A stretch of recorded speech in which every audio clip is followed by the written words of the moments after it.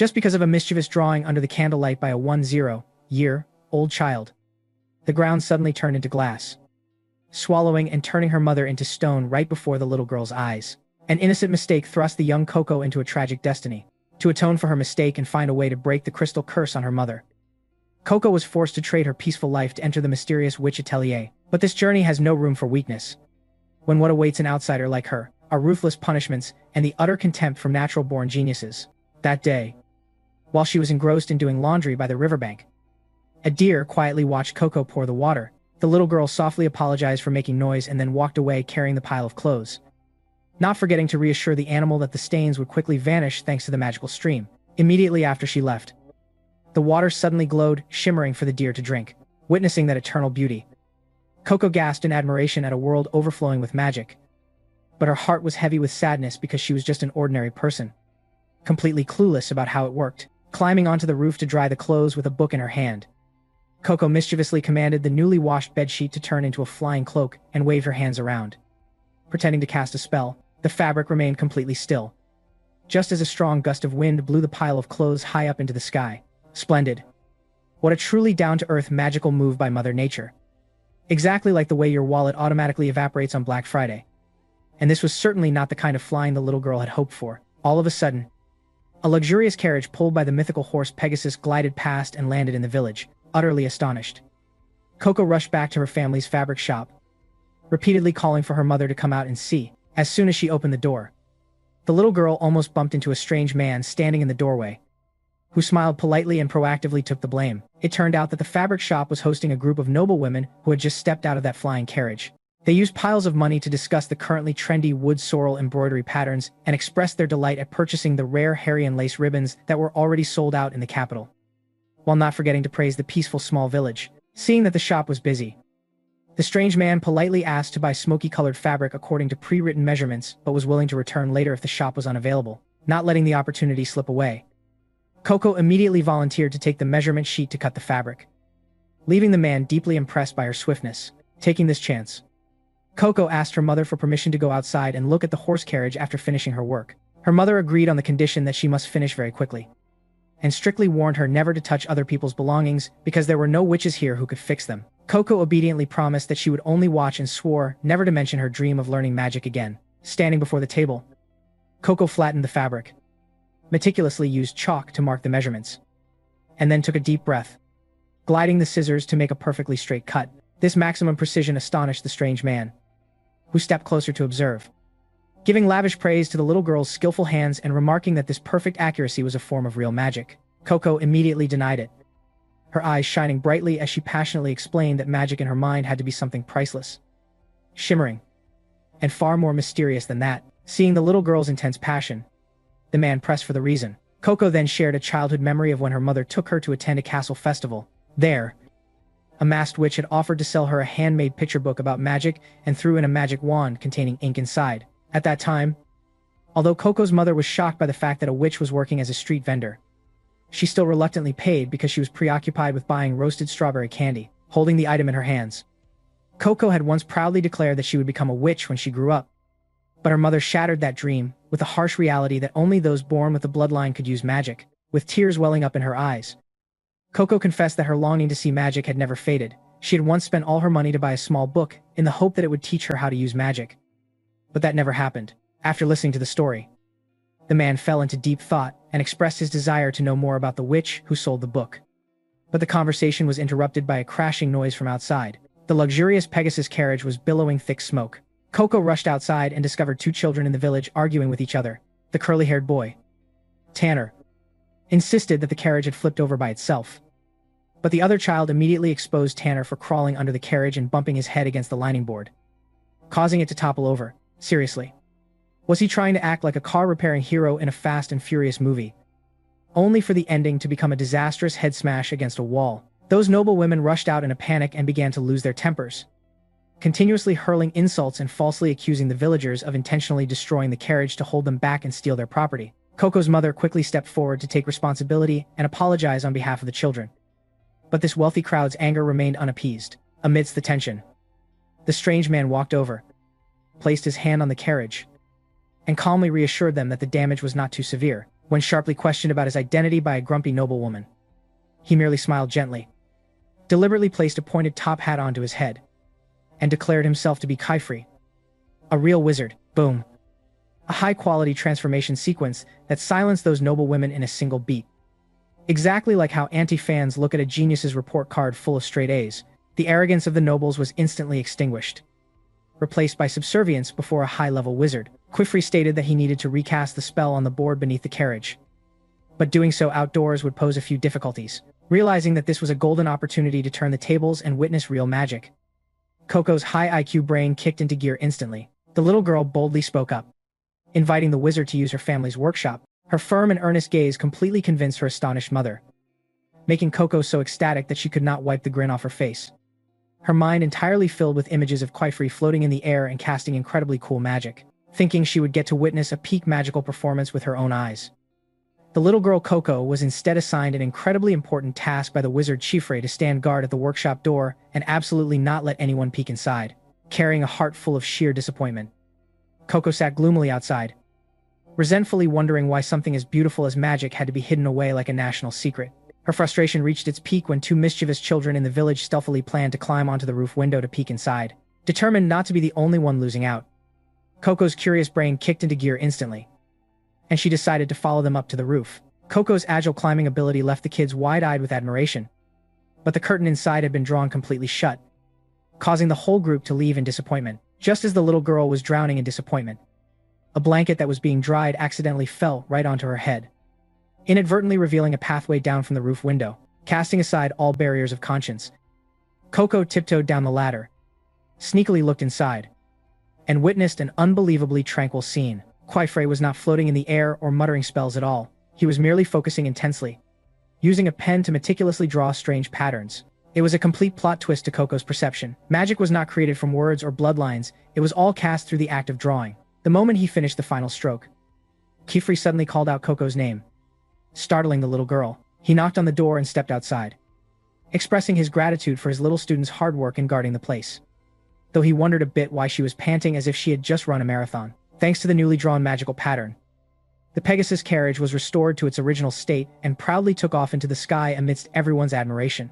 Contrary to her enthusiasm to see the carriage earlier, Coco now stood unusually silent, making her mother feel strange. While the little girl's mind was in a turmoil, Kaifri abruptly appeared from behind, expressing his curiosity about the picture book her mother had mentioned earlier. Panicking because she accidentally held an earth-shattering secret, Coco hastily shoved the pile of clothes and the fabric hard into the wizard's stomach, then quickly hid behind her mother's back to avoid his gaze. Seeing that the little girl was too embarrassed to face him, Kaifri could only smile, say goodbye, and promise to see her next time. As the wizard's figure faded into the distance, the mother let out a soft sigh of anxiety, confessing that she feared Coco would ask to follow that man, because ever since her husband passed away, she could not bear any more pain of loss. Hearing this, Coco immediately affirmed that she would never abandon her mother, moving the mother to tears as she gently stroked her daughter's head. However, when night fell and she returned to her room, the curiosity in the little girl's heart still burned like a flame. Secretly apologizing to her mother, Coco stealthily took out the mysterious picture book and the accompanying magic wand under the flickering candlelight. She opened the cap of the magic wand and was astonished to realize that its tip was actually a pen nib.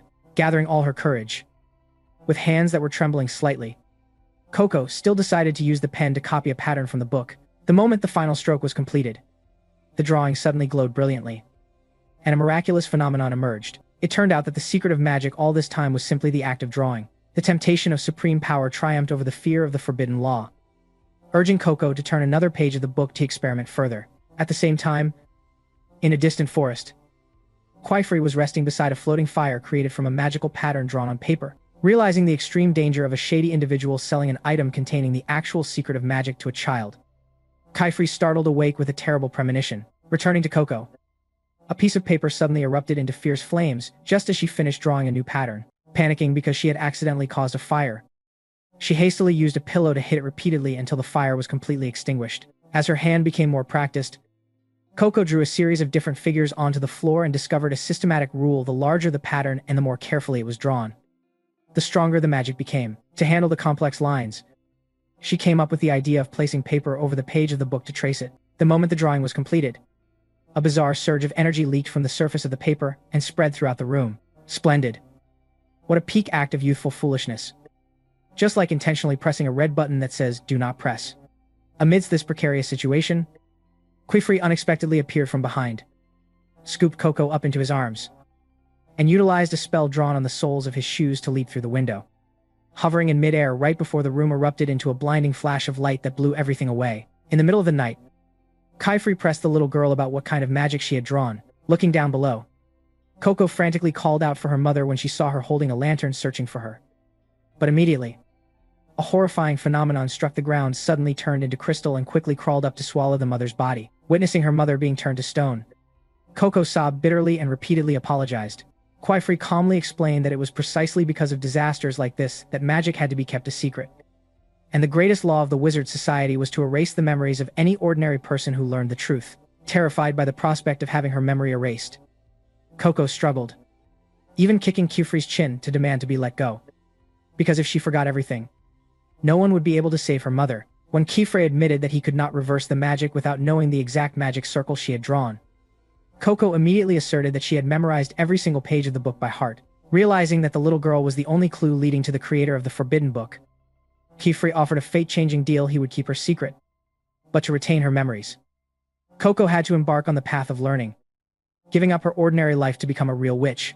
After a long sleep due to sheer exhaustion, Coco woke up inside a flying carriage heading toward the magic atelier, her new home. Looking down below, Quifrey informed her that he had used bramble dust magic to heavily seal the area of her old house to prevent any intrusion. Thinking of her mother who had been turned to stone and the broken promise, Coco buried her face in her hands and burst into tears. Quifrey gently comforted her, handing her a floating mass of water that collected 10 measures of moisture from the air, also known as a water bubble, and advised her to cry all her sadness out. Entering the atelier, while Coco was still confused about how to use the water mass, Tetia, another apprentice, appeared and instructed her to tilt the tray to pour the water. Tetia's enthusiasm, combined with Coco's continuous expressions of gratitude, created an endless back-and-forth exchange of thanks, prompting Rachel, another taciturn apprentice, to step forward and advise Coco to just ignore Tetia. Seeing Rachel holding an ink pen, Coco curiously asked about it. When the young girl smiled and admitted that she had only just drawn her very first magic yesterday, both Tetia and Rachel froze completely in sheer disbelief. They immediately realized that Coco was the character in the shocking rumor, an outsider who drew a forbidden spell but was the only case granted a special exception to become a witch without having her memories erased. This slap in the face with her special status left the two veteran apprentices utterly speechless in an instant.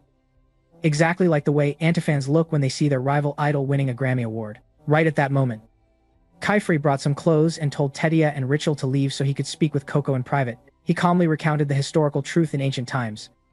Magic was a skill that anyone could use, but human greed dragged the world into devastating wars using evil magic. To save humanity, the benevolent witches decided to conceal how magic truly worked, wiped out human memories, and spread the lie that magic was an innate ability. Understanding the reason why her existence caused a great stir, Coco gently took the blame upon herself but also boldly asked about the forbidden spells. Quifrey explained that those were dangerous magics created during wartime to harm others and had been sealed away long ago. Instead of hiding in fear, the brave girl stood up, pleading with Quifrey to let her see those forbidden magics with her own eyes because she could not move forward if she had to bear fear and ignorance. Surprised by the determination of his young apprentice with a high IQ, Quifrey nodded in agreement. He led Coco up the stairs to begin her first core lesson. The number of forbidden spells is countless, but they all follow one absolute core principle, which is that one is never allowed to perform magic that directly affects the human body or mind. This includes transformation magic, altering the aging process, teleportation without an intermediary, controlling minds or emotions, or even spells that cause injury or heal wounds. The sole exception permitted by the strict laws is the memory erasure spell. Because of this law, most current magical energy is only applied to crafting tools that serve daily life, such as carriages and glowing lamps. Pointing toward a magnificent lamp, Quifrey made Coco marvel in delight, and then he introduced a window frame intricately carved with magical sigils. When he gently rotated it by an angle, the space inside miraculously changed, opening up a view of a towering spire and a lake far in the distance. Even though looking with the naked eye from the outside beforehand showed nothing but rolling hills, Quifrey stated that this was a spatial window, which functioned by connecting to windows of the same design in other places. The spire she was seeing was the Spire of Books, a colossal library that stored knowledge, where any magic book written in the world would automatically be duplicated and preserved. Realizing that her picture book might also be inside, Coco urged Kifri to take her there immediately, firmly declaring that she would not sleep until she found it. Before Kifri could reassure her, a giant sea creature from the lake on the other side of the window suddenly emerged, splashing water through the frame and soaking them both. He hurriedly shut the window tight before the astonished eyes of his young apprentice, wiping the water from his face. Kifri seriously explained that the creature was actually the librarian's trial. The Spire of Books is protected by 4 powerful librarians, and only witches who have passed their test are permitted to enter. To be qualified to enter the Spire, Coco had no choice but to devote herself to studying. Though a bit surprised, the young girl still showed high determination. Kifri smiled with satisfaction at Coco's desire to learn, and he reassured her that feeling afraid of forbidden magic is normal. But she must always remember that true magic was born solely to bring happiness to humans. Turning the window once more, Kifri summoned countless, delicate flower petals floating in the air, making Coco extremely delighted. He gently asked her if she wanted to start by learning this magic that carries kindness. Captivated by the wondrous beauty before her eyes, Coco nodded instantly. Kifri decided to take her to see her new bedroom. But before that, the teacher and student had to sweep up the pile of flower petals that had just scattered all over the floor together. A moment later, they went upstairs. Kifri knocked on the door, but there was no response. As it seemed Agath was out, he explained that Coco would share a workspace with Agath, but each person would have their own sleeping space equipped with a secure lock down the back stairs, telling Coco to rest and to call him if needed. Kifri left to tend to his own business. As soon as the door closed, he reached out to take out a magical communication device, introduced himself, and expressed his gratitude to the person on the other end of the line for granting a special exception for Coco to apprentice. Regarding the book, Kifri reported that no further clues had been found yet, while admitting that the young girl was still a bit disoriented, but the situation was quite promising. Coco's enthusiasm for magic is a good sign, because if she hesitated or was overcome by fear, it would become a major obstacle when she has to face forbidden spells later on. Meanwhile, as Coco was delightfully exploring a witch's workspace, a voice suddenly echoed from above, reminding the young girl that she was standing in the way. Startled, Coco looked up and saw a girl wearing a witch's hat floating in the air. The young girl apologized in a low voice and faintly guessed that this was Agath. As Coco was about to introduce herself, Agath coldly replied that she already knew very well that Coco was the outsider everyone was gossiping about. While taking off her cloak, Agath uttered sarcastic words of pity for Coco's mother, while twisting the knife further by saying that it was precisely because of Coco that her mother would never be able to become human again. The harsh words left Coco choked with bitterness as she lowered her head. She retorted that she came here to learn magic to save her mother, but Agath rudely interrupted her, criticizing Coco for understanding nothing about this world. Agath proudly showed off her ink-stained hands, asserting that she had tirelessly practiced drawing since she first learned to read and had to pass a rigorous exam to be chosen as an apprentice. Therefore, an outsider, lacking a foundation like Coco, absolutely did not deserve to be here. Despite taking a blow, Coco still resiliently held onto the fact that she had once personally managed to draw magic. Hearing that, Agath smirked mockingly and challenged her if she was that confident. Coco would have to prove herself through the mandatory test that would take place the very next day. The next morning, Coco was extremely curious when she discovered that the waste in the toilet had suddenly disappeared completely. As Tedia's knocking interrupted her train of thought, Coco hurried out and apologized as they exchanged morning greetings. Coco eagerly asked whether all toilets here operated with magic, since her village had a magical spring but no household possessed such conveniences. Tetia explained that most magical tools were concentrated in major cities. Although very curious and wanting to hear more, Tetia was busy, so she gave Coco a book to explore on her own. Alone, Coco carefully read and learned that objects imbued with magic for ordinary people to use are called magical tools, because only witches can create them. They are extremely expensive. More importantly, the law strictly prohibits the creation of these tools before a student passes the exam to become an official apprentice. This information made Coco recall Agath's challenge regarding the exam, even though the book did not mention how it was carried out. At that moment, Kifri suddenly appeared from behind and accidentally overheard her question. He handed her a tray of tools and explained that learning magic through practice is far better than only reading books. Kifri began introducing each item. The ink wand is actually a regular dip pen, but the nib must be replaced frequently. Spell ink is extracted from special Croy wood, and only patterns drawn with this ink can activate magic. There is also a grinding pestle for mixing ink materials. A Crow wood wand used to carve spell seals on wood or stone, but which is easily erased. And a palm-sized circular notebook for discreet spellcasting. Looking at the exquisite tools, Coco was startled to realize that the ink wand Kifri was holding was identical to the item attached to the book she had bought. This coincidence sent a chill down her spine, making her wonder whether the witch at the festival had deliberately set a trap to lure her into forbidden magic. Although uneasy, Her desire to save her mother urged her to nod and agree to begin her first lesson with Kwifri. Only half an hour later, Coco was lying flat on the floor due to information overload. Kifri asked in concern, but she weakly said she was drowning in a massive flood of knowledge. From memorizing different types of seals to the origin of Croywood from the Yoda Silverwood forest. Everything was completely tangled in her mind. Kwifri sighed and apologized, saying he had never taught a child with absolutely no foundation before. When he saw Agath passing by, Kwifri decided to change his method and asked Coco to summarize what she had just learned. Coco took a deep breath and fluently explained a spell consists of 3 elements.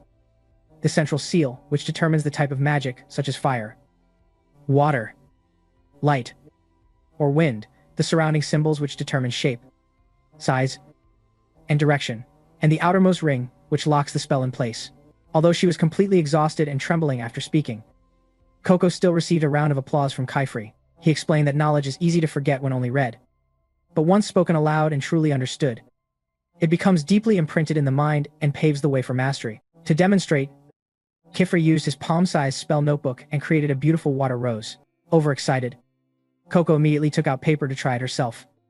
But after finishing the final stroke, seeing her own horribly distorted lines beside her teacher's masterpiece, she angrily crumpled the paper. Kwifri quickly snatched it back, stopping her from throwing it away. He gently encouraged her, saying that everyone is clumsy at the beginning, like a young foal learning to stand. But time would help her become more confident and skillful. Kwifri pointed out that her mistake was caused by the outer ring not being fully connected, so the magic could not activate. He took Coco's hand and guided her to connect the points. Instantly, a violent jet of water burst out from the paper and shot straight into Agath's face nearby, soaking her completely. A brilliant magical activation had gone wildly off course. Just like accidentally turning on a fire hydrant in the middle of the street, Agath shot a sharp glare toward Coco, panicking after causing trouble. Coco hurriedly apologized and grabbed Agath's soft, wet notebook, shaking it repeatedly to dry it. Kwifri also apologized on behalf of his student. Agath calmly brushed her hair back, said it was fine, and asked to see Coco's drawing paper. With just a glance, Agath immediately pointed out a fatal mistake. One of the symbols had been drawn too long and pressed too hard, causing the water stream to veer off to the side. Agath's sharp insight drew continuous praise from Kwifri. He handed a towel to Agath and then encouraged Coco, saying that with this effort she would definitely improve very quickly.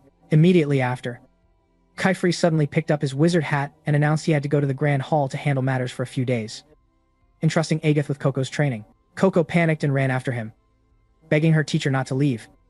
But Kwifri firmly advised her to observe and learn from her peers. Left alone with her rival, Coco awkwardly apologized again, but Agath brushed it off.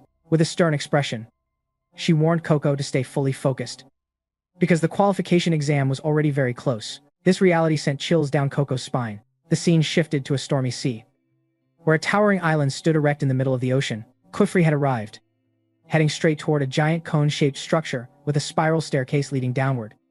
But instead of walking, he chose to leap directly into the abyss of free-falling darkness. Suddenly, someone grabbed his clothes and pulled him back.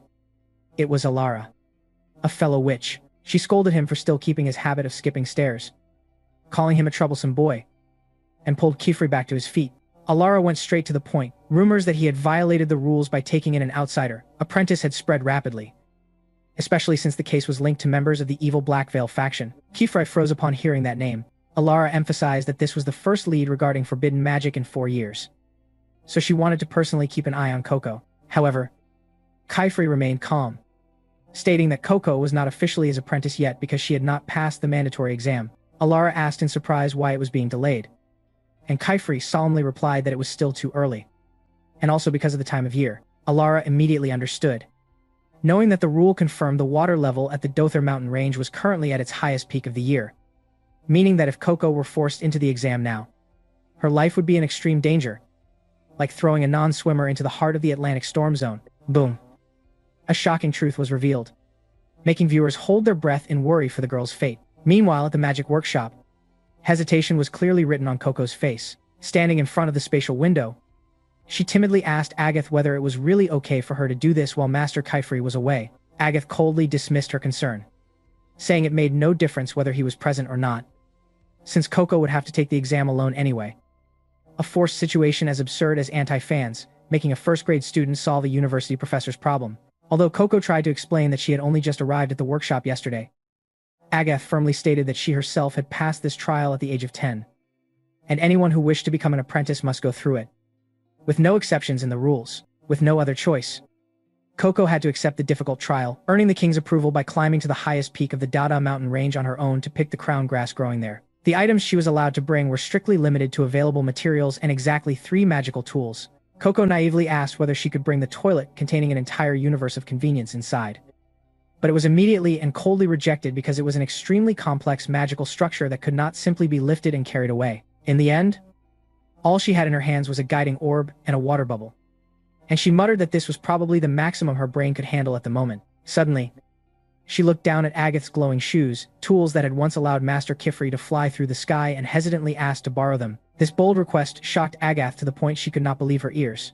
Realizing her request was too much, Coco quickly apologized and was about to take it back, but Agath unexpectedly removed her shoes and handed them to her. Before Coco could even finish thanking her, she was pushed through the spatial window by Agath, who issued a final warning. She said Coco only had one chance, and if she failed the exam, she would never be recognized and would have to immediately pack up and leave the workshop. The window slammed shut, leaving Coco stranded alone in a dense forest. Pulling her hooded cloak tight over her head, Coco steadied herself, knowing she had no way back, and telling herself that if a 10-year-old child could do it, then her intelligent mind could also manage it. Following the guiding orb, Coco looked up in shock at the magnificent sight of countless massive floating earth and stone spheres suspended in the air, with the crown grass sitting high at the very top. Remembering the magical shoes she had borrowed, Coco happily put them on. With her sharp perception, she realized the magic seal was split into 2 halves, placed separately on the 2 shoes. The moment she pressed the soles of the shoes together, the magic activated immediately, lifting her body into the air. Her overwhelming joy lasted less than 3 seconds before she lost her balance and tumbled down clumsily, just like a young foal learning to walk. Exactly as Master Kifri had described. Not giving up, Coco told herself to stay positive and carefully repeated each step to master the magic. In the end, she succeeded in soaring upward, skillfully weaving through the massive floating spheres. However, when she tried to fly even higher, she began to lose control and fell, fortunately managing to grab onto a tree root hanging down from one of the spheres. At that moment, a tiny furry creature appeared out of nowhere. It was a brush buddy, a being that looked exactly like a living paintbrush.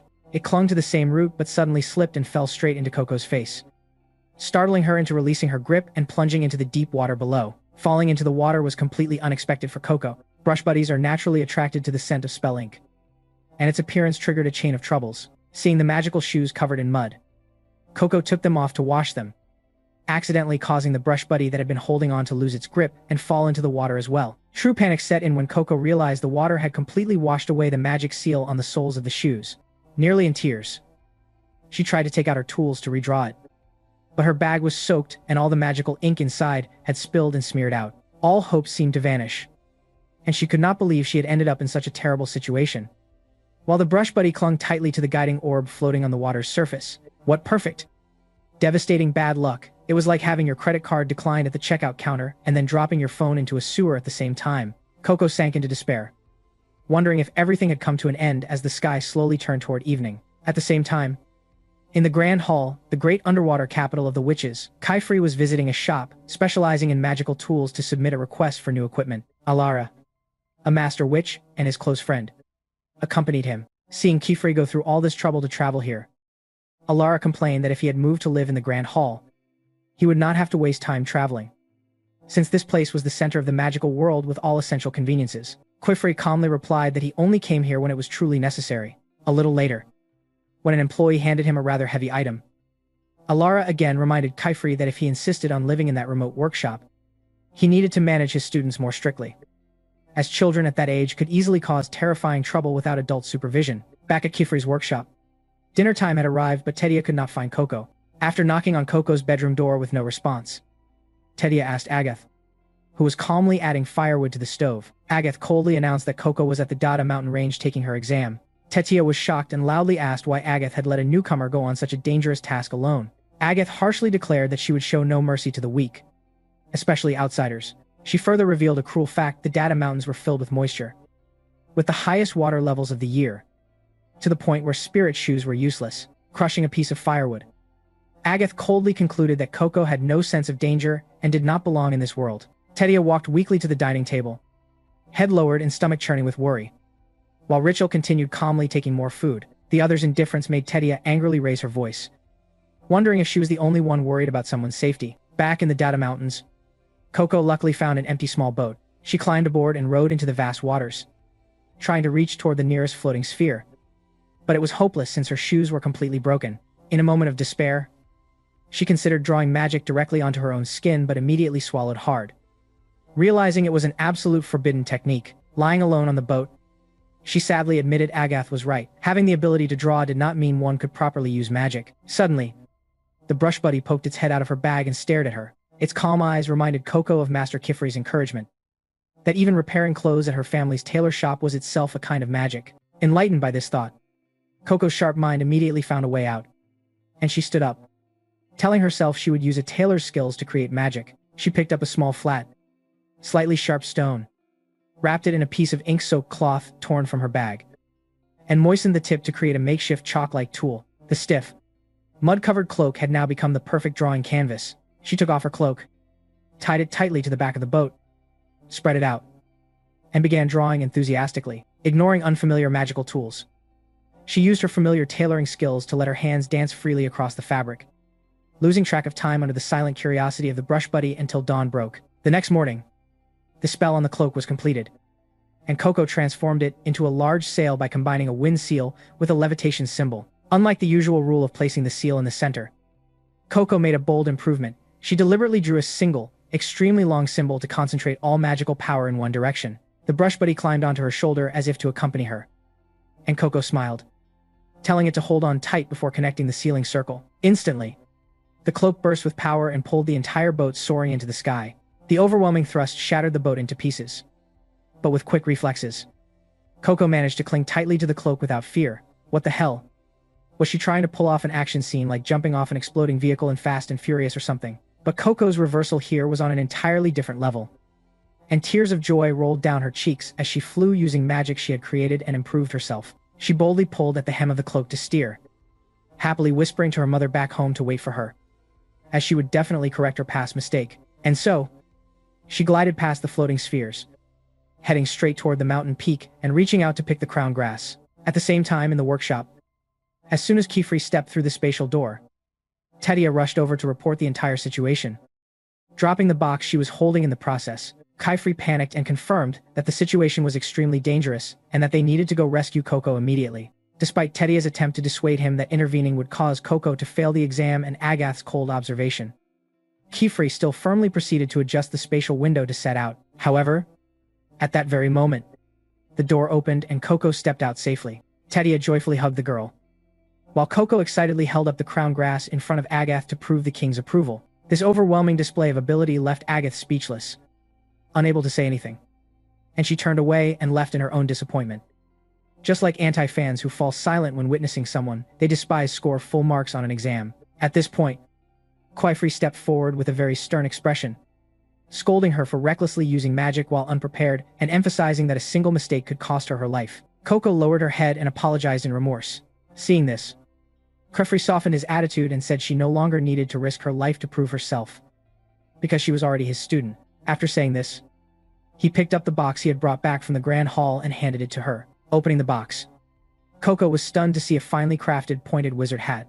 Kifri gently explained that it was a symbol of pride, an oath never to use forbidden magic, and the weight of responsibility she must carry. Coco proudly placed the hat on her head and promised to take good care of it. The tense atmosphere completely dissipated when Coco's stomach suddenly growled loudly from hunger, causing Kifri to laugh and suggest that the group go upstairs to eat. Meanwhile, at the Data Mountains, a mysterious shadow stood on a floating sphere, intently watching the spatial window that had just closed, signaling that further storms were about to arrive. The mysterious Black Veil wizard who always wore a mask, the one who had tricked Coco into buying a magic book when she was young, murmured in satisfaction that the seed he had planted had finally sprouted in the magical world. He knew very well that there were 4 basic seals forming the foundation of all magic: the earth seal used to manipulate and crush soil and stone, the water seal controlling the life force of all things, the wind seal or soaring seal allowing humans to reach distant horizons, and finally, the fire seal. Unlike the other 3, fire was a non-physical power, both a weapon and a shield, but without precise control.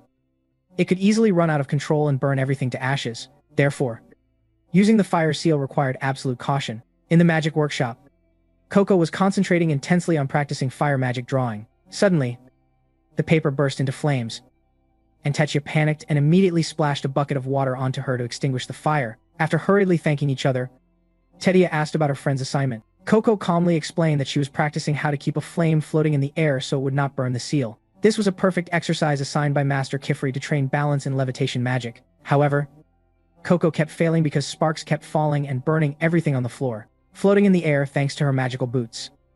Tetsuya curiously asked why Coco was so obsessed with flight magic, especially since she had already flown across the Data Mountains herself. Coco shyly replied that she wanted to master it quickly so she could personally redraw the seal on Agath's spirit shoes that she had damaged. Looking at the shoes that now looked as good as new, Tetsuya was extremely impressed. With sharp reasoning, Coco modestly explained that her family used to repair shoes for female customers, so she was very familiar with their structure. And the only thing she still could not do properly was the magical line work because her hand trembled and the ink strokes were too thin. At that moment, Kifri appeared from behind, concluding that the problem lay in the tools and suggesting finding Coco a new wand with appropriate weight instead of reusing his old one. He decided to take the group to a magic stationery shop. Hearing the words stationery shop, Coco's face flushed with excitement, and she asked everyone to pause for a few seconds so she could savor the wonderfulness of that phrase, a cute reaction that even surprised Kifri. Soon after, the group set off toward Kalin Town in the swamp forest, while Tetsuya and Rachel flew on their own. Kifri carried Agath and Coco. Upon arrival, Coco was overwhelmed by the sheer number of witches. Kifri explained that Kalin was the largest witch settlement in the region, built on a sandbank in the river as the foundation for a massive watchtower to prevent dangerous earthworms from the opposite shore. Because witches gathered in such large numbers, workshops were built so densely that bridges were unnecessary since no one needed to walk anywhere. While Kifri was enthusiastically explaining, Tetsuya noticed Coco wandering around in a daze, like someone sleepwalking, overwhelmed by the wonders around her. Just as Coco was about to raise her hand to ask about a new site, Agath coldly interrupted, stating that she had no time to act as a guide and wanted to split up for shopping first. Kifri agreed and arranged to meet at the shop. Seeing Coco quietly step back, Kifri gently asked whether she and Agath were getting along. Coco hesitantly admitted that she really wanted to become friends with Agath. She had once admired Agath's precise and beautiful magical drawings and believed that someone capable of creating such lovely seals must be a good person. However, Rachel coldly poured cold water on her hopes, advising her not to expect too much because personality and skill were unrelated. In fact,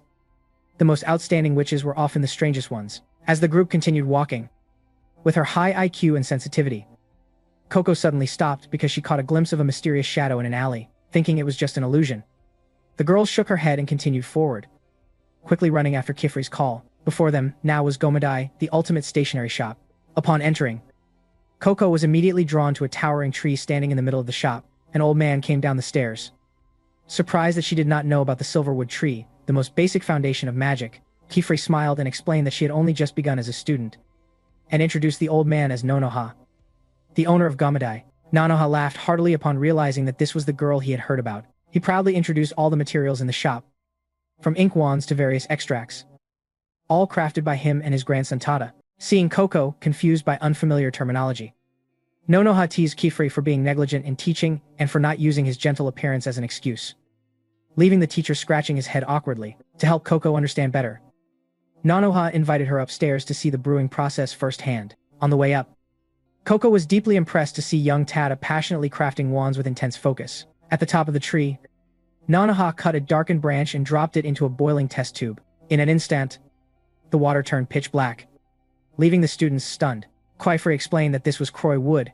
If these withered branches were left alone, they would turn into black charcoal and become toxic to both the tree and humans. By boiling and filtering the residue, they could extract crude ink for refinement. Unlike ordinary ink made from soot, spell ink is extracted from the very blood of the silverwood tree. Nonoha added an ancient legend that a silverwood tree once fell in love with a witch and willingly offered its branches as wands and its sap as ink, which is why the species is considered sacred. Nonoha poured a small amount of ink into a vial and handed it to Coco to try the wand, while Kifri stayed behind to handle paperwork with Nonoha. The girls went back downstairs together. Tetsuya friendly invited Coco to join her, and Coco revealed she wanted to find a light wand like Tetsuya's. However, while going down the stairs, Coco's sharp eyes accidentally glanced out the window and was shocked to see the black veil-masked wizard. Without time to think, she immediately dashed outside in pursuit. The sudden event confused Tetsuya, who quickly ran after her. In front of the shop, Agath, who was busy choosing shoe soles, was startled as Coco and Tetsuya rushed past her. and she was pulled into the chase as well, running into a narrow alley. Agath tried to grab Coco, but the girl completely ignored her. Suddenly, a strange mist enveloped the space. In an instant, all four girls vanished from the alley like a soap bubble bursting. A few seconds later, when Agath finally grabbed Coco's hand, the target had completely disappeared. Coco muttered bitterly that she had been too slow, while Agath angrily blamed her for causing trouble. As Tetia tried to calm things down by suggesting they return to the shop, however, Rachel keenly realized that the surroundings had completely changed. Instead of the streets of Kalen, they were now standing among strange white stone buildings.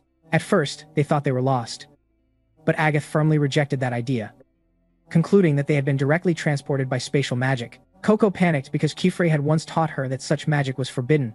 Tetia flew into the air to check the route but immediately screamed and fell back down in panic, urging everyone to run because she had discovered a terrifying threat. They were not only lost from Kalen but had also entered the range of a giant dragon slowly descending right before their eyes. Back at Gomadai, Kifre could not find his students and anxiously asked for information. Nanoha joked that the kids must have gotten bored and sneaked away, but Kifre firmly insisted that was impossible because they would never leave without saying goodbye. At that moment, Tada rushed up and reported that he had seen the girls chasing a masked figure with an eyeball-shaped mask. Kifre's face immediately changed color with extreme worry. In another hidden corner, the Black Veil Wizard stood smiling smugly behind his mask. He muttered that he bore no grudge against the three girls, so they would have to handle their own survival. And his target was Coco, the only hope of theirs, while silently welcoming her into the world of magic. Facing the legendary dragon, the four girls froze in terror. With battlefield experience, Agath remained calm and whispered instructions not to meet the creature's gaze and to slowly step backward without provoking it. And only when she signaled should they turn and run. Following her orders, they carefully moved step by step. As soon as they rounded a corner, the group immediately sprinted away. The dragon roared and chased after them. Without hesitation, Agath pulled out her wand and palm-sized notebook. Recognizing the urgency, she activated a pre-prepared seal, combining fire and a spiral wind symbol. As she closed the sealing circle, a fiery vortex erupted and shot toward the dragon's face to block its advance. Taking the opportunity, Agath shouted for everyone to run, while running desperately. Coco looked at Agath with admiration and innocently asked how she could draw so quickly and begged to be taught. This innocent question in a life-or-death situation enraged Agath, who scolded Coco for still not understanding the gravity of their situation. Suddenly, Tetia screamed in alarm. The group realized they had run straight into a dead end. Agath immediately demanded another route, but Tetia despairingly pointed out that they could not turn back because the dragon was right behind them. Panic surged, as Tetia tearfully said she did not want to die yet, especially since she had not even cast a single memorable spell. Her frustration made her blurt out why she had been dragged into this mess. Those words made Coco realize in shock that her own recklessness had involved her friends. Tetia also froze in embarrassment and confusion. Quickly regaining control, Agath reminded them that they were witches in training and magic would lead them out. She knelt down and decided to use a wall-breaking seal to create a new path, ordering Tetia and Rachel to hold the dragon off. While the two immediately acted, Coco stood frozen, paralyzed by guilt. Tetia's earlier expression made it clear that Coco was the cause of their danger. Accepting responsibility, Coco's genius mind began to work calmly as she told herself she had to turn the situation around to save everyone. At the same time, though trembling, Tetia focused and drew a flying seal combined with a dancing symbol on the ground. She quickly took off her cloak and used magic to turn it into a floating puppet in the air. The trick successfully drew the dragon's attention for a moment. Agath praised Tetia and urged everyone to take advantage of the opening. Amid the chaos, Coco's sharp eyes suddenly noticed a large pillar behind the dragon and realized something unusual. Sensing a chance to turn the situation around, she stepped forward and quickly touched Agath's hand to get her attention. Due to Coco's movement, her accidental touch disrupted Agath's carefully focused spell. Touching a witch while casting magic is strictly forbidden. With her seal ruined at the last moment, Agath erupted in fury, creating an extremely tense situation for the group as danger loomed right before them. Agath angrily asked what on earth Coco was thinking. Even though Coco repeatedly and frantically apologized, she still mocked her harshly, saying of course Coco did not mean it. Just like she did not mean to drag everyone into a deadly situation, or like she did not mean to turn her own mother into stone. These sharp accusations cut straight into Coco's heart, leaving her completely frozen and unable to respond. Agath continued venting her anger, saying that all misfortune came from Coco, and that if she could just realize her own stupidity, she should stop doing anything at all. Amid the suffocating tension and Coco's silent endurance, Tetia nervously asked what they should do next. Agath clicked her tongue and replied that they no longer had time to draw another wall-breaking seal, so they would have to go back and find another route. At that moment, Rachel interrupted calmly, announcing that everything had already been taken care of. It turned out she had secretly drawn a small spell on the wall at some point. With a loud explosion, the dust cleared to reveal a large hole piercing through the solid stone wall. Agatha sighed in relief and praised Rachel for doing well, then awkwardly urged everyone to stay away from her. Seeing Tetia, confused by the strange instruction, Agatha embarrassedly clarified that she meant they should quickly move away from the dangerous area, and people could interpret it however they wanted.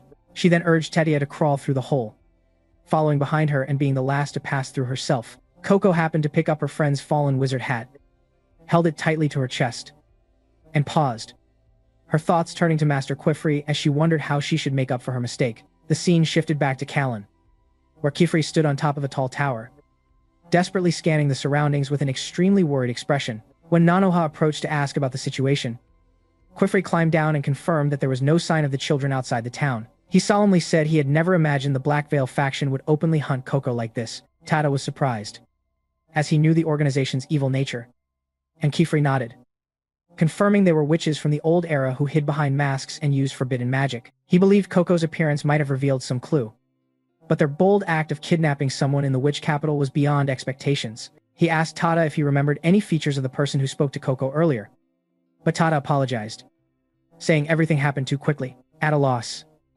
Quifrey suddenly flinched when something pulled at his coat. It was Coco's brush buddy. Understanding that the small creature was trying to lead the way, Quifrey immediately ran after it, silently praying that his students would be safe as the sun slowly set. Returning to the group of students, they stopped when they realized they had once again arrived at the same hole Rachel had just created. Agatha irritably asked how many times they had already circled this place. Tetia deduced that the entire area had been affected by a spatial manipulation spell, a magical maze with no exit. The roar of the dragon echoed as night fell, intensifying their fear. In the freezing air, Tetia fearfully collapsed into a corner and covered her ears. When she accidentally dropped her hat, Coco picked it up and returned it to her. Tetia hugged it tightly and muttered a thank you. Seeing her friend trembling without a cloak, Coco took off her own coat and draped it over Tetia, promising to sit close to keep her warm. She explained that when she first wore this coat, she was amazed by the sense of safety it gave her. Even though she was trembling with fear inside, the outer layer made her look like a confident witch in everyone's eyes. She hoped Tetia would wear it to regain confidence,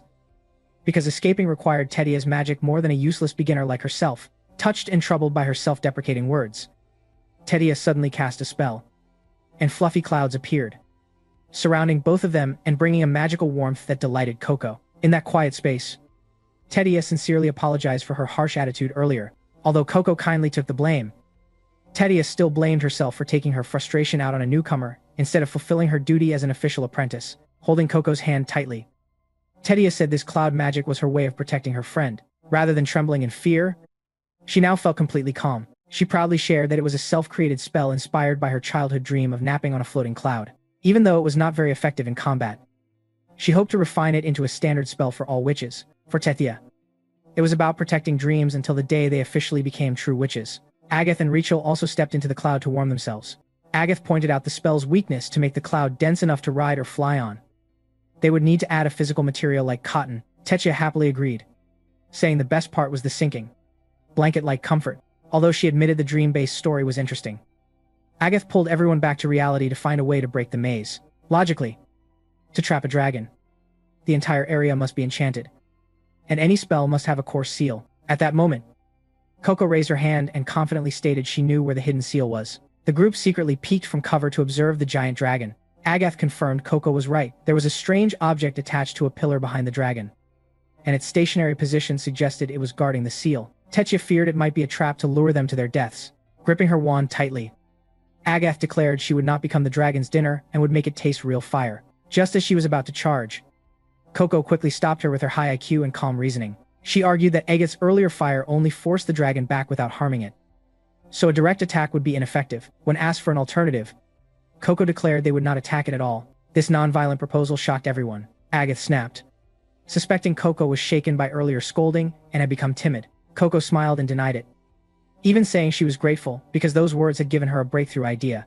Although not 100% certain, she insisted the plan was completely safe, and if it failed, they could still retreat and try another method. Convinced by Coco's steady optimism, Tetia enthusiastically supported her. The three girls stacked their hands together and shouted their determination to survive and return, while only Agatha remained skeptical with crossed arms. When the dragon roared and startled Coco into a small gasp, Agatha reminded her to stay quiet and finally agreed to join in. After a few minutes of preparation, Agath asked everyone if they were ready, and once she received confirmation, she loudly gave the signal to begin. This plan had actually been carefully discussed by the four girls several hours earlier. At that time, Coco suggested using Tedia's warm cloud magic to create a huge, soft cloud bed. Instead of fighting, they would lull the dragon into deep comfort so it would not want to leave, thereby opening a path for their escape. Rachel highly praised the idea, saying that even the greatest witches could not resist a comfortable bed. Agath initially mocked the plan as unrealistic, which made Tetia tear up and accuse her of being mean. However, Coco argued that the ultimate purpose of magic was to bring happiness, and if successful, everything could be resolved peacefully without bloodshed. Seeing the logic in this, and also because Tetia asked her to use her drawing skills to improve the spell, Agath reluctantly agreed. She began analyzing, pointing out that they needed a physical material that was easy to find, easy to shape, strong enough to support a dragon's weight, yet still soft. The group brainstormed endlessly, listing countless options such as bread, straff, snow, brush buddy fur, leaves, cotton, feathers, dust, bubbles, fabric, water, and even paper scraps. Returning to the present, while the dragon was resting, Coco and Tetia secretly observed it. Tetia waved her hat as a signal to Rachel on the opposite shore and informed Agath that everyone was in position. On the ground, Agath had finished drawing a massive spell circle. After receiving the report, she decisively closed the circle with her wand. Immediately, the spell activated, releasing swirling clouds that covered the area and drew the dragon's attention. At the same time, Tetia and Coco quickly ran backward toward Agath. With everything in motion, they held their breath and waited, while Agath silently wondered whether this crazy plan would actually work. Continuing their earlier discussion, Agath proposed a bold solution: reuse the wall-breaking spell to grind surrounding bricks and tiles into fine sand. This idea was immediately praised by Tetia, since sand could also create a soft and comfortable surface. Agath further explained that by increasing the number of symbols in the wall-breaking spell, the sand particles would become finer to achieve maximum smoothness. Extremely small seals were required. Upon hearing this, Rachel immediately raised her hand, accepted the task without hesitation, and began drawing at incredible speed. Coco was deeply impressed by her speed. Tetia proudly explained that ultra-fine seal drawing was Rachel's greatest specialty.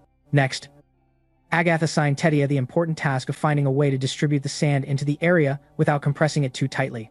As for herself, Agath would personally draw a linking seal to keep everything just stable enough without collapsing. Tetia gave a military-style salute, declaring she would complete her mission. When Coco eagerly asked what she could do, Agath bluntly told her to step back. Although the plan had originated from Coco, she was not skilled enough to draw any of the complex magic required, and her only job was to stay still and not get in the way. Coco obediently agreed, but asked to stand behind them to observe and learn, promising to remain completely silent. Surprised by her enthusiasm and repeated gratitude, Agath reluctantly nodded in agreement. The three girls immediately got to work. Watching from behind, Coco went from surprise to deep admiration. There was not even a moment of hesitation in their strokes, as if the structure of the seal already existed beneath the ground and was merely hidden by magic, and they were simply tracing it with confidence. Coco thought that only in this life and death moment did she truly see her friend's real abilities. However, things did not go smoothly. Dissatisfied with her drawing, Agath angrily crumpled the draft paper and threw it aside. Coco quietly picked up the discarded sheet, and upon opening it, she was shocked to see a perfectly drawn circle. Curious about Agath's technique, she carefully observed as Agath continued drawing on her palm-sized notebook. With her high IQ, Coco noticed an important detail. Agath always sketched the motion in the air several times before putting pen to paper, and always started from the point closest to her body before moving outward. Looking at Tetia and Rachel, Coco saw they did the same thing. This realization completely awakened her. Until now, she had never cared about where to start or how to properly finish a circle.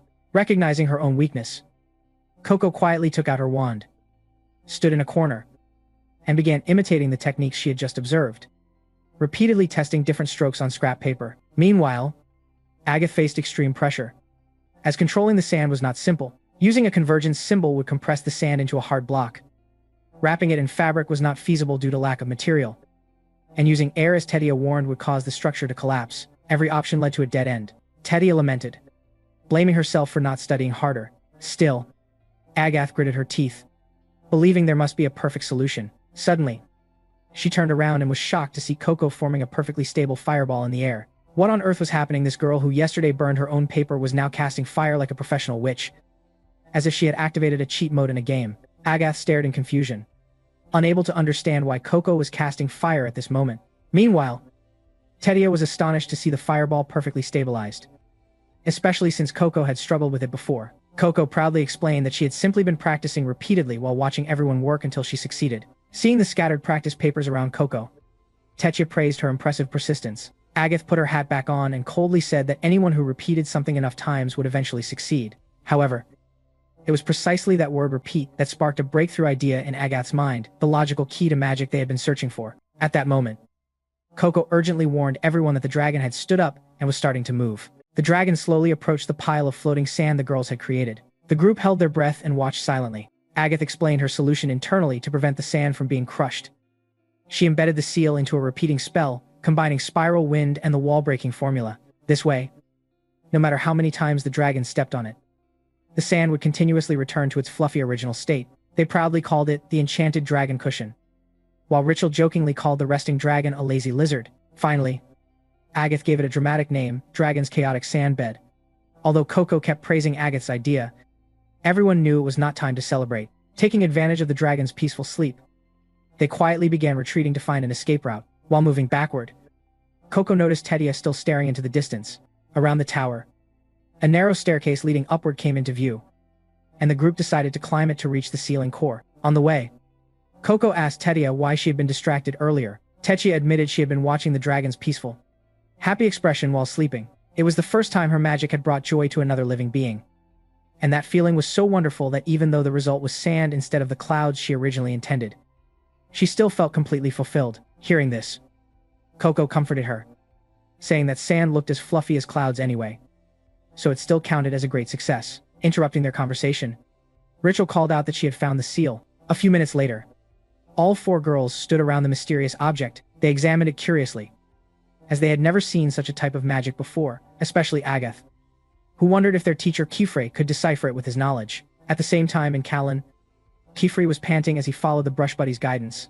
Although the creature confirmed that his students had passed through here, Kifre had a feeling they were no longer in the real world. Tada suddenly noticed something strange. The familiar cobblestone alley had been replaced by an entirely unknown architectural structure. Remembering Brush Buddy's habit of sniffing magical ink, Kifre noticed it lingering around a strange cobblestone. Truly a living ink detector, more reliable than Google Maps GPS. He picked up the stone to examine it, and immediately, a chill ran down his spine as he realized the horrifying truth hidden behind this spatial magic. At the same moment, the group of four girls was about to approach the seal.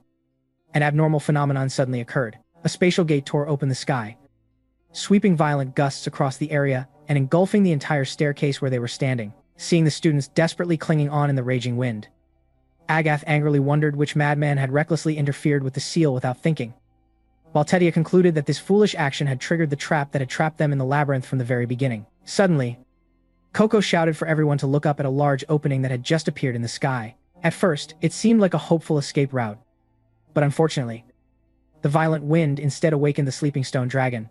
Enraged, it swung its massive tail and shattered the narrow staircase into pieces. The terrifying impact caused Coco and Agath to lose their balance and fall freely into the abyss. In a moment of utter panic, with no spirit boots to fly, Agath could only shut her eyes tightly and wait helplessly for death. However, a savior arrived just in time. The strong arms of teacher Kifri managed to catch his mischievous student in time. Holding Agath tightly, Kifri faced the raging dragon, told her to hold on tightly, and decisively pulled out a large sheet of paper. Casting magic at terrifying speed, a massive water dragon burst forth violently, slamming the stone dragon away and neatly eliminating the threat in an instant. To the astonishment of the students, while Agath was still in shock and unable to believe her eyes, Kifri gently reassured her that everything was fine. Tetia looked at the teacher tearfully with joy, as Kifri explained that he had been desperately searching for them when he was accidentally drawn into this spatial gate. He hurriedly checked the condition of the entire group, only for everyone to realize a terrifying truth. Coco had disappeared without a trace. It turned out that the evil Black Hat Wizard had taken advantage of the chaos to seize Coco. He held the unconscious girl while floating in midair.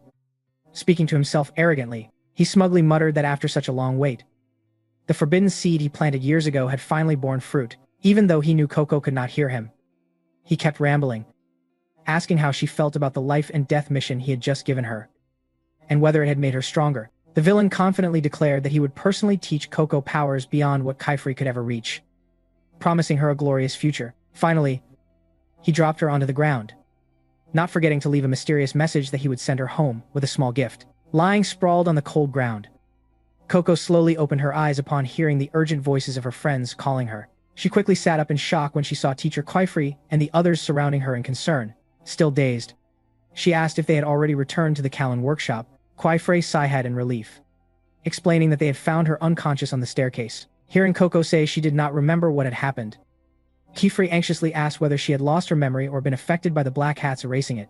It was truly a close call for both teacher and student, as if they had just survived a chaotic Black Friday where the only thing nearly lost was Coco's life itself. Coco quickly waved her hands, insisting she was fine. And although her mind was a bit foggy upon waking, she still clearly remembered everything. From the masked wizard to the stone dragon, Coco sincerely bowed her head and apologized to Quifrey, Agath, Richelle, and Tedia for dragging everyone into danger, instead of scolding her new student. Quifrey fell silent for a moment and gently placed the witch hat back on her head. Smiling, he said that Tetia had already explained everything. And in truth, it was Coco's clever idea that had saved them all. That precious acknowledgement made Coco tear up with emotion. Quifrey gently advised that in the magical world, a creative idea was just as important as brush skills, and she must strive to develop both her thinking and her hands together. After comforting his student, a sudden killing intent emanated from Quifrey. He turned to greet Lord Nonoha and Tada, who had just arrived in a hurry. After thanking the two of them for their help, Quifrey presented a stone fragment engraved with a sealing spell taken from the labyrinth. He asked Lord Nonoha to use his vast knowledge to analyze what magical ink components had been used on it. At the same time, with a very serious gaze, he demanded that the two of them keep this matter absolutely secret and not report it to the Morales Knights. This request shocked Lord Nonoha, as concealing the existence of forbidden magic was a serious violation of wizarding law. However, under Quifrey's firm insistence, Lord Nonoha could only nod in silence, unable to hide his curiosity about the terrifying events to come. Finally, after the heart-pounding chain of events, Quifrey and his students safely returned to their workshop. The scene shifted to Coco peeking through the window, watching a giant bird fly across the sky as she sighed in deep thought. Their hurried departure from Callan had cost her the chance to buy a proper wand. Staring at the self-made colored chalk in her hand, Coco realized its limitation. Although it could draw straight and sharp lines, it was completely useless on small paper or in urgent situations requiring speed. She collapsed onto the bed, feeling guilty that she had not yet drawn a single practical spell to protect her friends. Although Teacher Quifrey had comforted her by saying that ideas were also important, she could not stop feeling conflicted. Refusing to sink into despair, Coco suddenly sat up and told herself that the only solution was repeated practice. She encouraged herself, picked up the old wand given by Quifrey, and prepared to train. However, a powerful wave of sleep suddenly overwhelmed her and made her collapse again. She struggled to get up, but every time she resolved to study, exhaustion overwhelmed her, making her even suspect that someone had cast a sleep spell on her. Suddenly, a voice rang out, stating that no one would dare use forbidden magic like that in this workshop. It was Quifrey. He gently reminded the drowsy girl that she would catch a cold if she slept there. Rubbing her eyes, Coco sadly admitted she did not want to sleep, but her body became tired whenever she tried to study. She said helplessly that she was useless and could never pass the librarian's trial to find the picture book if she remained this weak. But she immediately shook off her negativity, declaring her passion for magic and her belief that she could do it. Seeing this, Quifrey placed the book gently on her head and told her that studying like this was enough, suggesting she take a short rest. He led her down to the kitchen to relax. As soon as she descended the stairs, Coco was drawn in by an overwhelming aroma. Quifrey lifted a magical pot and said it was time to deal with the leftovers, inviting her to taste it. Scooping a spoonful into her mouth, Coco widened her eyes in amazement at the exquisite flavor of the stew. Quifrey casually revealed that he had kept the dish in the pot for 2 years. Seeing Coco freeze in shock over the fear that the food had expired, he explained while humming that the magical pot could preserve flavor exactly as it was when the fire was turned off, as long as its seal was regularly redrawn to resist time's erosion. Next, he brought out some turtle yam, Coco's favorite food. With a warm smile, Quifrey asked her to take charge of cooking, as he had heard she had just learned to draw a perfect fireball. Hearing her teacher's praise, Coco immediately pulled out her wand and paper to try it out. She carefully drew each stroke, and a small flame appeared. However, just as she placed the turtle yam onto it, the flame instantly went out. Quifrey reminded her that this type of yam was very heavy, requiring longer symbols to be drawn in order to generate sufficient heat. Coco tried again, but this time, the flame was too weak. Quifrey shook his head and said the size needed to be properly balanced and stable. On the third attempt, the flame flared up too strongly, prompting Quifrey to exclaim, "Oops," and remark that the seal had been drawn too large. Nevertheless, after many persistent attempts, Coco finally managed to control the size perfectly through her own ability. She even carefully used a piece of cloth as a mask over her nose to avoid kitchen smoke. A while later, the roasted yams were finished. Coco proudly announced the result as warm, fragrant steam rose from the yams. Kifrey clapped in praise, took out the yams to slice them, and complimented her progress. He gently asked whether she still felt sleepy after drawing so many seals, which surprised Coco at his attentiveness. Kifrey shared a personal experience. Water magic was the easiest type for him to learn. The reason was not innate talent, but simply because he was a poor swimmer and extremely disliked getting wet. As a result, he devoted great effort to practicing water magic just so he would not have to wash clothes by hand. It was indeed a convincing lazy reason, like people trying to earn a lot of money just to use a credit card so a robot vacuum does the work instead. He concluded that when someone desires to learn something and improve quickly, the best method is to make it part of daily life, because no teacher is greater than life itself. These sincere words deeply impressed Coco. She quietly reflected on the profound philosophy of integrating magic into everyday life. Giving a thumbs up, Kifrey encouraged Coco to practice cooking diligently, because effort would always be rewarded with delicious food. For Coco, this was an absolutely perfect agreement. At that moment, Techia and the others were also drawn into the kitchen by the delicious smell. Techia enthusiastically volunteered to melt cheese over the yams, while Rachel timidly asked whether she could use magic to create beautiful seared patterns on the surface. Kifrey gently refused, stating that Coco would be the head chef responsible for the entire meal today.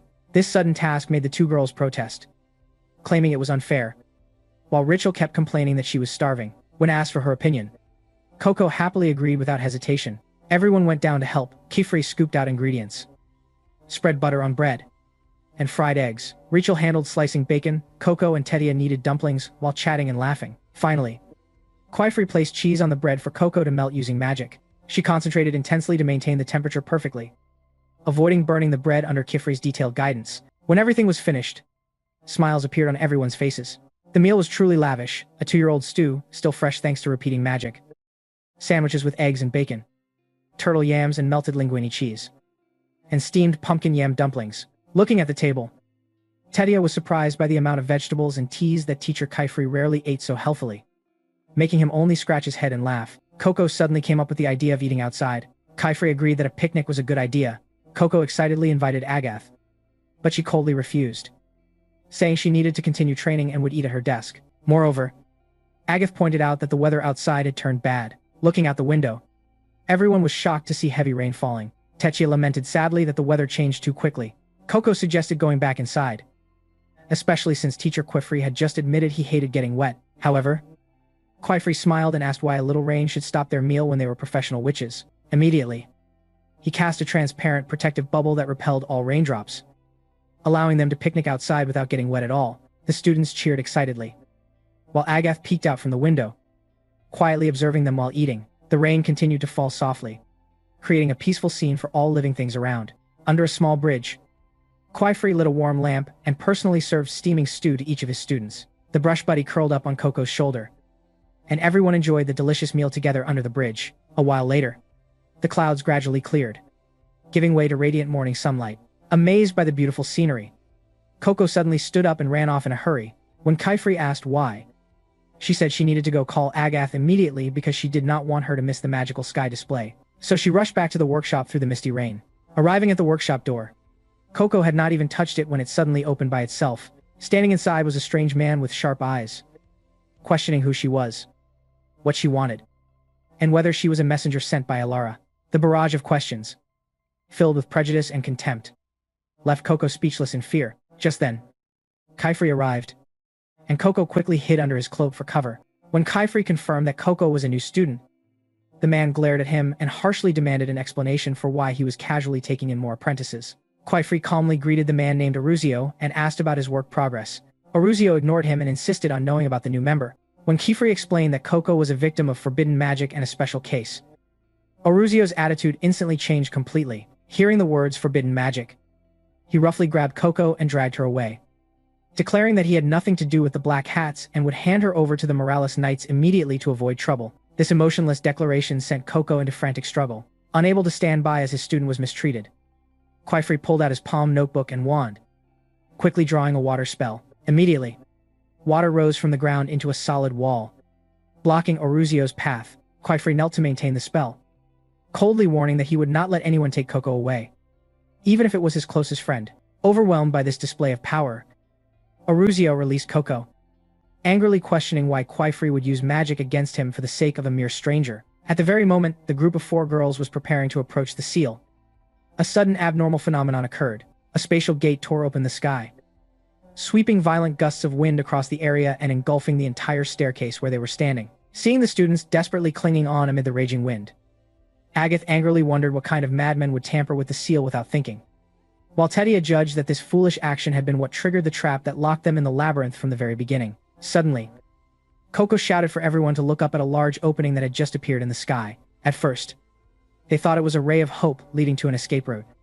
But unfortunately, this violent wind instead awakened the sleeping stone dragon. It angrily swung its massive tail, smashing the narrow staircase into pieces. The terrifying impact caused Coco and Agatha to lose their balance and fall freely into the abyss. In extreme panic, with no spirit shoes to fly, Agatha could only close her eyes and wait helplessly for death. However, a savior appeared just in time. The strong arms of Master Quaifree managed to catch his mischievous student in time. Holding Agatha tightly, Quaifree faced the enraged dragon, told her to hold on tight, and decisively pulled out a large sheet of paper. Casting magic at an astonishing speed, a massive water dragon surged out violently, knocking the stone dragon away and cleanly resolving the threat in an instant before the astonished students. While Agatha was still in shock and unable to believe her eyes, Quaifree gently reassured her that everything was fine. Tetia, teary-eyed with joy, looked at her teacher, hearing Quaifree explain that he had been desperately searching for them and was accidentally drawn into this spatial gate. He quickly checked on the condition of the entire group, only for everyone to realize a horrifying truth. Coco had disappeared without a trace. It turned out that the evil Black Hat Wizard had taken advantage of the chaos to seize Coco. He held the unconscious girl floating in midair. Speaking to himself arrogantly, he smugly muttered that after a long period of waiting, the forbidden seed he planted long ago had finally borne fruit. Although he knew Coco could not hear him, he kept rambling, asking how she felt about the life or death mission he had just given her and whether it had made her stronger. The villain confidently declared that he would personally teach Coco the ultimate powers that Quaifree could never reach, promising her a glorious future. Finally, he dropped her onto the ground, not forgetting to leave a mysterious message that he would send her home with a small gift. Lying sprawled on the cold ground, Coco slowly opened her eyes in a daze upon hearing the urgent calls of her friends. She sat up in shock when she saw Master Quaifree and the others surrounding her worriedly. Still confused, she asked if they had returned to the Kallen workshop. Quaifree sighed in relief and explained that they had found her unconscious on the staircase. Hearing Coco say she did not remember anything that had just happened, Quaifree anxiously questioned whether she had lost her memory or been affected by the Black Hats erasing her mind. It was truly a close call for both teacher and student, like a chaotic Black Friday where the only item they nearly lost was Coco's life. Coco quickly waved her hands and insisted she was fine, and although her mind was a bit foggy upon waking, she still clearly remembered everything.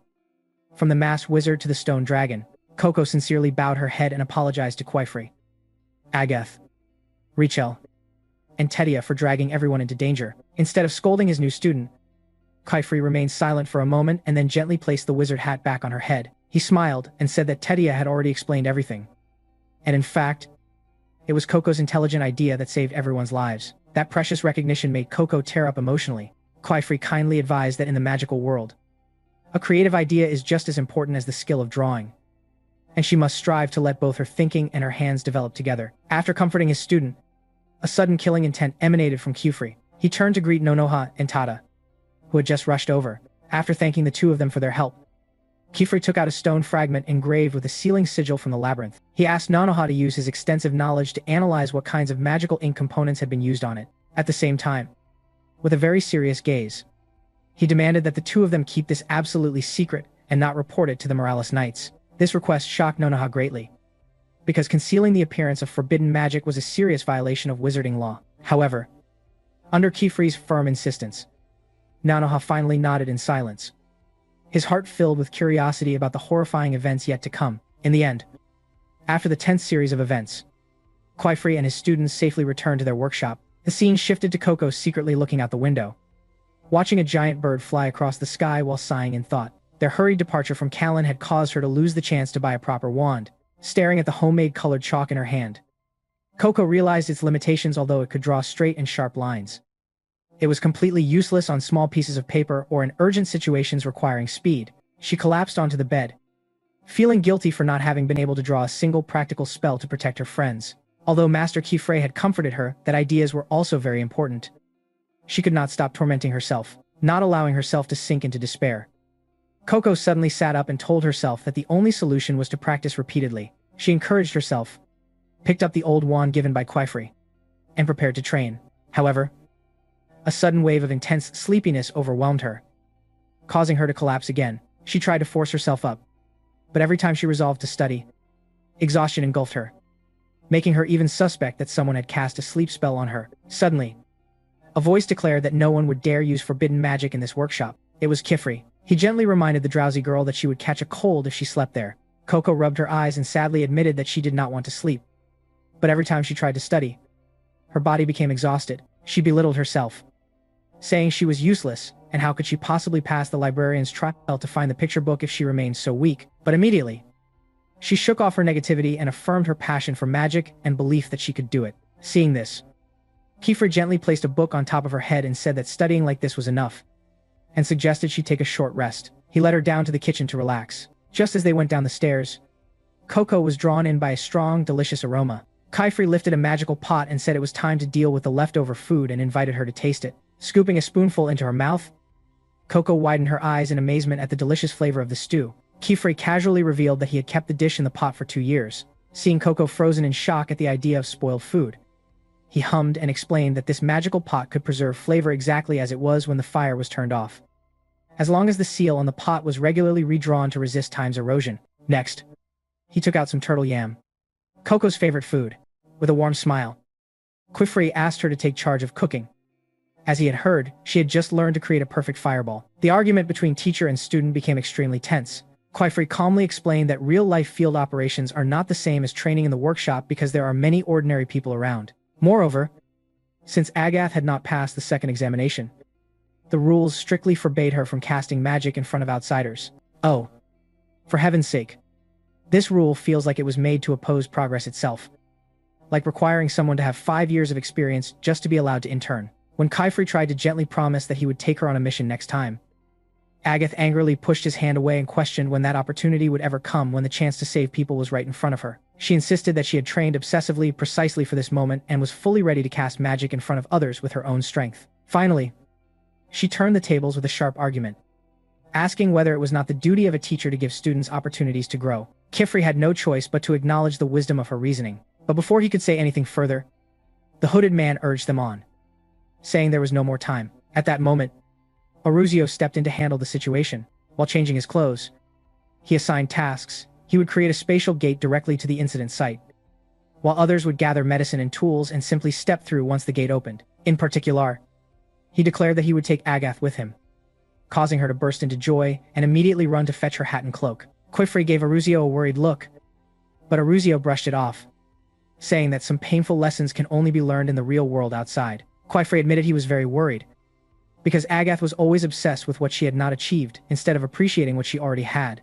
Deep down, Kifrey only hoped Agath would understand that lack of experience was not something to be ashamed of, and he did not want her to suffer a painful fall by forcing herself to grow up too quickly. Back in the present, the 4 teachers and students had ridden horses to the edge of the accident site. The guiding man urgently pointed toward the collapsed bridge hidden behind a tall pine tree. Noticing that the surrounding ground was unstable, Aruzio told Agath to hold tightly onto the item in her hand, and she firmly assured him she would not drop it. Right before their eyes, the carriage was being violently battered by raging currents and trapped between massive rocks. Nearby, 3 civilians stood helplessly watching in despair.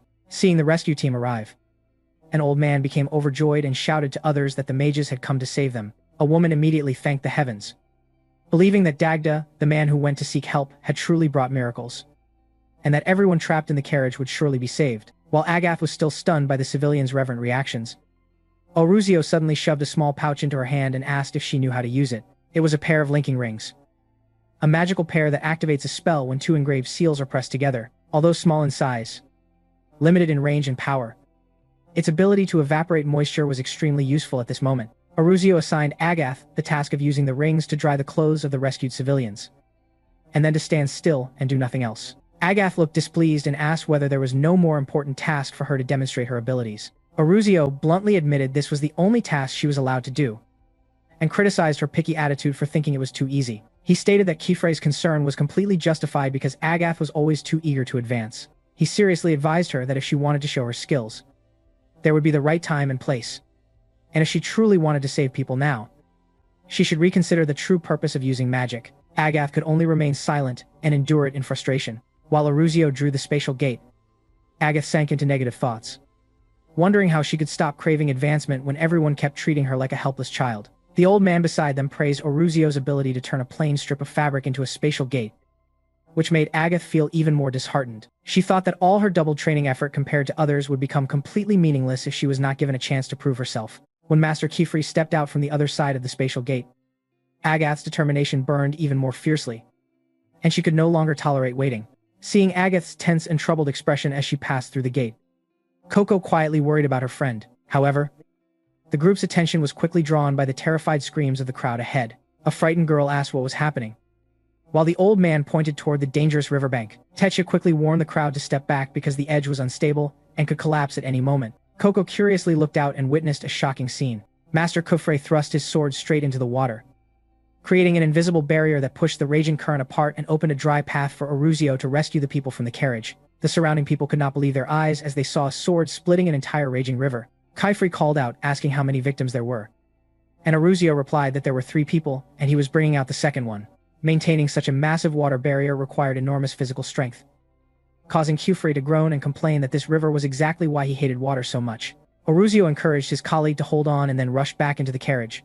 Moments later, he carried out a boy and shouted that the last person had been rescued. Kifrey nodded and swung his sword upward against the incoming water, creating a huge wave that scattered the excess water away from the shore. The mission was completed perfectly, and Kifrey sighed in relief and high-fived Aruzio in celebration. They quickly brought the victims safely to shore. Dagda immediately rushed over and hugged his son Karthus tightly. Karthus apologized, explaining that he tried to save the cargo and got trapped, but Dagda dismissed it and said his son's life mattered most, then repeatedly thanked the 2 mages. Kifrey was about to introduce his students to help with first aid, but he suddenly paused when he saw all 4 girls staring at the water sword with admiration. Coco marveled. Rachel said it looked like an illusion.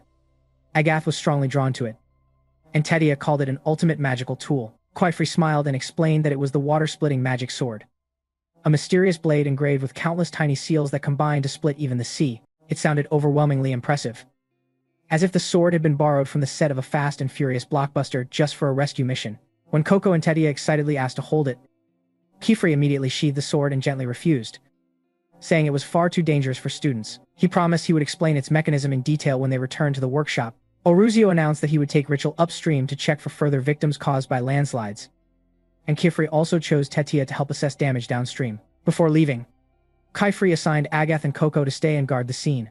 Although Coco happily accepted, Agath looked visibly irritated, believing she had to work with a useless rookie. The argument between the master and his disciple was extremely tense.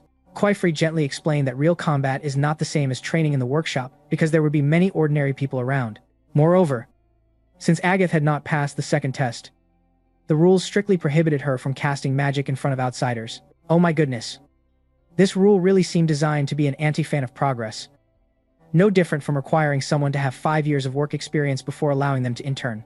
When Kifrey tried to soften his tone and promised to take her next time, Agath angrily brushed his hand away and questioned when that opportunity would ever come when the chance to save people was right in front of her. She insisted that she had trained desperately for this very moment and was fully ready to cast magic in front of others with her own strength. Finally, she delivered a sharp counterargument, asking whether it was not the duty of a teacher to give students opportunities to grow. Kifrey had no choice but to nod in acknowledgement of the wisdom in her reasoning. But before he could persuade her further, the hooded man urged them on, saying there was no time left. At this moment, Aruzio stepped in to resolve the situation. While changing clothes, he assigned tasks, saying he would set up a spatial portal directly to the scene, while the others were responsible for gathering medicine and equipment and simply stepping through the portal once it opened. In particular, he declared that he would take Agath with him, causing her to burst into joy and immediately run off to get her hat and cloak. Chefri gave Aruzio a worried look, but Aruzio brushed it off, believing that there were lessons only the real world could teach students. Kifrey admitted that he was very worried because Agath was always obsessed with what she had not achieved instead of cherishing what she already had. Deep down, Kifrey only hoped Agath would understand that lack of experience was not something shameful, and he did not want her to suffer a painful fall by forcing herself to mature too quickly. Returning to the present, The group of four master and disciple had ridden to the scene of the accident. The guiding man urgently pointed toward the broken bridge hidden behind a tall pine tree, noticing that the surrounding ground was not stable at all. Oruzio turned to remind Agath to hold tightly onto the item in her hands, and she firmly promised she would not drop it, right before their eyes. The horse carriage was being brutally battered by the raging current and was stuck between enormous rocks. Nearby, 3 civilians were also standing helplessly and watching in despair when they saw the rescue team arrive. An old man became overjoyed and shouted loudly to those around that the witches had come to save them. A woman immediately thanked the heavens, believing that Dagda, the man who had gone to seek help, had truly brought miracles, and that everyone trapped in the carriage would surely be saved. While Agath was still confused by the worshipful reactions of the people, Oruzio suddenly shoved a small bag into her hand and asked if she knew how to use it. It was the ring pair, a set of magical rings that would immediately activate magic when 2 engraved sigils were pressed together. Although small in size, limited in range and power, its ability to evaporate moisture was extremely practical at this moment. Oruzio assigned Agath the task of using the rings to dry the clothes of the rescued people once they were brought ashore, and then she was to stand still and do nothing else. Agath looked dissatisfied and asked whether there was no more important task for her to demonstrate her abilities. Oruzio bluntly admitted that this was the only task she was allowed to do, while criticizing her picky attitude for dismissing it as too easy. He stated that Kaifri's concern was completely justified because Agath was always too eager to advance. He seriously advised her that if she wanted to demonstrate her skills, there would be a proper time and place. But if she wanted to save people now, she should reconsider what the true purpose of magic was. Agath could only silently endure it in frustration. While Oruzio drew the spatial portal sigil, Agath sank into negative thoughts, wondering how she could stop craving advancement when everyone always treated her like a helpless child. The old man beside her praised Oruzio's ability to turn a smooth cloth strip into a spatial portal, which made Agath feel even more upset. She silently thought that all her efforts of training twice as hard as others would become completely meaningless if she was not given the chance to prove herself. When Master Kufri stepped out from the other side of the spatial portal, Agath's determination burned even more intensely, and she could no longer bear waiting any longer. Seeing Agath's tense and troubled expression as she passed through the portal, Coco silently worried about her friend. However, everyone's attention was quickly drawn by the screams of the crowd ahead. A frightened girl asked what was happening, while the old man pointed toward the dangerous riverbank. Tetia urgently reminded the crowd to step back because the edge of the bank was very weak and could collapse at any moment. Coco curiously peeked out and witnessed a mentally shocking scene with her own eyes. Master Kaifri thrust his sword straight into the water, creating an invisible barrier that pushed the raging current to both sides and cleared a dry path for Oruzio to enter the carriage and rescue people. The surrounding people could not believe their eyes when they saw a sword splitting an entire raging river in 2. Kaifri called out asking for the number of victims, and Oruzio replied that there were 3 people and he was bringing out the second one. Maintaining such a massive water barrier required enormous physical strength, causing Kifri to groan and complain that this river was exactly why he hated water so much. Oruzio encouraged his colleague to hold on and then rushed back into the carriage. A moment later, he came out carrying a boy and shouted that the last person had been rescued. Kifri nodded, swung his sword upward against the incoming water, creating a large wave that pushed all excess water away from the shore. The mission was successfully completed, and Kifri sighed in relief and high-fived Oruzio in celebration. They quickly brought the victims safely to shore. Dagda immediately rushed over and hugged his son Karthus tightly. Karthus apologized, explaining that he had tried to save the goods and ended up getting trapped, but Dagda brushed it off, insisting that his son's life was the only thing that mattered and repeatedly thanked the 2 witches. Kifri was about to introduce his students to help provide first aid, but he suddenly froze when he saw all 4 girls staring at the water sword with admiration. Coco exclaimed in awe. Rachel said it looked as beautiful as an illusion.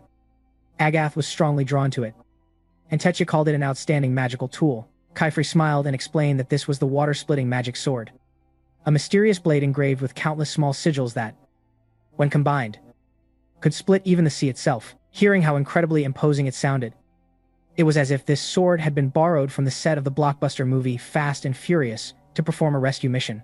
When Coco and Tetia excitedly asked to hold it, Kifri immediately sheathed the sword and gently refused because the weapon was too dangerous for students. He promised to explain its mechanism in detail when they returned to the workshop.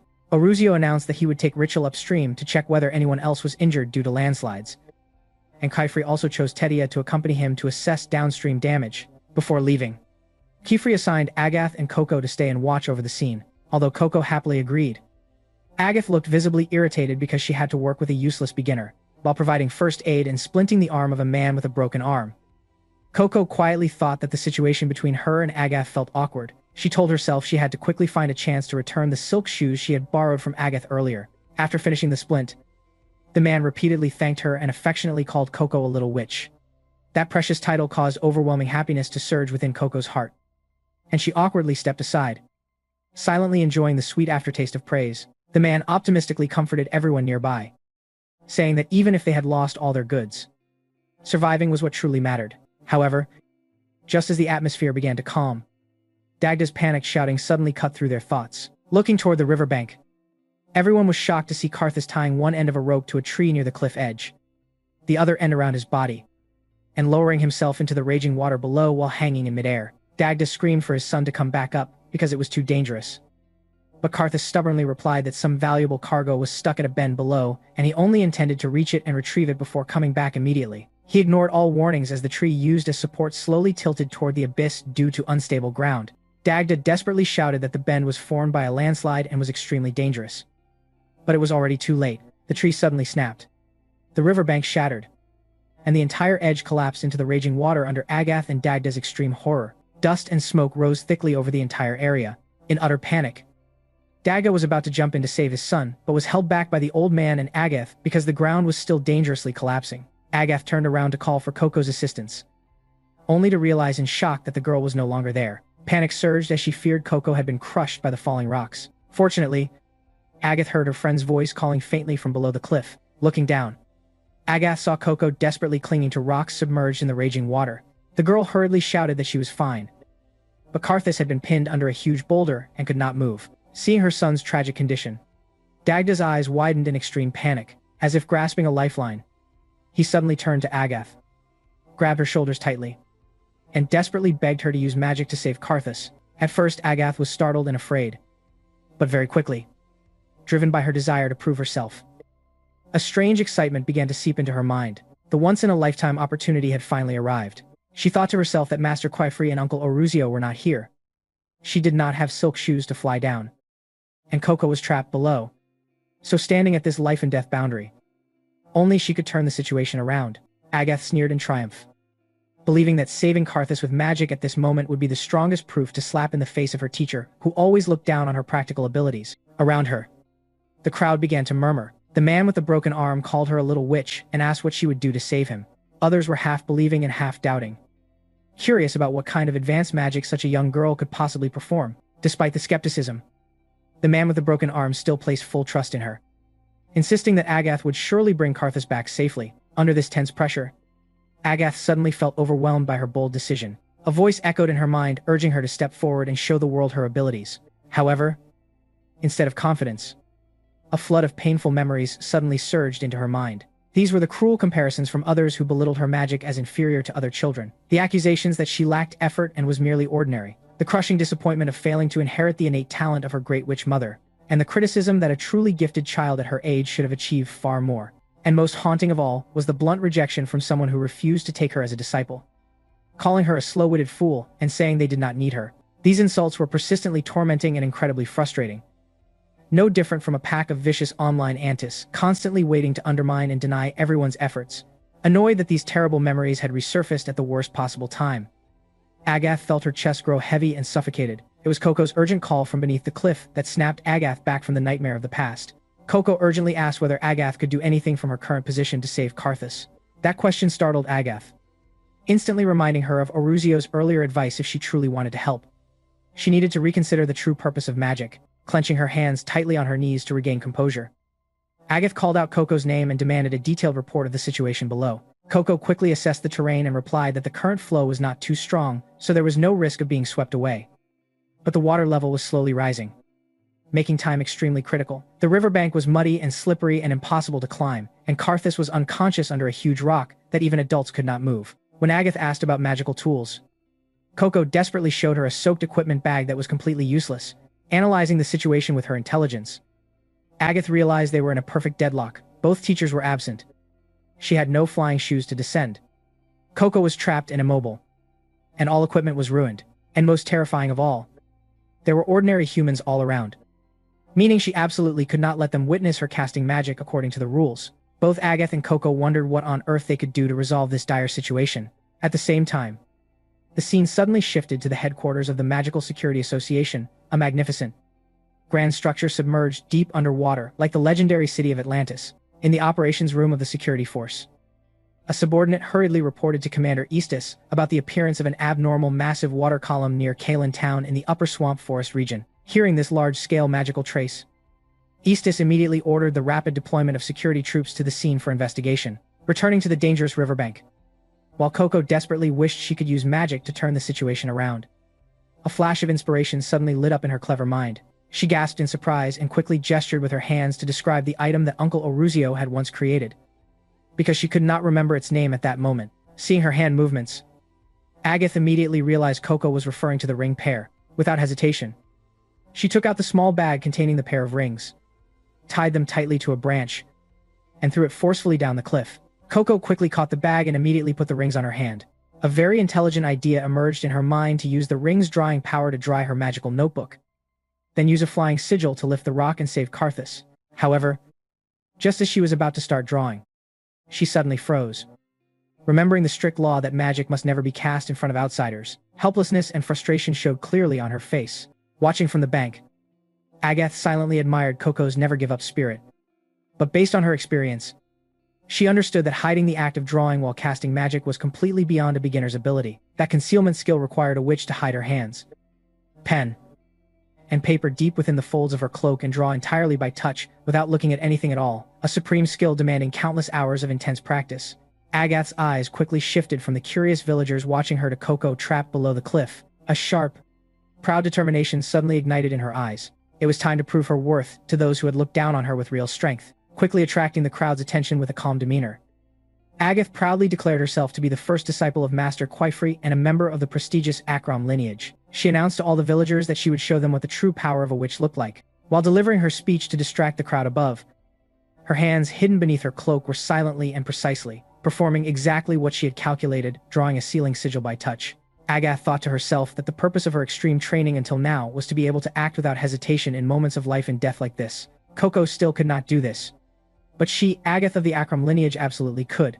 A few minutes later, as the magical circle was perfectly completed by touch under her cloak, a radiant light bird, as brilliant as a phoenix of fire, suddenly burst forth from beneath her clothing, illuminating the entire sky in the utmost shock and admiration of all the villagers present. The surrounding crowd erupted in astonishment, and even Coco could not help but gasp in admiration at the magnificent light bird in the sky. Agatha glanced at Coco and signaled that the bird would draw everyone's attention for a moment and that Coco must seize the chance to act immediately. Understanding the message, Coco nodded, seriously and silently thanked this timely support. Biting down on the sharp pain from her injured right leg, Coco quietly slipped behind the huge boulder pinning Karthus down. She reassured herself that she had just successfully mastered the levitation sigil on hard-skinned potatoes, so she would surely be able to do it this time as well. However, the moment she touched the massive boulder in front of her, her confidence instantly vanished. With her IQ and sharp perception, Coco panicked as she realized the potato-lifting sigil was far too small and weak to lift something this massive. She would need to draw a magic circle far larger than the notebook size limit. At that moment, Karthus's painful groan pulled her back to reality. The boy slowly regained consciousness, his face confused about what was happening. Coco quickly introduced herself as a witch and briefly explained the landslide. Seeing the radiant light bird soaring in the sky, Karthus naively thought he had died and was seeing a messenger from the afterlife coming to receive him. Coco hurriedly explained that it was only magic created by her friend to serve as a distraction. At the very mention of her friend's magic, a bold and brilliant idea suddenly formed in Coco's mind. She stepped back, told Karthus to hold on a little longer, and quickly hid behind the boulder to search through her tools. Coco thought that although she could not use her own levitation sigil due to size limitations, she did not need to confine herself to such an old-fashioned restriction. Looking at the light bird dancing above, she hoped this flashy signal in a classic Black Friday clearance style would be enough to call Master Kaifri and Uncle Oruzio back for rescue, as Agath's diversion time was running out. Indeed, on the shore, the old man had already begun shouting down, and Dagda had completely lost patience. He irritably questioned Agath, asking what use a beautiful bird was if it could not be used to ride down and save people. Truly a difficult customer demanding 5-star service without understanding how it works. Ignoring Agath's explanation, Dagda tried to demand a rope so he could climb down the cliff himself. Afraid that he would discover Coco secretly casting magic below, Agath panicked and tried everything to stop him, but before she could finish speaking, a loud sound erupted, and Coco suddenly shot up from the ravine. carrying Karthus safely on her cloak, nearly in tears from relief and fear.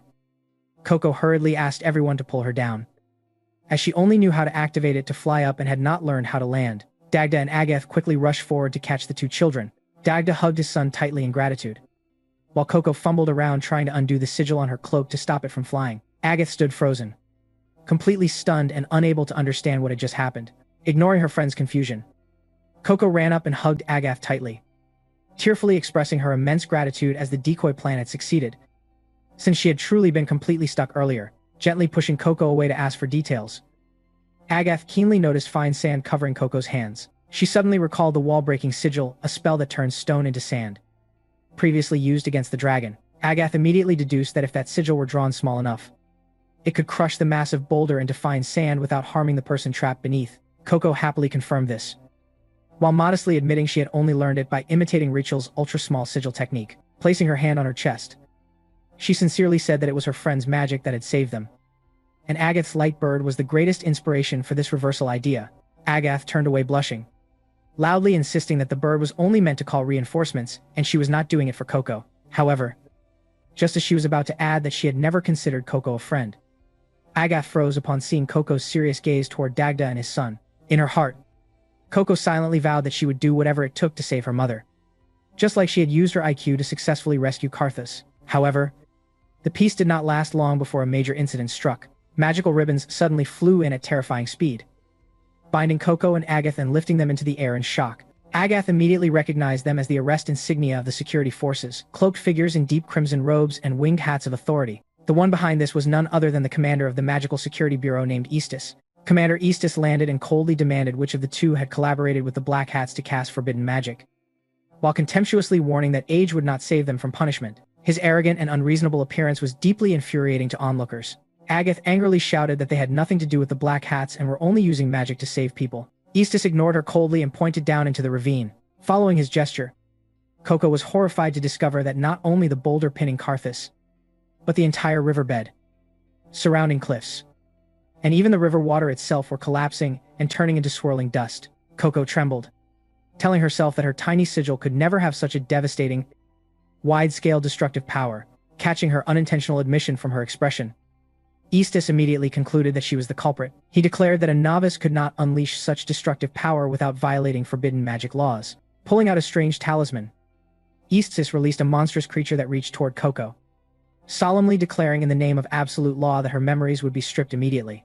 Commander Eastus coldly said that Coco was trembling for no reason, then emotionlessly explained that once memories of magic faded, fear would also disappear, and she would calmly return to being nothing more than an ordinary bystander. The way he arrogantly gave himself the right to judge and strip away others' passions was maddening, like someone with an infinite credit card swiping away people's destinies at will. In utter panic, Agath shouted for Eastus to stop, insisting he was making a terrible mistake. But he completely ignored her. As the cursed talisman-bearing hand slowly approached Coco's face, the girl tightly shut her eyes in utter anguish, desperately thinking that she did not want to forget her beloved mother. At that moment, a figure suddenly plunged down from the sky toward Eastus to stop the memory erasure. It was Rachel. She calmly flew in and launched a powerful surprise attack. Coco opened her eyes in shock as she saw the silver-white binding ribbons suddenly erupt into intense flames. The flames rapidly spread toward Coco, completely burning away the insignias and snapping them apart, causing the two girls to fall freely downward before they could crash into the rigid cliff face. A cloud-like floating object appeared in time to catch them, allowing both to land safely. Recognizing it as the floating cloud bed, the gentle magic they had once practiced together, both Coco and Agath were greatly relieved. Tetia proudly stepped forward to shield her two friends and loudly scolded the security force as vile people for refusing to listen to explanations. Eastus frowned and asked his subordinate about the identity of the disruptors, and the flustered subordinate reported that they were only children but had managed to burn high-level magical insignias. Rachel landed on the ground, coldly agreeing with Tetia and bluntly declaring that she deeply hated adults who treated children like lifeless objects instead of human beings. As for Tetia, she turned to check on her friends and proudly said that her hard practice of cloud magic had finally proven useful in real combat, even though she never expected to use it to save her friends. When Coco happily thanked her, Tetia emotionally replied that she would do anything as long as she could hear Coco's sincere thanks like this. Unshaken by the children, Eastus clipped the torn ribbons back onto his magical staff. Immediately, the black scorch marks gradually disappeared as the ribbons regenerated and reattached themselves as if nothing had ever happened. He coldly lectured that circumstances did not matter. Only the violation of laws did. The order of the magical world was maintained on an extremely fragile balance. And peace existed only because all witches carefully obeyed the rules. And even the smallest violation would cause everything to collapse. So there could be absolutely no exceptions. But before Eastus could continue his suppression, a sharp water blade suddenly sliced past his cheek from behind. Stopping all his actions, Master Kaifri appeared in time, mockingly saying that someone unwilling to listen was talking far too much. With a stern and threatening tone, Kaifri directly called Eastus by name and demanded that he stay away from his students. Eastus immediately recognized the identity of the children. As Kaifri sheathed the blade of May, Eastus contemptuously remarked that the children's insolence had indeed been learned from their teacher. Kaifri did not back down, firmly responding that it was better for his students to resemble him than to become as emotionless as Eastus if that was how knights enforced justice. Eastus defended himself by saying they were merely protecting order, then pointed down at the massive sandy ruins below and challenged Kaifri to prove that Coco was not a dangerous threat. He explained that such large-scale terrain transformation was evidence of extremely powerful magic. Abnormal structures like the floating mountains of Dodora or the Trista Dark Forest were remnants of war magic from the chaotic era before the treaty. So bringing such a destructive individual to justice was entirely reasonable. Sheathing his sword, Kaifri admitted the seriousness of the situation, but countered that erasing someone's memory without even listening to an explanation was far too hasty. Furthermore, he analyzed that the power of a sigil depended entirely on its size and structural precision, and he confidently stated that he had not taught his student any skill or tool capable of casting magic on such a catastrophic scale. Eastus then added a suspicious remark, asking that if Kaifri did not teach it, then what about the Black Hat group? That sentence struck Kaifri's past trauma, causing him to freeze as the two men stared at each other in an extremely tense atmosphere. This deadlock was broken only when Aruzio shouted from behind, demanding that both sides stop the pointless argument and focus on the true duty of a witch. He mockingly reminded them of the slogan, "Bring the blessing of magic to everyone," and bluntly pointed out that the young girls were doing this better than adults who only liked empty theory. This turn of events made the onlookers feel greatly satisfied. Agath then turned to kindly check on the old man who had fallen earlier, and he happily thanked her because the fine sand at the bottom had safely cushioned him. Coco also helped a woman up while repeatedly apologizing for the incident, but the woman brushed it off and insisted that Coco and Agath were the saviors of Karthus and deserved praise rather than blame. Aruzio turned to the knights and casually suggested that they should use their magical insignias to help clean up the scene instead of hovering in the air to intimidate the children. Confronted by reality, the knights silently obeyed. During first aid, a female security officer wrapped her ribbon around Karthus's leg to stop the bleeding and suggested taking him to a doctor in Charon to save his life. Seeing that she refused to immediately heal the wound with magic, Dagda angrily grabbed her arm and demanded why she could restore burnt ribbon fragments but refused to save his son. Firmly believing that magic should be able to do so, the female knight coldly explained that such a thing was impossible and forbidden for humans. Overwhelmed by Dagda's uncontrolled shouting, she calmly demanded he release her and threatened to cancel the transport of Karthus to Charon. The threat struck Dagda's weakness. Causing him to regain his composure, he quickly let go, bowed in apology, and desperately entrusted his son's life to her. As the transport carriage began moving, Eastus judged that the riverbank still risked further collapse. Ordering a complete lockdown of the area after rescue and allowing only witches to enter, he deliberately glanced at Coco and issued a veiled threat that once the outsiders were gone, their legal interrogation would continue. Shortly after, a knight ordered Coco to redraw the earlier sigil on paper for inspection. Looking at the paper, Kaifri confirmed that it was indeed a rescue sigil and picked up a stone to test it against the drawing, causing the stone to instantly turn into fine sand. Eastus admitted that it was only a basic sigil from an introductory book. Coco and Kaifri immediately clarified that during the rescue, only the part of the rock directly touching the sigil had turned into sand, and she had not caused the riverbank collapse. Aruzio also confirmed that such a basic spell could never have the power to destroy an entire river section. Nevertheless, the suspicious Eastus remained unconvinced. He ordered Coco to extend her hand, then suddenly grabbed her wrist and flipped her palm upward to inspect it. He coldly explained that the Black Hats often use dark arts by directly tattooing mutated sigils onto their bodies to greatly enhance magical power multiple times over.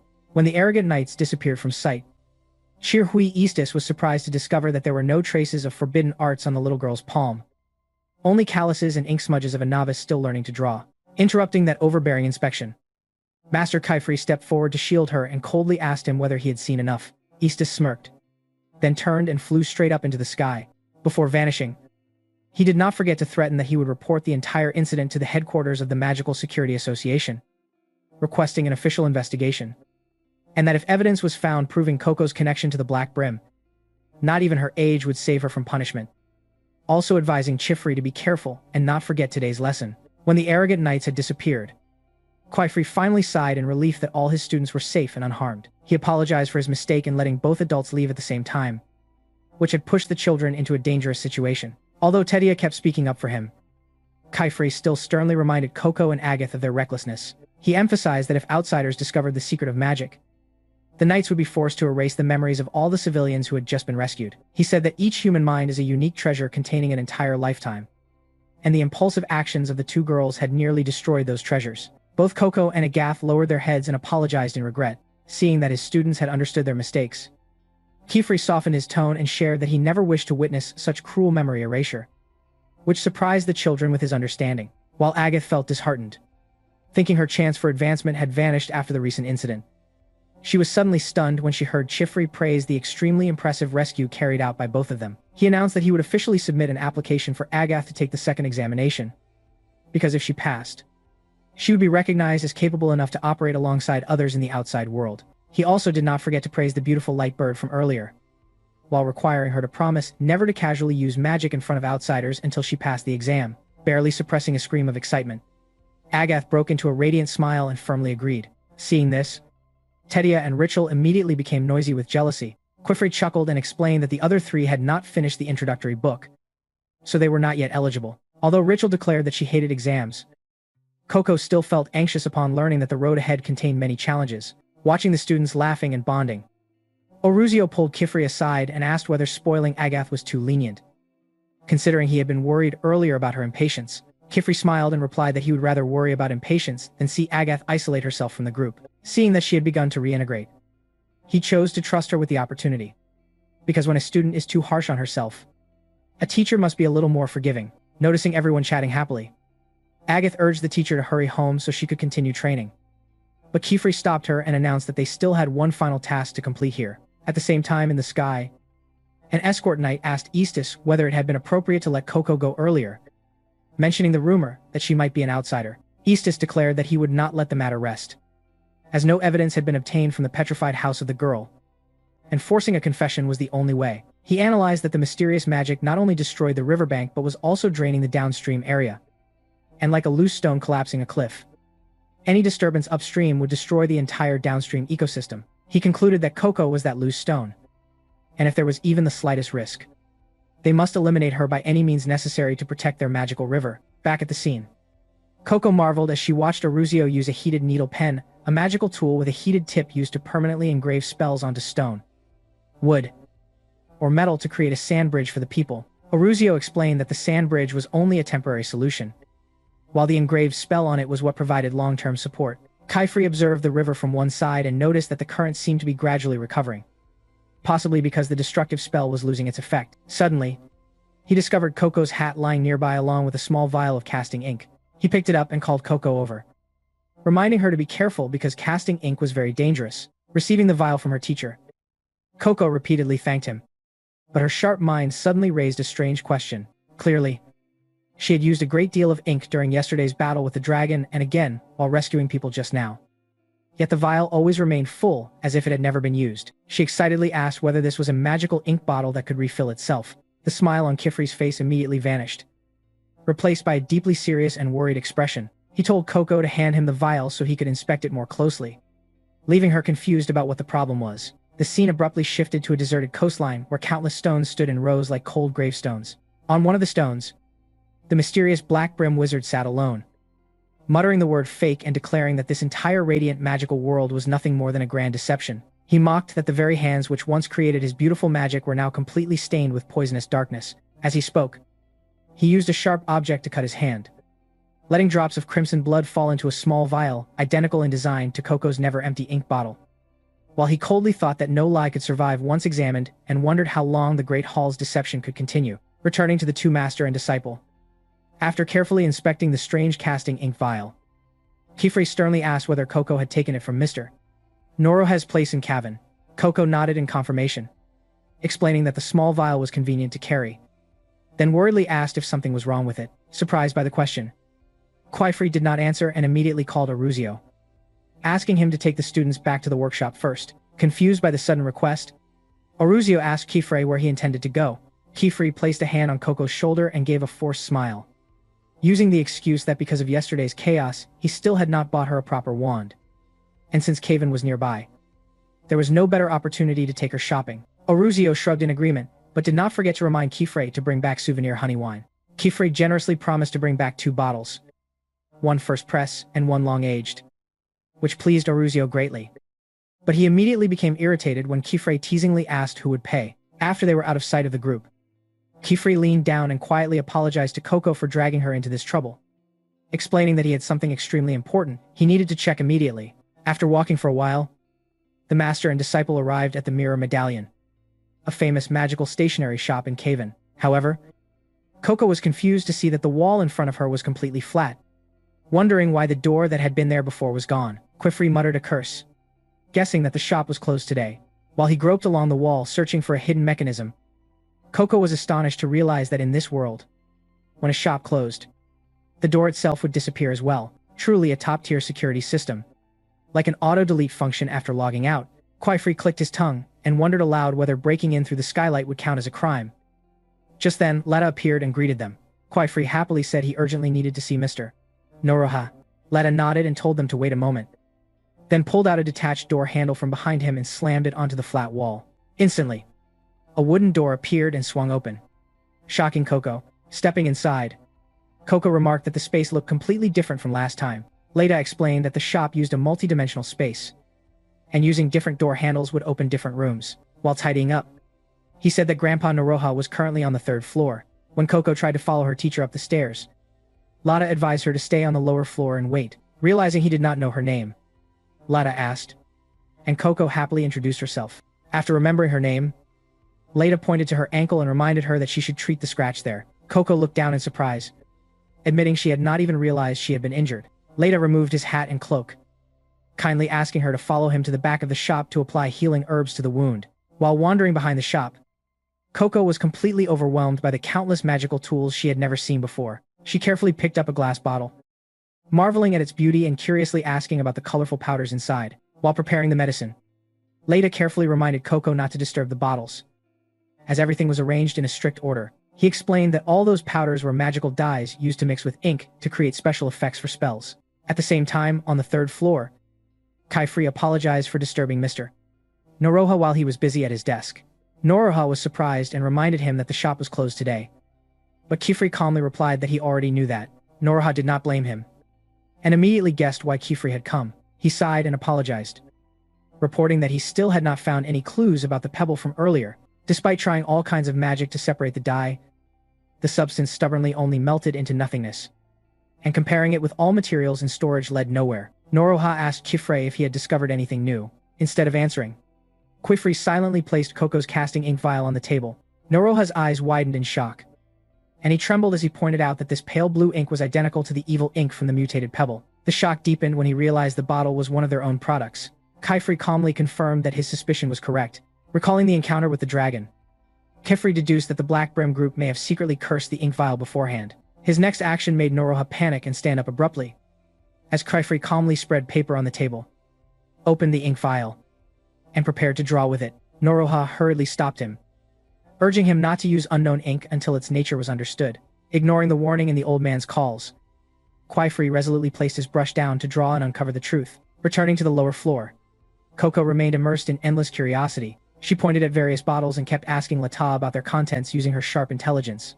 Leta patiently explained that the sponge-like powder was blue moon flower dust, which extended the duration of spells when mixed into ink. The sparkling white powder was scales from the blushing bride butterfly, which made ink transparent to hide spells from ordinary people. The jars hanging from the ceiling contained crushed wandering land shells, which prevented smudging when ink got wet.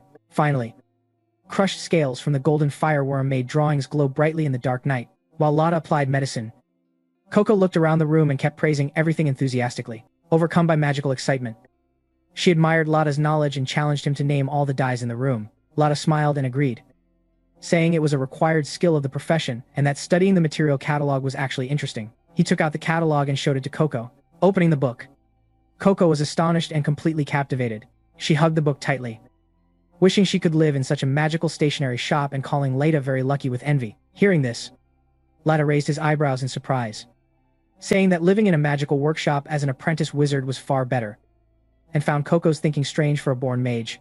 Coco scratched her head in confusion, admitting she thought Leta was also an apprentice like herself. Hearing this, Leta's mood suddenly sank, and he tightened his right leg while preparing to say something very difficult to explain. But then he brushed it off and asked whether Coco had finished reading the guidebook because he needed it. Without directly answering, Coco's attention was drawn to something else on the shelf. She pointed at a bottle containing bright red powder and asked its name curiously. While bringing a small ladder for Coco to climb, Leta asked her to describe the exact position of the bottle, including which shelf and how far from the left edge. Coco became slightly confused and pointed out that the bottle was located right between the sponge-colored powder and the leaf-like powder. She silently wondered why Leta needed such precise positioning, when its bright red color was already so obvious like a signal light in the dark night. At that moment, a terrifying, blinding flash suddenly erupted from the upper floor, shaking the entire structure of the stationery shop. Startled, Coco lost her balance on the small ladder. In her panic, she grabbed onto a shelf to save herself, accidentally knocking multiple dye bottles to the ground. The sharp clattering of shattered glass mixed with a loud explosion from the third floor echoed down, causing both children to crouch on the floor in fear with their heads covered. Leta was stunned, wondering what on earth that terrifying flash had been, while Coco, still trembling, turned to ask about his condition. After calming down, she sighed in relief that fortunately none of the glass bottles had shattered. However, Leta's face was now twisted in anguish, as if he were about to cry. He despairingly pointed out that although the bottles themselves had not broken, the colored powders inside had spilled and mixed together, and the labels had peeled off everywhere. Leta explained through tears that because his grandfather frequently rearranged the storage, the labels were not permanently fixed, and he had repeatedly warned that they must never be disturbed. Coco hurriedly apologized and tried to comfort him with her sharp reasoning, suggesting they could use the illustrated catalog of original ingredients to sort and return the powders to their correct containers. She innocently encouraged him, saying that someone as capable as Leta should easily be able to distinguish the powders based on their characteristic colors. Suddenly, Leta shouted in utter frustration that he could not do it. This furious confession left Coco completely confused, since just moments earlier he had clearly explained in detail the functions of each powder. Leta painfully clarified that he had merely memorized their exact positions on the shelves according to a diagram, and was completely unable to distinguish colors by sight. Realizing he had lashed out unfairly in anger, Leta bowed his head in apology and told Coco to go home first, while he would take responsibility and accept punishment from his grandfather. Seeing that she wanted to protest and stay to help, Leta placed his pointed hat into her hands and tearfully confessed his deepest burden, that every person is born with things they can and cannot do. For Leta, no matter how much of his life he spent trying to learn, he could never become a true wizard, because he suffered from that damned silver eye disease, a form of congenital color blindness in the magical world. Meanwhile, on the third floor, Master Kefri was lying sprawled on the floor after taking the full impact of the terrifying flash from the ink vial. Mr. Noroha stood beside him, grumbling that he had warned him already, but he refused to listen, while still hurriedly helping his longtime friend up. After a long moment of recovery, Kefri weakly admitted he could not believe such a tiny spell could release such large-scale destructive power. However, this near-lethal explosion allowed Kefri, with his sharp intellect, to decipher the secret. This was undoubtedly paired magic, where two containers located in completely different places share the same contents. He deduced that the Black Brim group had cleverly hidden a fragment of glass engraved with a teleportation spell inside Coco's ink vial, causing ordinary ink to be swapped with a dark explosive liquid whenever she dipped her pen. This shocking discovery meant that Coco's small ink bottle was directly linked through space to their hidden stronghold. Despite his pain, Kefri shouted in overwhelming excitement. Finally, having uncovered the core clue to track down the Black Brim criminals, he sprang up and moved toward the work table, leaving Noroha frozen in shock at his madness. Immediately, Noroha protested in panic, insisting that such a casting ink activated by a crude spell, yet containing such destructive power, did not belong to the legitimate magical world. He firmly stated that the situation had gone beyond their control and must be reported immediately to the headquarters of the Magical Security Association. Hearing the word security, Kefri instantly rejected the idea. He shouted decisively that this ink must never fall into the hands of the Council or the Red Cloaked Knights, and that Noroha must keep the secret at all costs. Terrified by Kefri's extreme and reckless demeanor, Noroha shuddered and, in the name of the gods, demanded to know what exactly he intended to do with such dark magic. Instead of answering, Kefri silently drew a strange magical tool from his pocket. He assumed a combat stance, softly apologized, and asked the old man to forgive his upcoming act of defiance. A short while later, outside the shop, Coco was sitting sadly on a stone bridge railing waiting for her teacher. Quaifree appeared calm as if nothing had happened, gently apologizing for making her wait. With his cunning, he fabricated a perfect lie to reassure his student, claiming the small ink vial was actually an extremely expensive item belonging to a VIP customer and had been mistakenly given to her by the shop. To compensate for retrieving it, he used his own money to buy her a multifunctional wizard belt. As Coco happily wore it, Quaifree carefully explained its usefulness. It had a secure wand holder, a dedicated ink vial pouch, and a sketchbook clip on the dominant hand side for lightning-fast spell drawing. While walking, Coco suddenly looked up at the shop's second-floor window and saw Latal waving goodbye with a faintly sorrowful expression. Thinking of her young friend, she asked Quaifree what the silver eye disease actually was. Quaifree sighed softly and explained that it was a congenital eye condition that caused the afflicted person to see the entire vibrant world only through a dull silver-gray lens. In a society of witches where eyesight and color differentiation of dyes were of utmost importance, this condition was a fatal barrier that stripped away one's qualification to become a wizard. He said sadly that Leda must have lived through great hardship, and directly criticized the magical world's lack of tolerance toward differences as a shameful flaw of the Great Hall system. Noticing the sadness and deep empathy on his young student's face, Quaifree suddenly lifted Coco and placed her on his shoulders. He smiled warmly, telling her not to let sadness obscure her bright smile, and promised that as long as she remained his student, he would use all the abilities of a master to protect her from prejudice and danger in the outside world. That sincere and protective reassurance completely eased Coco's worries. Not long after the two master and disciple of Quaifree had left, back inside the shop, Lada approached his grandfather to confess. He lowered his head to apologize for the mess and the broken items downstairs, explaining that he had been startled by the blinding light coming from upstairs and accidentally knocked things over. Then curiously asked whether it was high-level magic performed by Master Quaifree. However, completely contrary to the boy's worries, Lord Noroha looked utterly confused. As if he were a stranger, he frowned and asked back what Light Leda was talking about and what mess he meant, immediately sending the boy into shock and extreme confusion. The next day, seeing his grandfather still going about his daily life, talking, laughing, and selling goods as usual without any sign of what had happened, Lada firmly concluded that the terrifying light from yesterday could not possibly have been his imagination alone. He shuddered in fear, and in his mind formed a terrifying suspicion about the man named Quaifree. Could that calm wizard explain why his grandfather suddenly lost his memory? Or even more horrifying, had Quaifree himself used forbidden magic to erase that memory in order to hide some dreadful secret? What a terrifying twist from the so-called beloved teacher, making it feel like watching a suspense horror film where the righteous protagonist suddenly turns out to be the final boss. The story quickly shifted to a wide, windy field a few days later, where Master Quaifree and his three students Rachel, Coco, and Techia were diligently practicing combat magic. At this moment, Coco was clumsily holding a sheet of paper with an inscribed spell and hurriedly apologizing to her teacher over a comical mishap. It turned out that during her casting, due to drawing a wrong structural symbol in the wind spell, her magic not only failed to pick fruit but also uprooted a small nearby tree and hurled it straight into Quaifree, causing the poor teacher to fall face first onto the ground. While brushing off the dirt, covering his clothes and standing up, Quaifree gently coughed and remarked that the wind spell just now seemed a bit too aggressive and violent compared to its original purpose of simply picking a few wild apples from the branches. Coco sheepishly scratched her head and explained that in her first attempt, she was afraid of damaging the tree, so she drew the spell too small, resulting in wind power only strong enough to make a few leaves tremble, which was why she deliberately made it much larger this time, to be safe. Seeing this, Tedia stepped forward with a clever suggestion, saying that instead of pulling wind straight downward, Coco should adjust the drawn symbols to create an angled pull.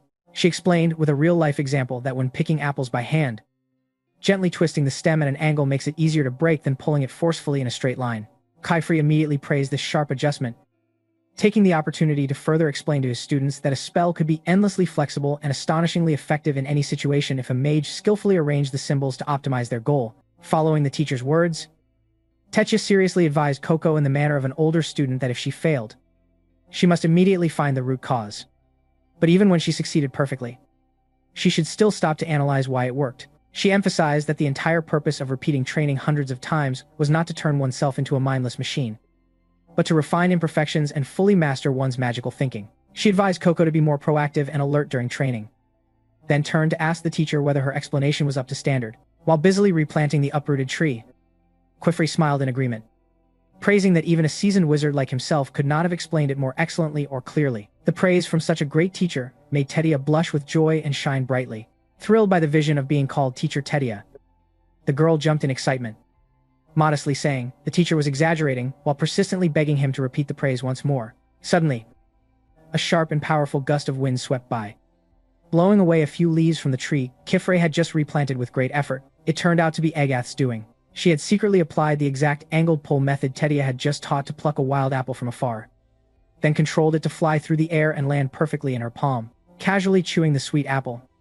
Agath mockingly told Tetia that if she had time to lecture others, she should better focus on her own studies, because the gap in ability between them was still very large. Coco and Tetia froze for a moment at this skill-based slap in the face.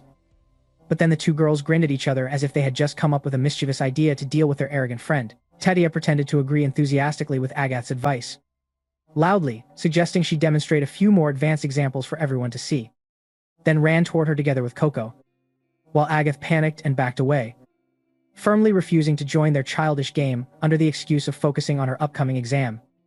And from the side, Quaifree watched them laughing, fully enjoying the rare, peaceful, and connected atmosphere of the day. A short while after, the prank and teasing had ended.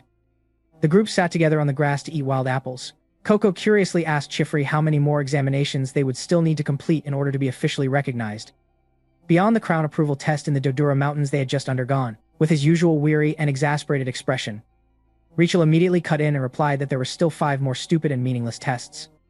While bluntly complaining that they were more than capable of self-learning advanced spell inscriptions without wasting time on such tedious exams, Rachel's rebellious complaint made Quaifree pause and thought for a moment, before he calmly explained that the examinations of the Grand Hall were not created to make things difficult or to cause students to fail, but to give them a chance to measure their own abilities and understand their limits. He added that their true meaning lay in each person's attitude toward them rather than the scores themselves, and admitted that if someone were forced into examinations, it would be difficult to find joy, something even ancient wizards once struggled with. From Quaifree's progressive perspective, magic existed to bring happiness to humanity. If it turned into suffering and pressure, its core purpose would be completely lost. Therefore, the sages of the past designed a special system of examinations, turning them into glorious milestones that students would willingly strive toward to prove themselves. With that, Quaifree took out an ancient parchment scroll and spread it across the grass before the children. It was a massive map of the Yoda Peninsula, a sacred land of ancient contracts, illustrating in detail 5 great trial peaks and the corresponding locations that all witches must pass through. He explained that the first exam was the crown approval to officially become a student. The second trial was the sincerity of the shield, granting permission to fight alongside one's teacher. The third was the question of Kavi, a supreme key for those walking the correct path. The fourth was called the kindness of the lady, helping witches stand independently when hope becomes reality. And the final and highest trial was the sage's words, marking the moment a student officially becomes a magic instructor for the next generation. Quaifree pointed at the map from the right side and explained that as each level was cleared, their magical permissions would expand accordingly, from choosing a teacher freely, to casting magic in public, to being approved for librarian trials, graduating, and finally gaining the right to take on their own apprentices. Sitting nearby, Oruzio added a practical note that those who did not intend to take students or open workshops could stop at the 4th exam. Specifically, after passing the kindness of the lady, students would officially graduate and become full witches of the world, while those wishing to delve deeper into knowledge and participate in the Grand Library librarian trials must pass the question of Kavi as a mandatory requirement. It was truly a clear progression system, much like a game character's advancement from beginner to the highest rank, filling Coco with burning determination to conquer the path of magic ahead. The detail about the librarian trial immediately captured Coco's attention, and she studied the massive map carefully, using her sharp reasoning to guess that the mysterious location must lie far out at sea. Quaifree smiled at the children and emphasized that the road to graduation was still very long, so there was no need to rush. Hearing the word graduation, Tetia excitedly jumped onto the map, eagerly sharing her long-held dream of traveling to distant lands, using magic to help people, and hearing words of gratitude spoken in every language in the world. She gestured with both hands to illustrate the act of giving happiness and receiving it, joyfully declaring that a single spell could bring joy to both sides, happily forming a 2 sign with her fingers. Tetia described it as hitting 2 targets with 1 arrow, doubling happiness, and even cheerfully pointed to her twin side braids while dreaming of designing a special witch hat with 2 pointed tips. Coco's eyes sparkled as she praised the deep meaning behind Tetia's unique style, and Quaifree also smiled and unexpectedly confirmed that once they became official witches, they were completely free to design their own hats. The cheerful atmosphere was suddenly interrupted when Rachel stood up abruptly, walked away from the grass, and angrily declared that she hated examinations because they were stupid and forced her to draw spells she had no interest in. Agath immediately objected, coldly retorting that if Rachel only drew what she liked, she would never learn anything new. Struck at her weak point, Rachel froze for a moment but still stubbornly walked away, saying she did not care and that if becoming an adult meant doing things she hated, she would rather remain a child forever. Watching Rachel leave, Agath expressed her opposing belief that she could not tolerate her current weakness, and therefore resolved to complete all examinations as quickly as possible to become a librarian at the library tower, even dedicating her entire life to it. This ambitious declaration immediately drew Coco's attention. Techia leaned in and whispered to Coco about Agath's noble background, explaining that the Crom family descended from a student who directly inherited knowledge from 3 sages, and that its head always held the position of supreme librarian. Hearing this, Coco realized that she and Agath shared the same destination, the library tower, to find a way to save her mother. When Techia asked Coco what kind of witch she wanted to become, Coco calmly replied that due to her different starting point, her goal had already been set and her list of tasks was endless. So she currently only wanted to focus on learning more spells, determined to redraw the wind harvesting spell from earlier. Coco received enthusiastic encouragement from Techia and Master Kifri. Kifri gently advised her to draw in order to remember, and to remember in order to use, affirming that power built through one's own effort would always be the most loyal companion. However, the scene suddenly shifted into a pitch-dark void. Coco stood confused and disoriented, unable to understand why her friends had just been there moments ago and why the sky had turned dark so frighteningly fast. A familiar, gentle voice calling her mother echoed from the darkness, causing Coco to burst into emotion. She ran forward and hugged her mother tightly, crying and repeatedly apologizing, insisting that she had not meant to harm her and had only been bewitched by evil magic. Suddenly, her mother's body turned into cold gray stone within her arms, in a strange, icy tone. Her mother accused her and asked if she had seen the consequences, repeating the warning that magic was never meant for ordinary people. Shocked and in pain, Coco collapsed to the ground, but the ground beneath her suddenly turned into liquid water. Agath stepped out from behind, coldly calling Coco an ignorant outsider, and used Coco's own words to mock her, saying that claiming she did not mean to turn her mother into stone was the same as claiming she did not mean to push her friends to their deaths. Agath ruthlessly judged that all tragedies were caused by Coco herself, emphasizing the harsh truth that the Black Hats had not forced her, but rather her incompetence combined with dangerous curiosity had led to this outcome. Unable to endure the relentless accusations clinging to her, Coco panicked and turned to run away. Agath's voice continued to echo, insisting that the secrecy of magic existed precisely to prevent tragedies caused by ignorance, and that the law had absolutely no exceptions for anyone. In her frantic escape, Coco slipped and tumbled into a deep pool of water. As she resurfaced, gasping for air, she was horrified to discover that she was trapped inside a gigantic ink bottle. Outside, a black hat figure slowly appeared, cursing that this was the price for outsiders who dared to pursue magic, and that all tragedies, including the collapse of the world, would fall upon her small shoulders. The massive ink bottle fell freely through space and shattered upon impact with the ground.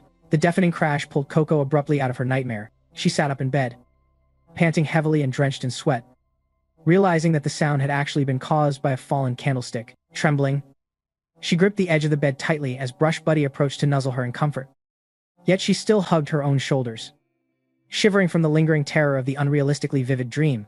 At the same time, in another working room inside the magic workshop, Master Kifre was scattering ancient ciphered parchment scrolls all over the floor. Hearing footsteps approaching, he quickly gathered them up and hid them beneath his wide cloak. The person who entered the room was Agath, and Kifri gently reminded her to go rest early, because no matter how talented a witch is, she still needs enough sleep. Agath nodded in agreement and turned to head back to her room. On her way through the corridor, she saw that the light in Coco's room was still brightly on and the girl was frantically drawing spell seals without stopping. Although Coco looked up and said she couldn't sleep, Agath only mocked with a really and coldly walked on. In the small room, Coco kept drawing while repeatedly reciting her teacher's instructions like a spell draw to remember. Remember to use, she tormented herself, wondering how many more spells she had to learn before she had enough power to restore her mother to human form. Back to Kifre. He looked up at the bright moonlight shining through a gap at the top of the tower, then took out a piece of paper with a hidden magic seal drawn on it, pressed it against the wall, and slid it hard to the left. He officially activated a secret mechanism, fully sealing the room to ensure no one could peek in. After securing everything, Kifre walked to the center of the room and took out Coco's endless summoning ink bottle from inside his robe. Gripping the bottle tightly, he whispered mysteriously that he had longed for this moment for a very long time. He muttered to himself, explaining the deep origin of the ink bottle. The last group who stood up against the Grand Hall's decree, banning the use of magic on the human body, were medical witches, those who only wished to use magic to save patients' lives.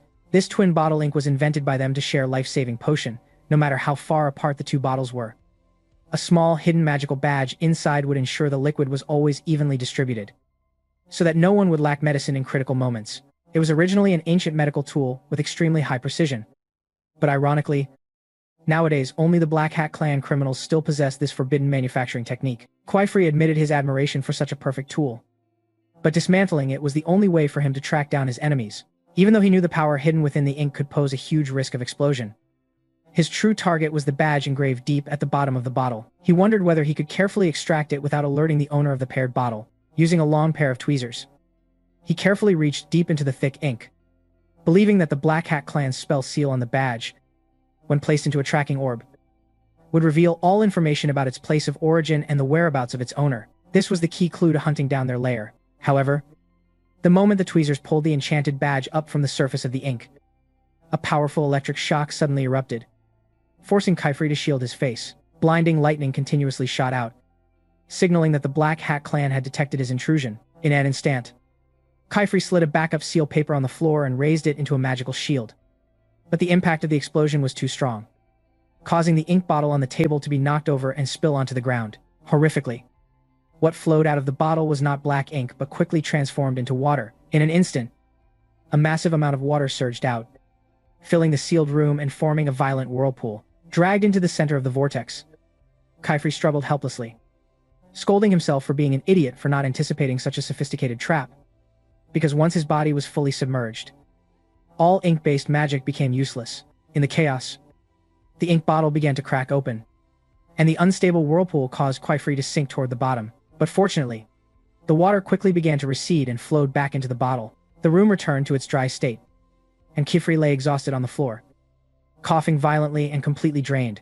Just as he opened his eyes, he was shocked to see the eerie projection of a Black Hat clan member hovering right in front of him. Seeing the bizarre eyeball embedded on the tip of his hat, Quaifree immediately recognized him as the anonymous figure who had secretly sold the magic book to Coco before. The dark mage picked up the ink bottle and crushed it into dust right before his eyes. Quaifree reached out and growled to stop him, but the enemy's figure had already vanished without a trace, leaving his hand grasping at empty air. Furious at losing the core clue right in front of him, Quaifree slammed his fist into the ground, cursing.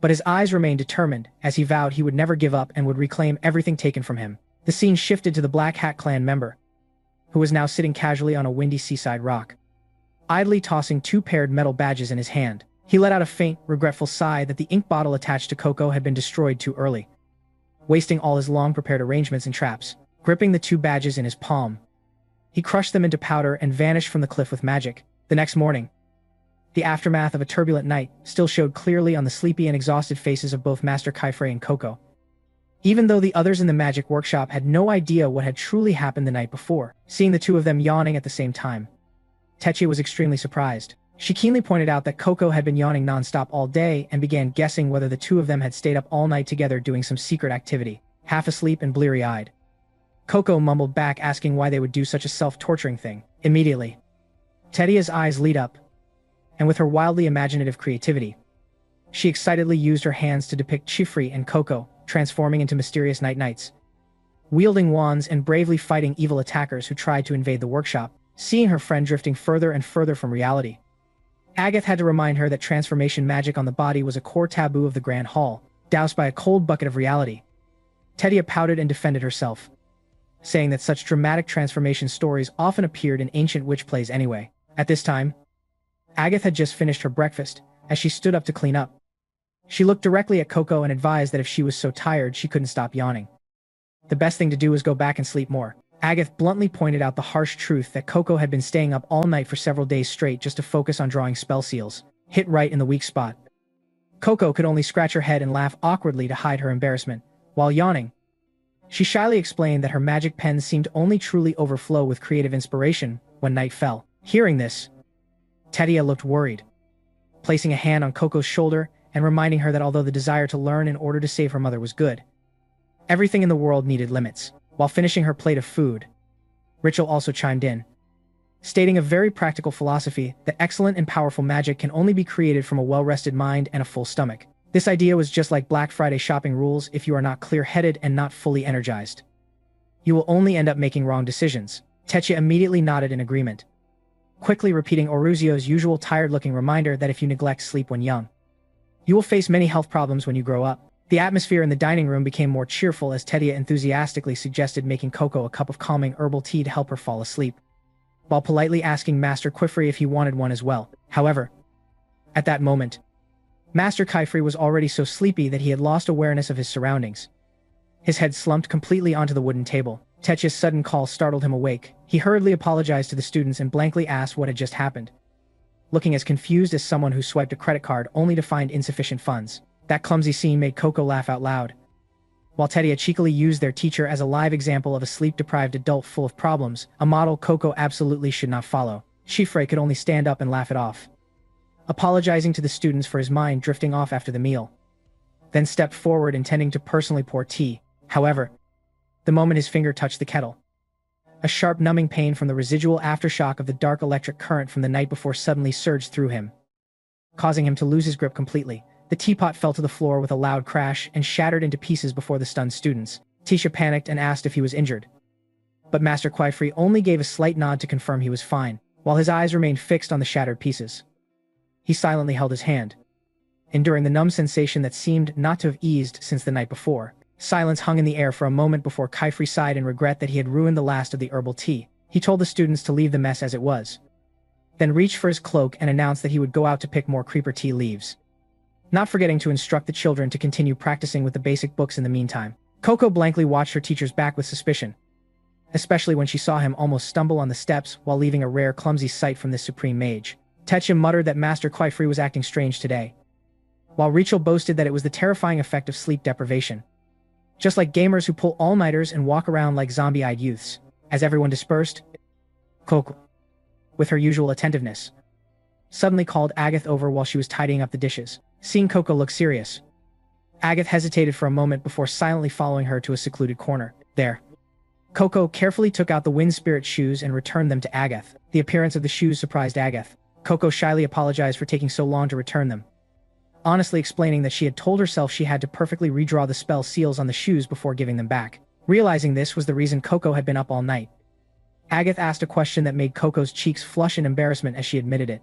Even so, Coco humbly said she was not as skilled as the three of them, including Tetsuya and Rachel, and sincerely added that if Agath found it difficult to fly with those spell seals, she was willing to let Agath redraw them herself. Agath's lips curved into a faint smile as she looked down at the carefully maintained shoes, then raised her gaze with a serious expression and directly asked what Coco was thinking and what she truly wanted to accomplish. Agath confessed that Coco had been an enigma, troubling her ever since she received the crown's magical approval. Agath brought up how she herself had forced Coco into the test when she was not ready. Yet Coco chose to hide that fact from Master Quifrey. Coco could have easily spoken the truth and gained sympathy or attention, but instead, she stayed silent and even took the trouble to fix Agath's shoes. Agath admitted she could not understand Coco's mind at all, though surprised by the question. Coco, with the calm reasoning of someone composed, replied that Agath was right, recalling the day she had been pushed out into the desolate Dodora Mountains by Agath. Coco admitted she had been terrified and alone. She could have sat in one place crying and waiting for someone to rescue her, but instead, she chose to walk toward the base of the mountain herself, insisting that it was entirely her own choice. Remembering the moment she gave Agath the diadem herb, Coco said she wanted to prove her ability, to prove that her fearless courage came from within herself. She longed to show herself that, through her own magic, she could overcome difficulties and find even the faintest trace of hope, because if she did not do that, Coco feared the symbolic possibility of being swallowed by her own troubles and drowning in them.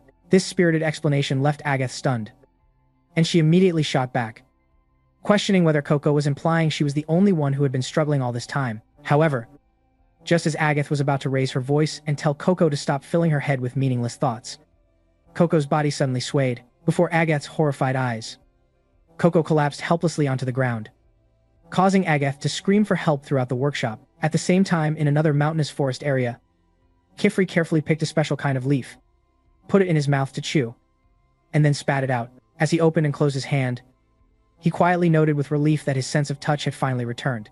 Deep inside, Kwai sincerely hoped his students had not noticed anything abnormal about him. He knew those 4 children had extremely sharp instincts. And if his secret was exposed, everything would be over. So he told himself he must keep it hidden at all costs.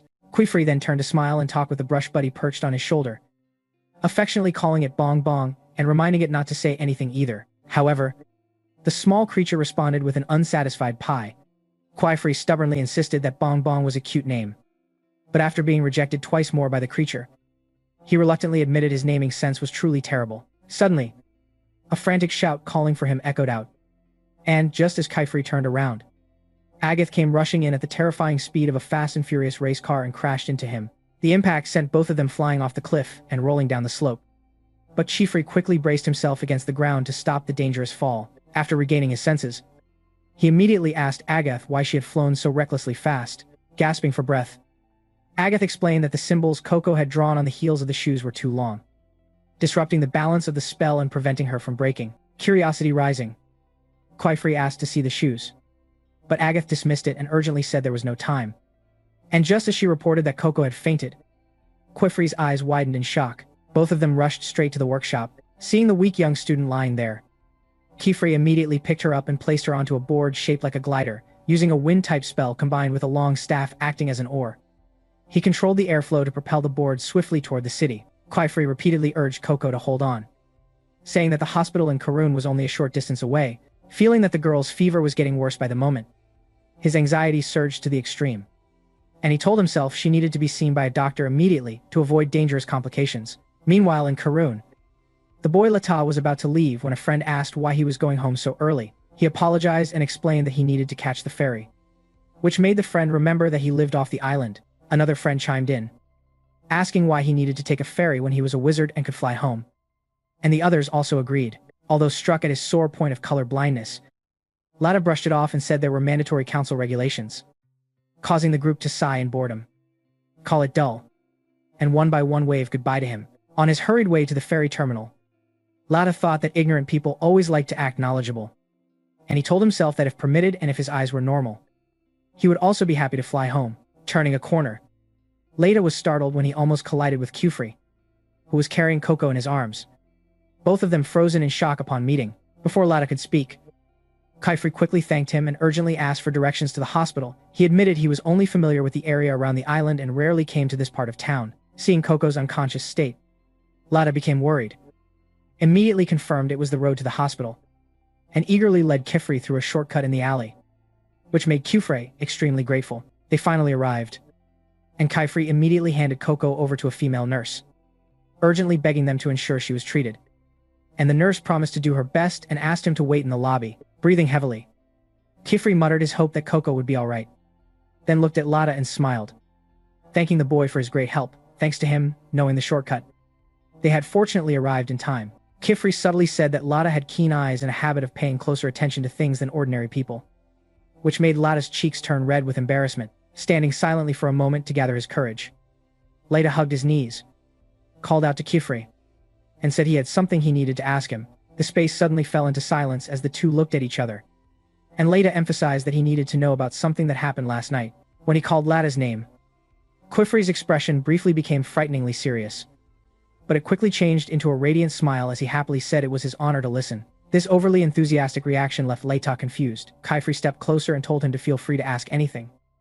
And with sparkling eyes, Kwai excitedly declared that he loved answering magic-related questions from anyone and encouraged Lata to speak freely about what he wanted to learn, leaving the boy completely speechless and overwhelmed with pure joy. Kwai remarked that Lata's eyes were those of a youth eager for knowledge, but Lata became irritated in his thoughts, not knowing how to explain that this was not the kind of academic question he intended, especially with Kwai acting so excessively and artificially enthusiastic. The awkward moment was cut short when a nurse came out to confirm their identities and invited them into the hospital room. Here, seeing Coco's condition, the doctor explained that she was only suffering from a common cold caused by exhaustion and severe sleep deprivation. The doctor said Coco had been struggling with sleep for a long time, but with warm meals and proper rest she would recover. However, he required her to stay in the hospital overnight for observation. Kwai sighed in relief and thanked the doctor, but the female nurse frankly added that she did not know what kind of harsh training methods witches used, but hoped adults would always remember Coco was still just a child. Kwai quietly admitted she was right, then gently leaned close to Coco and apologized with deep regret. After that, he drew a spell on the magic circle in his palm, causing tiny droplets of water to appear, which he gently blew to control as they floated and swirled in the air. That beautiful scene made Lada widen his eyes in amazement. The cool droplets slowly drifted toward Coco, helping her feel more comfortable, while Kifri hoped it would slightly reduce her fever. Witnessing this, Leita asked that if Coco had struggled so much, did he think everything should slow down and stop before she collapsed? Kifri sadly replied that the human body and mind do not always act according to one's will. He explained that Coco had not been in their world for long, and although she always appeared cheerful on the surface, he suspected she was deeply troubled inside. This explanation drew Leita's attention, connecting Coco's sudden entry into the magical world. He felt uneasy and found it hard to believe that Coco was the outsider everyone was talking about. After fixing Coco's blanket, Kifri turned to Lata and brought up the question he had asked earlier. But he wondered whether it could be postponed to another day since this might not be the right time. Lata could only hold his head and agree, silently wondering what else he could even say under the pressure of adults. After a while, he said goodbye to go home, and Kifri smiled, thanked him, and told him to be careful on the way. After leaving the hospital and looking back, Leita shuddered when he realized that for a brief moment, Kifri's gaze toward him seemed very cold. He wondered whether it was just his imagination before running toward the ferry terminal. When he arrived, the guard immediately stopped him, declaring that the boat was only for wizards, suspecting his identity and questioning where his pointed hat was. Confidently reaching into his pocket, Leita turned pale in shock upon discovering that the hat was gone at some point. He tried to explain that he had taken this ferry this morning, but the guard dismissed it and mocked it as a rather good fabricated story. He said many boys had tried to sneak onto the island the same way, then angrily shouted at him, stressing strict security and warning that if a suspicious person slipped through, he would be severely punished, bluntly telling him to stop this rookie guard trick. Panicked and helpless, Lata turned and ran, despite the guards shouting for him to come back, thinking as he ran that he could not go home without the hat and must find it at all costs. That night, back at the hospital, the male doctor reported that Coco's breathing had stabilized and she would be fine as long as she continued resting, and Kifri was relieved by the good news. The male doctor then remarked that the atmosphere in the room was very cool and refreshing, marveling that magic truly was a miracle. Kifri modestly replied that doctors were just as miraculous, since magic could not do much more in terms of healing, though the doctor still wistfully expressed his wish that magic could also be used to assist patient recovery. Hearing those words, Kifri's expression suddenly changed, the usual warm facade completely melting away, replaced by an eerie and cold demeanor as he replied that yes, that would certainly be wonderful. Suddenly, noisy commotion tore through the night. A man covered in soot as if he had escaped a fire rushed in to find the doctor, hurriedly asking if he was the only one on duty tonight and urging him to come immediately. When Kifri pressed for details, the man panicked and explained that a tavern in the north was burning, and although they were trying first aid, many intoxicated victims were in critical condition and required a doctor on site. Suddenly, the man's gaze fell upon the water magic Kifri had just cast, and seeing the floating droplets shimmering, his face lit up as he realized Kifri was a wizard. Overjoyed, he grabbed Kifri's hand and pulled him along to help extinguish the fire, emphasizing that saving the injured was a wizard's noble duty. Kifri quickly refused, saying he needed to stay and protect the hospital. But Kako, lying in bed, suddenly spoke up and obediently promised she would sleep quietly and urged him to go fulfill that noble mission. After a moment of thought, Kifri nodded, put on his cloak, told Coco to rest, and left under her smiling wave. However, once alone in the dark room, Coco silently wondered why she had tried to act so brave earlier, as fear of the unfamiliar darkness surrounded her and she had a bad feeling she would be plunged into horrific nightmares again. At the same time, Lada had sneaked into the hospital shortly after they left, quietly calling out, but no one answered. Slowly walking upstairs, he thought this was the only place he had not yet searched for his lost hat, like an anti-fan combing every corner for evidence to bring down an opponent. Entering Coco's hospital room, Lada sighed in relief when he saw the hat neatly placed in a corner. Picking it up, he muttered with satisfaction that he could finally go home. Suddenly, hearing struggling sounds from the bed, he approached and realized Coco was having a nightmare. Gently waking her, Coco slowly opened her tired eyes, weak enough to mistake Lada for her beloved mother. Once fully awake and realizing the misunderstanding, she became embarrassed and flustered, while Lada also blushed at the awkward situation. Clumsily explaining he had called out because she was crying in her dream, Coco smiled and asked why he had returned, then suddenly started coughing violently, prompting Lada to tell her not to push herself. He hurriedly looked for a doctor and asked about Kifri's whereabouts. after hearing Coco mention the fire in the north. Lada anxiously looked at the red glow outside the window. Suddenly, understanding why passers-by had been rushing earlier, muttering softly, he wondered how long they would be gone and whether he should run after them to help the girl. Closing a night filled with secrets and lurking danger surrounding the two children. Amid Coco's continuing coughs, the situation became urgent, and Tada decided he had to find fever medicine himself to help his friend. He pulled a chair to reach the high medicine cabinet and asked Coco if she remembered the calming herb mentioned before, as it was effective for reducing fever and cough. But as soon as he opened the box full of medicine bottles, Tada broke into a cold sweat due to the cursed silver color blindness afflicting him. Panic-stricken, he discovered that none of the bottles had labels, and angrily complained that it was reckless to treat patients' lives like a guessing game. Although he vaguely saw one bottle that looked darker, he still wondered whether an ordinary person could even distinguish them by color alone. His frustration grew as he complained that the world assumed everyone had perfect vision. That frustration quickly turned into self-doubt as memories of other witches mocking him flooded his mind, saying he could not use complex magic, could not even mix dyes properly, and would always remain useless with a bleak future, perhaps only fit for crude carving work, urging him to accept his limits. Tada knew the uses of many rare herbs, but all of it was meaningless when his eyes saw only a single silver hue. Thinking of his uselessness at such a critical moment, he despaired that when the world loses color, people cannot even grasp opportunities right in front of them, like holding a credit card full of money while the payment machine keeps failing. Cutting through his dark thoughts, Coco calmly tugged at his sleeve and asked what was wrong, quickly wiping away his tears. Tada choked out an apology for being useless while his friend was sick, saying at least he could get her some water. But just as he was about to let her drink from a floating water sphere, Tada suddenly had a brilliant idea. Remembering how Nonoa once used steam to separate solids from liquids when making ink, he thought of applying the same principle to analyze the medicine. He explained to Coco that calming herb was a powdered plant, so he would drain the water from all bottles to extract dry residue.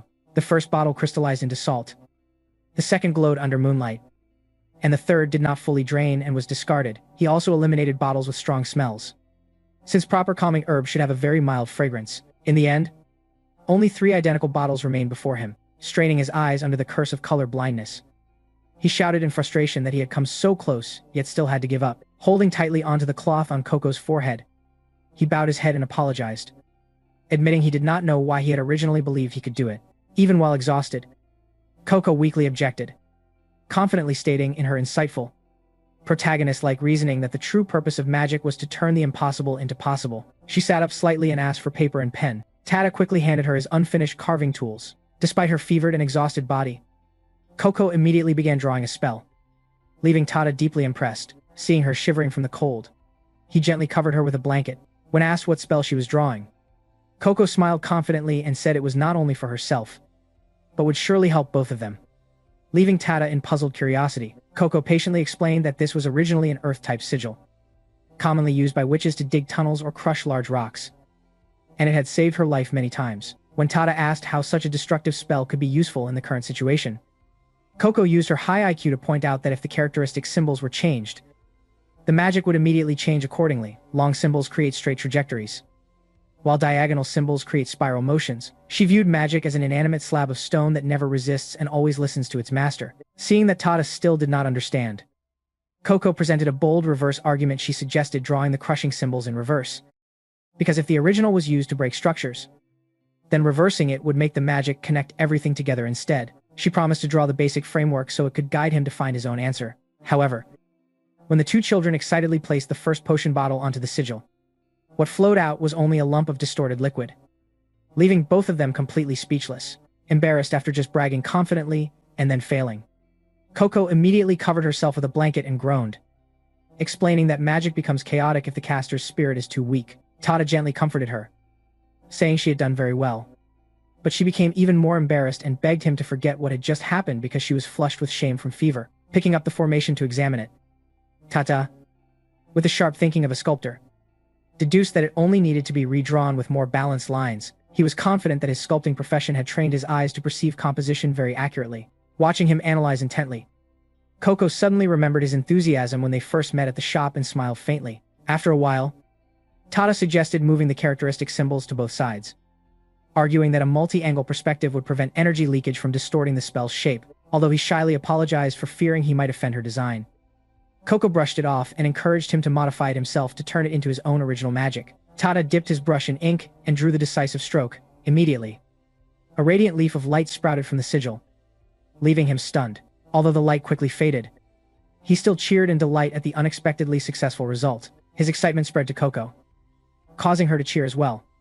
But the joy was short-lived as she was immediately interrupted by a violent coughing fit. Panicking and apologizing for getting carried away, Tada quickly returned to testing the medicine when he placed the sigil over the remaining 2 bottles. They did not glow at all, proving there was no calming herb and narrowly preventing them from ingesting poison. Judging that the hospital must still have the herbs stored in the warehouse, Tada quickly packed up, confidently saying he would use the newly created magic to find the medicine, and dashed off like the wind, under the dim candlelight in the silent storage room that reminded him of his own home. Tada carefully used the new sigil to scan each drawer. Herbs such as crushed thornbark, sea rosehip, sleeping willow, and buzzing honeycomb appeared one after another in light identical to textbook illustrations. Overwhelmed with joy, he felt each time he lifted the sigil that the colorless world before his eyes was being illuminated, revealing answers he had once struggled to memorize. When he placed the sigil on a ceramic jar, the light of the calming herb finally flared brightly. Crying tears of joy, he shouted that he had found the medicine to save Coco. However, just as he was about to bring the medicine back to the room, the storage door suddenly swung open, and an elderly female doctor caught him in the act and sternly questioned his sneaky behavior. With no other choice, Tada had to explain everything while walking the doctor back to the ward. When she heard that he acted because there was no staff on duty, the doctor refuted that the hospital was never empty, but had temporarily moved to the West Wing to prepare for burn victims from a major fire. Regarding the unlabeled medicine, she firmly explained that it was a strict measure to prevent untrained people from interfering, because using the wrong medicine was extremely dangerous, and she needed to check immediately whether Coco had been given the wrong substance. Tada sincerely apologized for acting impulsively in panic. Seeing this, the female doctor softened her tone and praised his selfless spirit for his friend, but reminded him that herbs could become deadly poison without proper knowledge. Noticing that Tada had correctly identified the calming herb, she asked in surprise whether he was studying pharmacology or planning to enter the medical field. Before Tada could respond awkwardly, the doctor noticed his witch's hat and smiled, asking whether he was training to become a witch. Tada's eyes lit up with pride at the question, even though he said nothing. On the hospital bed, Coco also smiled warmly when she saw her friend's confident reaction. The scene shifted to the northern part of the town, where a devastating fire was furiously devouring houses. The chaotic and suffocating scene resembling a Hollywood action film. Amid the raging sea of flames, Kifri had already managed to rescue a small life with exceptional skill. As he returned a peacefully sleeping newborn to its mother, he sighed in relief, admitting he was lucky to arrive in time because no one expected a baby to be trapped on an upper floor. The mother tearfully expressed deep gratitude, wondering how she and her child would have survived without the miracle of their benefactor. Noticing that other witches from the island had begun to gather for rescue operations, Kifri decided to return to the hospital, worried about his student's safety. However, the man who had been guiding him earlier suddenly wrapped an arm around his neck to stop him, despite Kifri explaining he needed to check on Coco. The man insisted he stay to extinguish the fire at his tavern. The man smirked sarcastically, saying that for a witch, putting out such a fire must be as easy as snapping a finger, while Kifri calmly explained that magic was not as simple or omnipotent as ordinary people believed. A group of official witches approached. One irritably criticized the ignorance of outsiders who only caused trouble, while another advised Kifri to return to his student as their forces would handle everything there. Kifri expressed his gratitude and immediately took off into the air. On the way back, he thought deeply that if magic were truly as simple as people imagined, the world would not have to endure so much illness and suffering. When he entered Kako's hospital room, Kifri felt a mixture of surprise and warmth seeing his young student and Tada sleeping soundly after a long night. He gently draped his cloak over the assisting boy, carefully checked Coco's temperature on her forehead, and silently sat in a corner, staying awake through the night to watch over the 2 children. The next morning, Coco stretched as she woke up and felt that her breathing had become much easier. The doctor who came to examine her happily confirmed that her fever had clearly subsided, saying that the herbal medicine from the previous night had worked extremely well. Coco thanked Tada, but the boy shyly replied that she was the one who deserved thanks. When Tada sincerely praised how amazing witches were, Coco could only awkwardly agree, because in her memory, the spell she had cast yesterday looked extremely sloppy and had almost failed. At that moment, the figures of Master Kifri and Mr. Nono appeared outside the window, calling the 2 children down to prepare to head to the ferry dock. Upon meeting at the ferry pier, Mr. Nono immediately knocked Tada on the head and scolded him furiously for staying out all night without going home, which had made him worry sick, forcing the boy to repeatedly apologize with his hands clasped. After the blacksmith expressed his thanks to Quaifree for notifying him, Tada suddenly remembered the strange brilliant light from the sigil the day before and was about to ask about it. However, the completely confused expressions of both Kifri and Mr. Nonoa made him hesitate, believing that even a skilled mage like Quaifree had not seen that phenomenon. Tada decided to keep his question to himself, thinking it might have been only a temporary illusion and that he needed to investigate it further in the future. When the captain loudly urged departure, Quaifree gently told Coco it was time to go home, and the girl happily agreed and stepped aboard.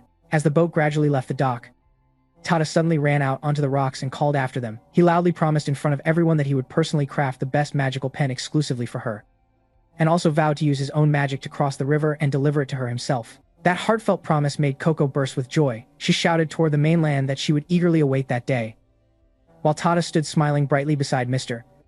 Nonoa. The kind blacksmith looked at his grandson and remarked that the two children had become close very quickly, and Tada firmly stated that Coco had a very special charm and would surely become an outstanding witch. Hearing this, Mr. Nonoa also laughed and affirmed that his grandson would not be any less wonderful, causing the boy to blush and turn away shyly. On the journey back to the magic workshop riding the waves, Coco sat by the side of the boat and talked with Master Kifri about a terrifying nightmare that had disturbed her sleep at the hospital. Master Kifri calmly explained that directly interfering with sleep through magic was an ancient taboo, but he promised to find safer ways to help her, because all great discoveries in history had sprouted from the harshest adversities. Although she thanked him, Coco confidently stated that she was already fine now and advised him not to overwork himself to the point of exhaustion. The insightful girl revealed that she had actually seen a completely new and possible ray of hope from an idea that came to her mind last night. If reversing symbols could produce the opposite effect of a normal spell, then this principle could also be applied to forbidden magic. She believed that by finding a way to reverse the sigil in the picture book from years ago, she could completely break the curse that had turned her mother into stone. A clever turnaround of knowledge that would impress anyone with her IQ. Just as they returned to the workshop, Techia and the other apprentices were already waiting. Seeing that Coco had fully recovered, Techia and Rachel quickly ran over to hug her. Techia repeatedly expressed relief that her friend had safely made it through, closing a turbulent journey that also opened a promising new magical turning point, while Agath stood in the distance watching Coco and quietly sighed in relief. In a remote forest, the witches of the Black Hat faction were silently plotting a new scheme. One of them admitted that their trap gift had not produced the expected results, proving that the long-lasting peace had not yet turned the Pointed Hat faction into fools. Nevertheless, they refused to sit still and accept defeat. At that moment, Sasaran the witch with the empty cloak slowly appeared. His body was completely hidden from view, leaving only the cloak floating in midair, like a ghost of the Black Hat faction. Claiming to be the embodiment of forbidden magic, Sasaran firmly agreed with his companions and volunteered to take the next move. He laid out a deeply sinister plan. They only needed to wait for the moment when the young apprentices entered their second examination and had to leave their teacher's protection, which would be the golden opportunity they absolutely could not miss to strike and capture them. Not knowing what the villains were planning, it was certain that the young witches would soon face great trouble. At a cliff near Kifri's workshop, Agath was practicing magic by springing into the air and using the power of her silk shoes to glide at high speed. From above, her gaze accidentally followed a herd of scale wolves covered in armor like scales. Because it was mating season, the wolves kept crashing into each other, rubbing their bodies to shed their bulky scales in preparation for protecting their soon-to-be-born cubs. Agath thoughtfully considered that if not for reproduction duties, these wolves could have kept that armor permanently, landing on a tree branch and silently observing. Agath unconsciously associated the wolves' scales with Coco. Previously, Agath had assumed that outsiders like Coco were proof of ignorance, believing that only surface-level contact with magic would never lead to real results. But facing Coco's reality and formidable abilities, she began to wonder whether, if she truly understood all the principles of magic, there would still be any boundaries separating her from those people. The next morning, Coco stretched as she woke up and felt that her breathing had become much lighter. The doctor who came to examine her also happily confirmed that her fever had clearly subsided. Believing that the herbal medicine from the previous night had worked extremely well, Coco thanked Tada, but the boy shyly replied that she was the one who deserved thanks. When Tada sincerely praised the greatness of witches, Coco could only awkwardly agree, because in her memory, the spell she had cast yesterday had looked extremely messy and had nearly failed. At that moment, the figures of Master Kifri and Mr. Nonoa appeared outside the window, calling the two children downstairs to prepare to head to the ferry dock. Upon meeting at the ferry dock, Mr. Nonoa immediately knocked Tada on the head and scolded him furiously for staying out overnight without going home, which had made him extremely worried, causing the boy to hastily apologize with folded hands. After the blacksmith conveyed his thanks to Kifri for notifying him, Tada suddenly remembered the strange, brilliant light from the spell formation yesterday and was about to ask about it. However, the completely blank expressions of both Kaifri and Mr. Nonoa made him hesitate, believing that even a great mage like Kyufrei had not seen that phenomenon. Tada decided to keep his doubt to himself, thinking it might have been a temporary illusion and that he needed to investigate it further in the future on his own. When the ship captain loudly urged departure, Kaifri gently told Coco it was time to go home, and she happily agreed to board the vessel. As the ship gradually left the shore, Tada suddenly ran to the rocky bank and called out. He solemnly promised in front of everyone that he would personally craft the greatest magical pen for her, and also swore that he would use his own magic to cross the river and deliver it to her hand. That sincere promise made Coco burst into joy. She shouted toward the mainland that she would eagerly await that day, while Tada smiled brightly beside Mr. Nonoa. The kind blacksmith looked at his grandson and commented that the two children had become friends very quickly, and Tada firmly stated that Coco had a very special charm and would surely become an outstanding witch. Hearing this, Mr. Nonoa also laughed and affirmed that his grandson would be just as wonderful, making the boy blush and turn away shyly. On the wave-riding journey back to the magic workshop, Coco sat by the ship's side and talked with Master Kaifri about a terrifying nightmare that had disturbed her sleep at the hospital. Master Kaifri calmly explained that magic directly interfering with sleep was an ancient taboo, but he promised to find safer alternatives to help her, because all great discoveries in history sprouted from the most difficult adversities. Although she thanked him, Coco confidently stated that she was fine now and advised him not to overwork himself to exhaustion. The wise girl revealed that she had actually seen a completely feasible new ray of hope from an idea that came to her mind the previous night. If reversing symbols could create opposite effects in a normal spell, then this principle could potentially be applied to forbidden magic as well. She believed that if she could find a way to reverse the spell formation in the picture book from years ago, she might be able to undo the terrible curse that turned her mother into stone. A comeback through knowledge that would leave viewers amazed at the girl's IQ. Just as they arrived back at the magic workshop, Techia and the group of students were already waiting early. Seeing that Coco had fully recovered, Tedia and Rachel rushed over and hugged her. Tedia repeatedly expressed relief that her friend had escaped danger, closing a turbulent journey that also opened a promising new magical turning point, while Agath stood at a distance watching Coco and quietly sighed in relief. In a remote forest, the Black Hat Witches were secretly plotting a new scheme. One of them admitted that their trap gift had not produced the expected result, proving that the long-lasting peace had not turned the White Hat faction into fools. Nevertheless, they refused to sit still and accept defeat. At that moment, Sasser and the witch with the empty cloak slowly appeared. His body was completely hidden from view, leaving only the cloak floating in midair like a ghost of the Black Hat faction. Claiming to be the embodiment of forbidden magic, Sasser firmly agreed with his companions and volunteered for the next move. He laid out a deeply sinister plan. They only needed to wait for the moment when the young apprentices entered the second exam and left their teacher's protection, which would be the golden opportunity they must not miss to capture them. Although it was still unknown what the villain's plan was, the young witches would surely soon face major trouble. On a cliff near Kaifri's workshop, Agath was practicing magic by springing into the air and using the power of her silk shoes to glide at high speed. From above, her gaze happened to follow a pack of scale wolves covered in armor like scales. Because it was mating season, the pack kept colliding and rubbing against each other to shed their bulky scales in preparation for protecting their soon-to-be-born offspring. Agath thought quietly that, if not for reproduction duties, these wolves could have kept those armor-like scales forever. Landing on a tree branch and quietly observing, Agath unconsciously associated the wolf scales with Coco. Previously, Agath had assumed that outsiders like Coco were proof of stupidity, believing that only touching the surface of magic would never yield results. But facing Coco's reality and formidable strength, she began to wonder whether, if she truly understood all principles of magic, there would still be any boundary between her and people like that. Back at the magic workshop, Coco was immersed in overwhelming joy because she had finally succeeded in casting the magic she had long struggled to achieve with her own hands. Master Kaifri generously praised his students' remarkable progress, noting that her formation drawing hand had become much steadier. However, Coco modestly admitted that she still had not mastered many advanced spells, and whenever she was in danger, she usually only relied on repeating a few familiar spells by instinct. After carefully examining the spell circles Coco most frequently used, Kaifri, with the sharp insight of a great mage, realized that although they were simple, they had been creatively modified, with decisive brushwork and almost no structural errors. He told her that she truly had an innate talent, the ability to draw perfect straight lines. Compared to curved lines, her straight strokes were extremely precise, as if measured by an electronic ruler. Kaifri believed this skill had been honed during the days she worked measuring and cutting fabric at her family's shop. To strengthen his students' confidence, he advised Coco to loudly state her strengths whenever she felt doubtful about herself. Hearing this, Coco's eyes lit up with energy. She held her wand and repeatedly declared that her specialty was straight lines, confidently stating that this would be the shortest path to success. Although smiling at Coco's excitement, Kaifri still advised her not to rest on her achievements or focus only on what she was already good at. He took out several ancient magic books and asked her to expand her studies into difficult spells or systems she had never considered, because she might discover other hidden potentials within herself. Following his instructions, Coco opened the pages and was immediately overwhelmed. It was the first time she truly felt the high-level complexity and majestic beauty of grand formation arrays, understanding how difficult they were to create.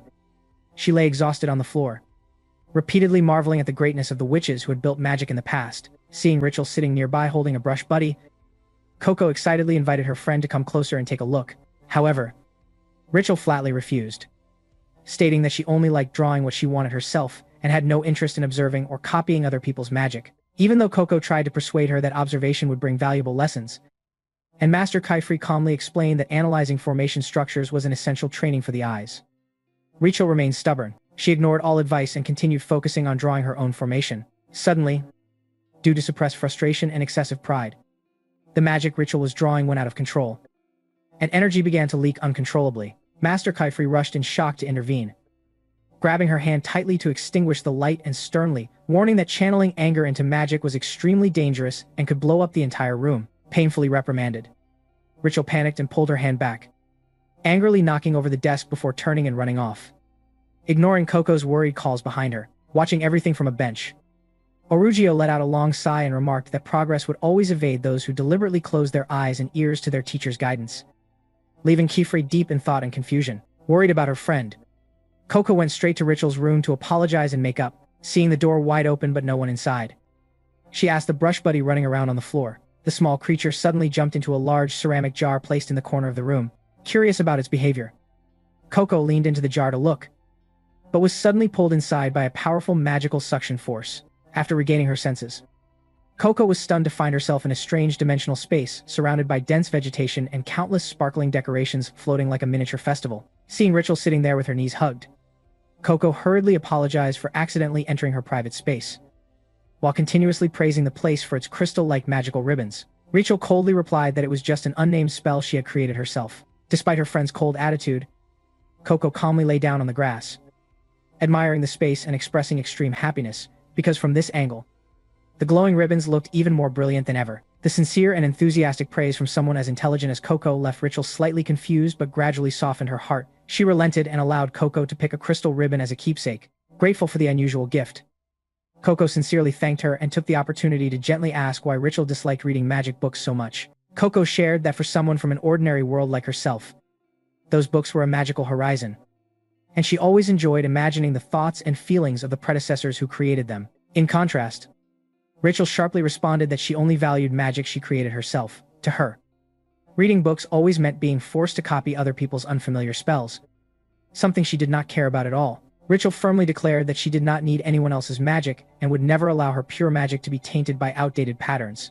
Back at the magic workshop, while cleaning up the mess left behind by Rachel, Master Kifre told Orugio about the origin of her rebellious personality. Before joining the workshop, Rachel had once quit studying under another famous witch. Her current stubbornness was a form of self-defense, like the overlapping hard scales of scale wolves that made it unclear how close one could approach her. Orugio calmly stated that humans were inherently complex and never as clear-cut or predictable as magic formation circles. Finishing his words, he threw a strange metallic object to Kaifri. Catching it, Kaifri learned that it was a new invention by Orugio called the heat-retaining crystal stone.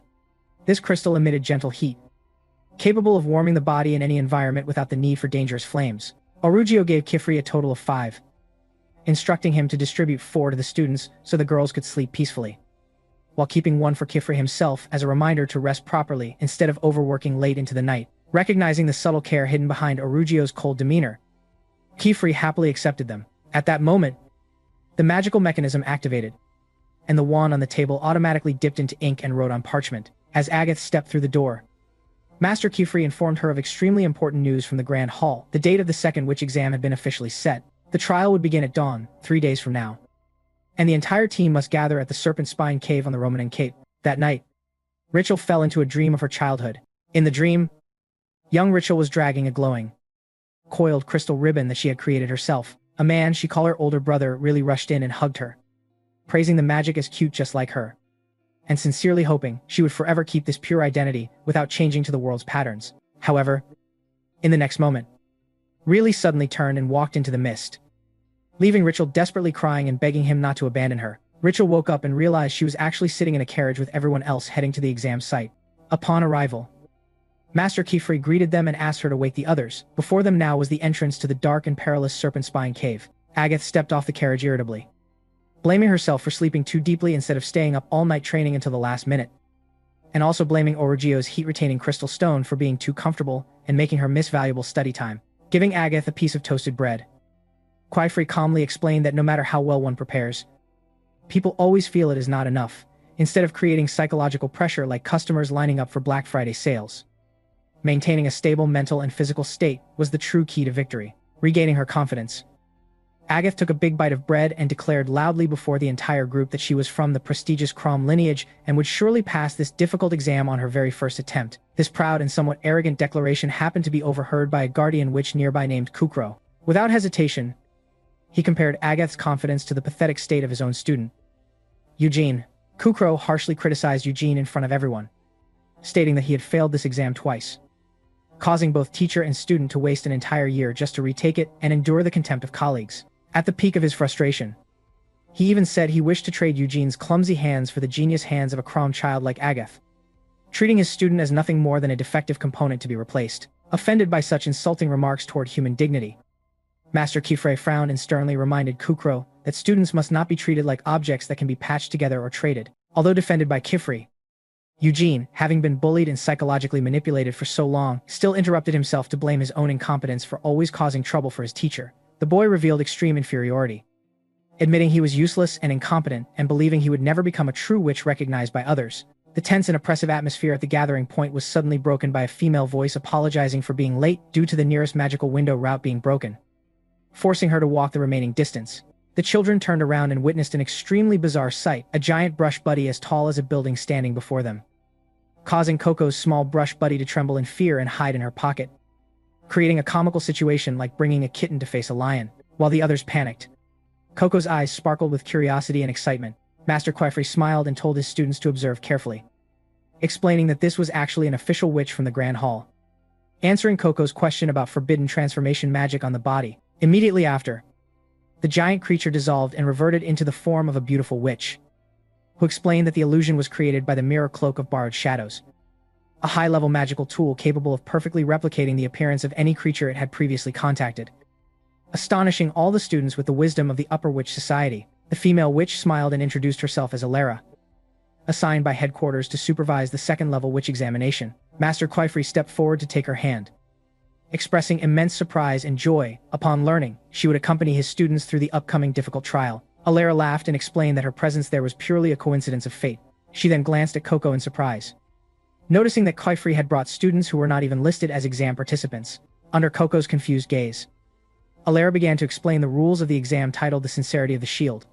In this trial, participants must act as true guardian knights, ensuring the safe transport of their assigned subject from the cave entrance to the exit of the Serpent Spine Cave. The key condition is that they must never lose sight of the subject even for a single second.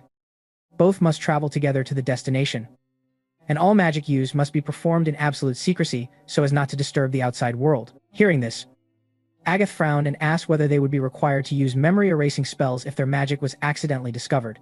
In response, Alara handed out specially designed cloaks and stated that they need not worry about exposing magic.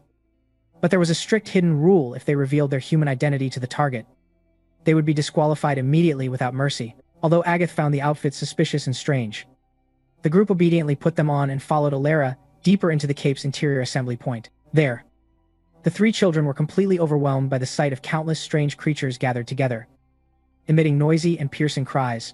Answering Coco's confusion, Alara clarified that these were not mythical griffins but milfon, a native marine species living along cliff shores. She further explained that the Serpent Spine Cave was an ancient magical ruin from the chaotic era. Over time, distorted and leaking magical energy turned it into a winding labyrinth filled with dangerous traps for anyone who strayed from the snake-like main path. Therefore, the core mission of the second exam was for participants to use magic to protect the milfon herd from hidden dangers within the cave. Although humans rarely visited this remote place, for land creatures it was the only vital route for migration and winter shelter during cold seasons. Because witches in the past had unintentionally altered their natural habitat, they were responsible for compensating by guiding and protecting the young creatures through the cave each year. When Alara put on the special cloak, her appearance instantly changed. The garment created a powerful optical illusion, allowing them to fully blend into the Milfon herd as members of the same species. However, if they removed it or exposed magical formations while casting spells, the creatures would immediately panic and scatter. Agath quickly understood the key of the exam. Participants must secretly cast magic while also diverting the target's attention, a highly difficult and delicate skill. Like secretly using your phone in class while still answering the teacher's questions aloud. Alara began distributing a small Milfon bird to each participant for care and guidance. When Rachel also received hers, Agath immediately frowned and questioned why she, who was not registered for the exam, was still assigned a task. Rachel herself believed there had been a mistake, but Alara nervously confirmed that her name was indeed on the official list. At that moment, Master Kifre stepped forward calmly and confirmed that he had secretly registered her in advance. Feeling deceived and forced, Rachel erupted in anger and publicly accused him, causing Tedia beside her to panic. Rachel angrily recalled Kifre's earlier promise that he would let her develop freely, saying that was the only reason she agreed to join his workshop. She bitterly shouted that Kifre had now become just like other selfish adults who use authority to impose control over her life. In response, Kifre did not get angry. Instead, he knelt down on one knee and sincerely explained that he had never ignored or trampled her wishes. On the contrary, because he deeply respected her independence, he wanted her to experience this exam. He believed its real-world experience would be a priceless gift that could help her gain the strength to live the free life she desired. And he sincerely asked her to trust him just for today. After a moment of hesitation and glancing at Coco's worried expression, Rachel finally agreed to participate but firmly declared she would complete the trial in her own way, not following anyone else. Kufri happily nodded in agreement. However, Rachel coldly set an ultimatum if she disliked the exam afterward. She would never participate in any witch examination again, and if this test forced her to lose her pure sense of self, she would never trust Kifri again in her life. Having said that, she turned and walked away decisively. From behind, Guardian Witch Kukro witnessed the entire scene and sarcastically remarked that Kifri was also struggling to deal with unruly students. He complained that arguing with stubborn children always exhausted him and wasted his time. When Kifri politely tried to ask again, Kukro suddenly remembered he was late for administrative work at the Grand Hall. Both Kifri and Alara were shocked and asked whether he intended to stay and supervise his student Eugene's performance. Instead, Kukro casually activated flight magic, coldly replying that he had once wasted an entire day waiting at the exit only to witness Eugene's humiliating failure. Believing Kifre's group could supervise themselves, he threw his supervisor cloak back to them and immediately flew away, leaving everyone stunned and outraged by his extreme irresponsibility. After hearing that proud and somewhat arrogant declaration, a guardian wizard named Kukro standing nearby happened to overhear it. He did not hesitate to compare Agath's confidence with the pitiful state of his own student, Eugene. Kukro bitterly criticized Eugene in front of everyone, saying that he had failed this exam twice, causing both teacher and student to waste an entire year just to retake it and suffer the contempt of their colleagues. His frustration peaked when he expressed the wish to trade Eugene's clumsy hands for the genius hands of a Crom child like Agath, treating his student as nothing more than a defective component to be replaced. Offended by such insulting words that trampled human dignity, Teacher Kifri frowned and sternly reminded Kukro that students must not be treated as objects that can be patched together or traded like commodities. Despite Kufri's defense, Eugene, having been bullied and psychologically manipulated for so long, still interrupted himself to blame himself for always causing trouble for his teacher. The boy revealed extreme inferiority, admitting he was useless and incompetent, and believing he would never become a true wizard recognized by others. The tense and oppressive atmosphere at the gathering point was suddenly broken by a female voice apologizing for being late due to the nearest magical window route being broken, forcing her to walk the remaining distance. The children turned around and witnessed an extremely bizarre sight, a giant brush buddy as tall as a building standing before them. Coco's small brush buddy trembled in fear and hid inside her pocket, creating a comical situation like bringing a kitten to face a lion. While others panicked, Coco's eyes lit up with curiosity and excitement. Teacher Kifri smiled and told his students to observe carefully, explaining that this was actually a legitimate wizard from the Grand Hall, answering Coco's question about forbidden transformation magic on the body. Soon after, the giant creature dissolved and reverted into the form of a beautiful female wizard. She explained that the illusion was created using a mirror cloak of borrowed shadows, a high-level magical tool capable of perfectly replicating the appearance of any creature it had previously encountered. The students were left in awe at the sophistication of the higher level of wizard society. The female wizard smiled and introduced herself as Alara, appointed by headquarters as the examiner for this second wizard test. Teacher Kifri stepped forward and took the hand of his old friend, Expressing surprise and joy at learning, she would accompany his students through the upcoming trial. Alara laughed and explained that her presence here was merely a coincidence of fate. She then glanced at Coco and expressed surprise that Kifrey had brought students who were not on the official participant list. Under Coco's confused reaction, Alara began explaining the rules of the exam called the Sincerity of the Shield. In this trial, participants must act as true guardian knights, ensuring their assigned subject is safely escorted from the entrance to the exit of Snakeback Cave. The key condition is that they must never lose sight of the subject even for a single second, and both must travel together to the destination. All magic used during the process must be performed in absolute secrecy so as not to disturb the outside world. Hearing this, Agath asked whether they would be required to erase witnesses' memories if their magic was exposed. In response, Alara distributed specially prepared cloaks and stated they did not need to worry about exposing magic, but warned that revealing their human identity to the subject would result in immediate disqualification. Although Agath found the outfits suspicious and strange, the group obediently put them on and followed Alara deeper into the cave. There, the three children were overwhelmed by countless strange creatures gathering and emitting deafening cries. Alara clarified that these were not mythical griffin birds but milfon, a marine species living along cliff coasts. She explained that Snakeback Cave was an ancient magical ruin from a chaotic era, and over time, its distorted magical energy had turned it into a twisted maze full of deadly traps. Thus, the core task of the second exam was to use magic to protect the milfon herd from hidden dangers within the cave. Although humans rarely entered this remote place, for land creatures, it was a vital migration route for breeding and winter shelter. Because wizards had once altered their natural environment, they were now responsible for guiding and protecting the young creatures each year. When Alara put on her cloak, her form instantly changed as the garment created a powerful optical illusion, allowing them to blend into the milfon herd. However, if they removed it or exposed their magic circles while casting spells, the creatures would panic and scatter. Agath quickly understood the essence of the test. They must cast magic secretly while simultaneously diverting attention.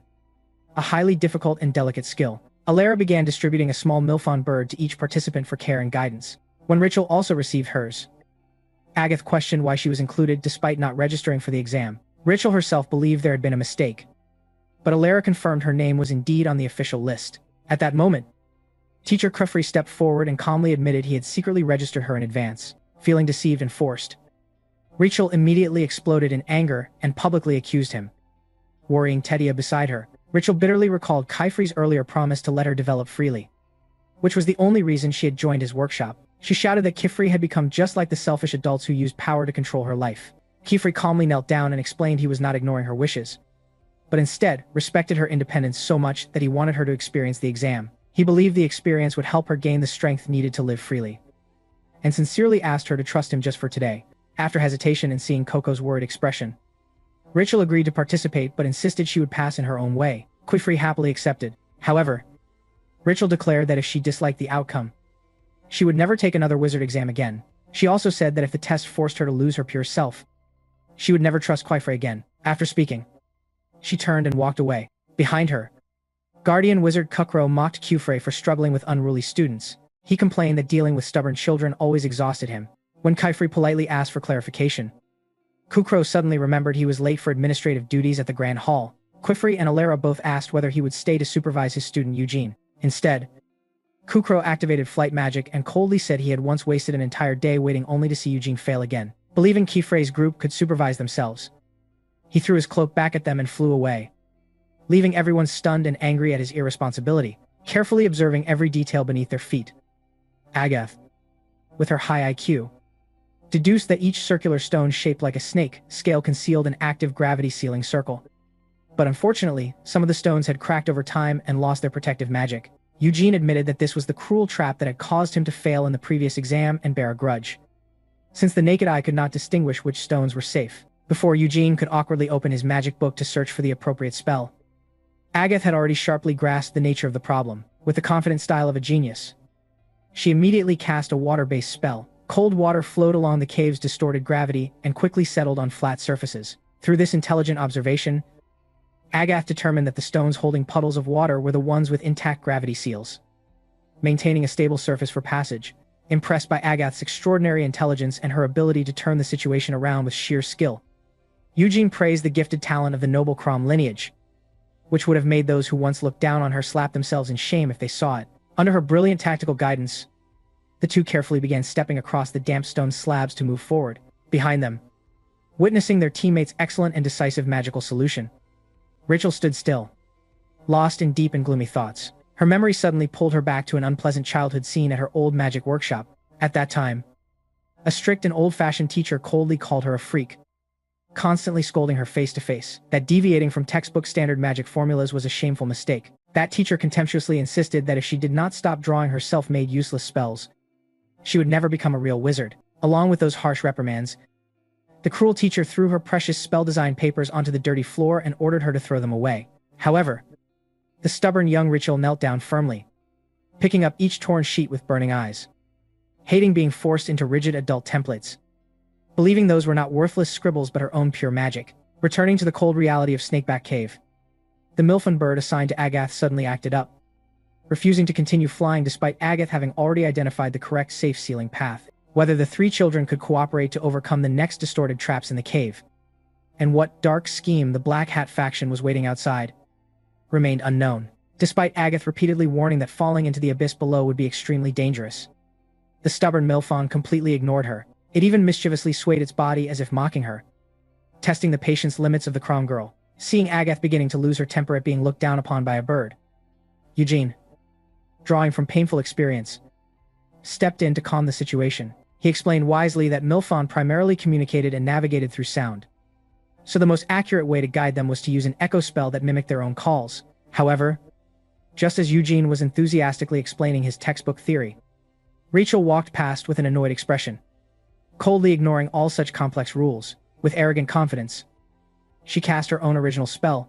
A brilliant crystalline ribbon suddenly extended from empty space. The magical light immediately attracted the creatures, and the entire Milfin flock obediently followed her like well-behaved children, completely shattering Eugene's theory and leaving him stunned. Rachel bluntly told Eugene never to lecture her about how magic should or should not be used, because there was never only one way to solve a problem in this world.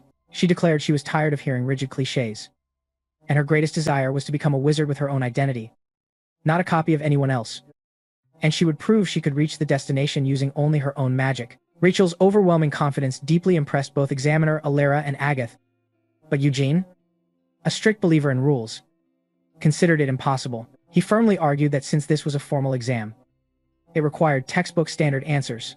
As beginners, using unverified magic would guarantee failure. However, Rachel deeply despised following outdated rules simply because it had always been done that way, insisting that if a spell did not exist, she would create it herself. Noticing the atmosphere between them becoming tense, Agath skillfully intervened to ease the situation. She said that failure was actually a valuable form of nourishment that brings important lessons. Placing her hand on a cold stone, Agath smiled faintly, subtly referring to another student outside the cave who also approached magic in a similarly unconventional way, Coco. Then Agath told Rachel to freely take the exam in her own way, since it was none of her business. Rachel coolly replied that she never needed anyone's permission in the first place. The brief silence among the three was suddenly broken when another Milfon let out a sharp cry. Seeing the creature veering off and drifting away from the safe path, Agath demonstrated her top-tier IQ and reflexes. Under her cloak, she swiftly activated a prepared handheld spell plate that controlled wind, creating a vortex that instantly pulled the wayward Milfon back on course.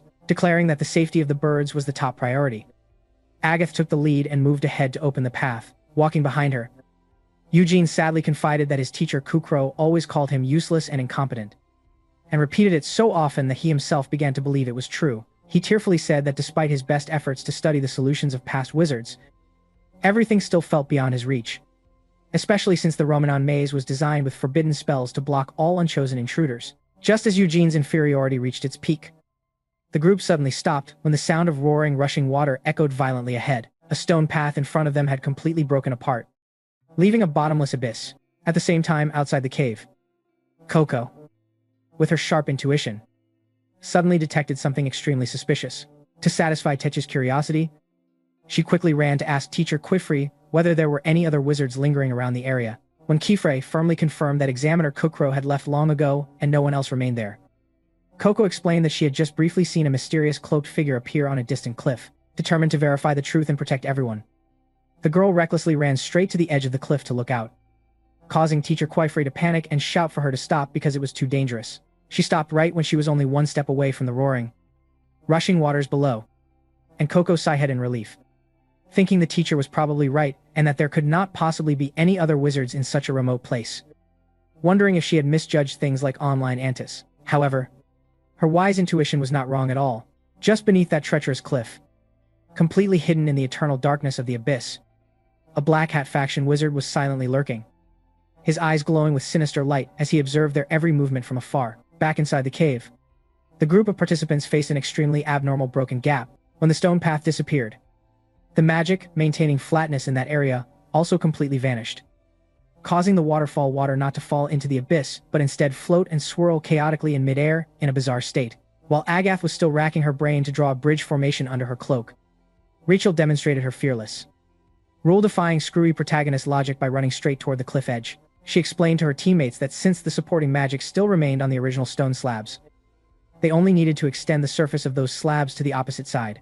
Saying so, Rachel decisively cast her exclusive spell, transforming the rough stone beneath her feet into a soft yet sturdy ribbon-like strip of stone, stretching across the abyss like a silk band. Activating her silk shoes, she held her milfon tightly and gently floated across the self-made stone bridge under the stunned gazes of her friends. After safely placing the creature on the opposite shore, Rachel turned back and told her frozen companions that by changing their approach to problems, what seemed impossible could be accomplished in an instant. Rachel's philosophical words left Eugene completely silent, while Agath smiled in admiration, admitting she had just learned a valuable lesson from this eccentric girl. Agath immediately grasped the core of the problem as long as the body remained within the range of the supporting magic. It could be crossed. Swiftly applying this insight, she sprinted to the edge of the cliff, combining copy magic and repetition magic with precision. She extended the scale-like stones beneath her feet into a narrow bridge just wide enough for herself and the milfon. However, secretly drawing spells under her disguised cloak, while hiding the birds had severely reduced the durability and accuracy of the magic. Just as Agath was about to fully step onto the opposite side, the magical stone beneath her suddenly cracked apart, nearly causing her to slip and fall headfirst into the rushing abyss. Barely managing to grab the edge of the rock and pull herself up, Agath panted heavily and reminded herself that she still needed to refine her hidden drawing skills if she did not want to die. At that moment, Examiner Alara coldly announced that it was Eugene's turn to face the trial. Standing before the roaring, empty space and the sound of violent water, Eugene was once again completely crushed by inferiority and psychological pressure. He collapsed to his knees in panic. Clutching his head and crying that his teacher Kukro had been right, he called himself useless, cowardly, skillless, and extremely unlucky, as this very path had once collapsed before and caused him to fail the exam in the previous year. Seeing his friend in a state of utter collapse, Agath decisively stepped forward and grabbed him by the shoulders to shake him back to his senses, sternly reminding him that ever since entering the cave, it was Eugene who had been continuously providing extremely sharp magical analyses. She urged him to use that hard-earned experience and draw any formation he could think of, and not to turn himself into a quitter before even entering battle. Trembling as he stood under the pressure, Eugene gritted his teeth and activated the two spell seals he had secretly prepared in advance under his cloak, one Milfon Call spell and one Rain spell. Upon seeing this, Agath asked in confusion why he was wasting effort on spells that had already been solved, instead of creating a new spell to build a bridge across the gap. At this point, Eugene tearfully confessed a painful truth. His hands could never stop trembling whenever other people's eyes were on him. As soon as someone stared at him, he would break into a cold sweat. His pen would slip, and he would ruin every magic formation he drew. To compensate for this fatal weakness, he had secretly hidden a way to prepare all of the spell seals in advance before the exam began. He intended to use these handheld spell boards to activate them quietly, pretending to be someone competent in front of the examiners. However, this unexpected broken gap destroyed the entire patched-together plan. He bitterly regarded this as deserved punishment for attempting to cheat in the exam. Hating his own weakness, Eugene burst into uncontrollable tears, wishing he could become a completely different person with genius hands like Agath. Hearing these heartfelt confessions, Agath fell silent. She thought to herself that Eugene would never pass the exam, because the core principle of this test was that a mage must bravely cast magic in front of ordinary people without hesitation. However, Rachel, with her independent way of thinking, had a completely different opinion. She loudly asserted that Eugene could still pass the trial in his own way if he could only draw formations perfectly when alone. Then why not create an isolated space to be alone right here? When Eugene tearfully panicked and said he had no idea how to create a hidden room spell, Rachel advised him to do it with his own intelligence without relying on pre-existing room creation magic from books. After asserting that inventing a new type of magic on the spot was impossible, Eugene lowered his head again and sank into despair. An awkward and suffocating atmosphere enveloped everyone. Agath tried to speak to calm things down, but was stopped by Rachel's sharp gaze, implying that they should let Eugene think and find his own way out. Hidden under the dark cloak, Eugene drowned in self-pity. He was convinced that his two peers were definitely mocking his incompetence, and that even the examiner Alara must already be tired of this pathetic performance. However, when he cautiously peeked out through the gap in his cloak, he was completely shocked to see that the female examiner Alara had not left at all. She was still patiently kneeling beside him amid the misty waters. That warm moment made Eugene fully realize the truth. There was actually no one mocking or abandoning him at all. And the only person who had been cursing, belittling, and trapping him in psychological self-sabotage all along was himself, staring at his trembling hands.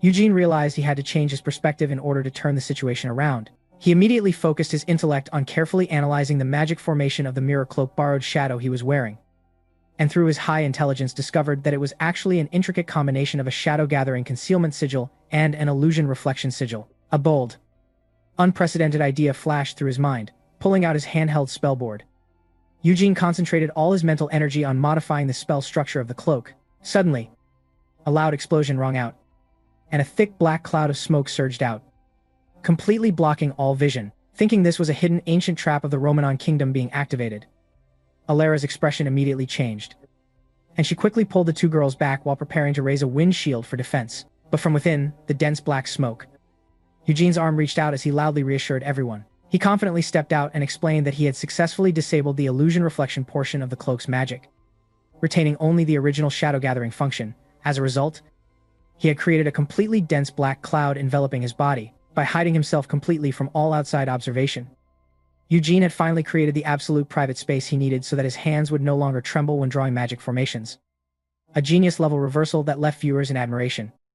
Much like engineers finding system loopholes to crack software, although the Milfon flock could not see him in the black smoke, he intelligently used the pre-prepared sound magic to guide them. As long as no one saw him as a human, the exam would still be completely valid under Alara's rules. Hearing this extremely intelligent and decisive explanation, Examiner Alara smiled slightly in approval. By bravely confronting and using his greatest fear as a weapon, Eugene had found his own exclusive casting method, proving to those who once looked down on him that he was fully worthy of being a true mage. By firmly hiding within the self-created black cloud, Eugene found a perfect solution to cross the broken obstacle. He used magic to construct something resembling a broom handle, wrote it together with his milfon, and skillfully combined it with his silk shoes to fly safely across the ravine. Once he landed on solid ground, he pulled the cloak off his head and awkwardly scratched his head, admitting to his companions that although hiding in darkness to cast spells was somewhat embarrassing and strange, it was the most suitable style for his current abilities. Seeing this, Richel smiled meaningfully and asked whether he had truly grown tired of self-hatred, though still slightly hesitant due to old habits. Eugene forced a smile and replied that he was gradually changing himself after this trial. Richel nodded in agreement and sincerely advised him never to hastily judge everything as impossible, because throughout the journey he had not done anything wrong. Eugene admitted that in the future he might still accidentally say self-deprecating things out of habit, but he promised to try his best to fight and never give in to pessimism again. He then sincerely thanked Richel for encouraging him at such a critical moment. Witnessing this interaction, Agath curiously stepped forward and asked why Richel had gone out of her way to give such valuable advice, as she had always thought Richel was a selfish person who did not care about anyone but herself. Richel calmly explained that Eugene had once bravely rushed in to save her from the gravity trap, so helping him now meant they were even. Moreover, she fully understood the painful feeling of wanting to affirm one's identity but being constrained by helpless circumstances. Hearing this, Agath nodded in agreement, believing that frustration and repression from being unable to do ordinary things were in fact natural in life, and the strongest driving force for growth. Agath confidently declared that she would go even further on the path of magic, because she felt she still had many shortcomings in her current ability, and she would never allow herself to become complacent against any opponent. Having said that, she strode forward decisively to continue the journey, leaving a clear expression of surprise on Richel's face. At that moment, Examiner Alara stepped closer to the three young students and gently shared that the Great Hall's examinations were not designed to fail candidates, but were golden opportunities for each person to discover and push their own limits. Examiner Alara further explained that although the Great Hall's exam outlined only a single path, the magic each individual chose to use to overcome the challenge was entirely different. Through bravely facing difficulties, each young mage would discover a path uniquely their own. She smiled warmly at Richel and commented that this exam was not as bad as the girl had thought. However, Richel still pouted stubbornly and declared that she had not forgiven Master Kifri, and would record an anger point in her notebook until he apologized for lying and forcing her to take the exam. Curious about this strange term, Alara laughed and asked its meaning, while also inquiring whether the group had noticed anything unusual about Kifri recently. But at that moment, A terrifying incident suddenly occurred. A dark mage suddenly appeared behind Alara like a shadow. The children screamed in panic. But it was already too late.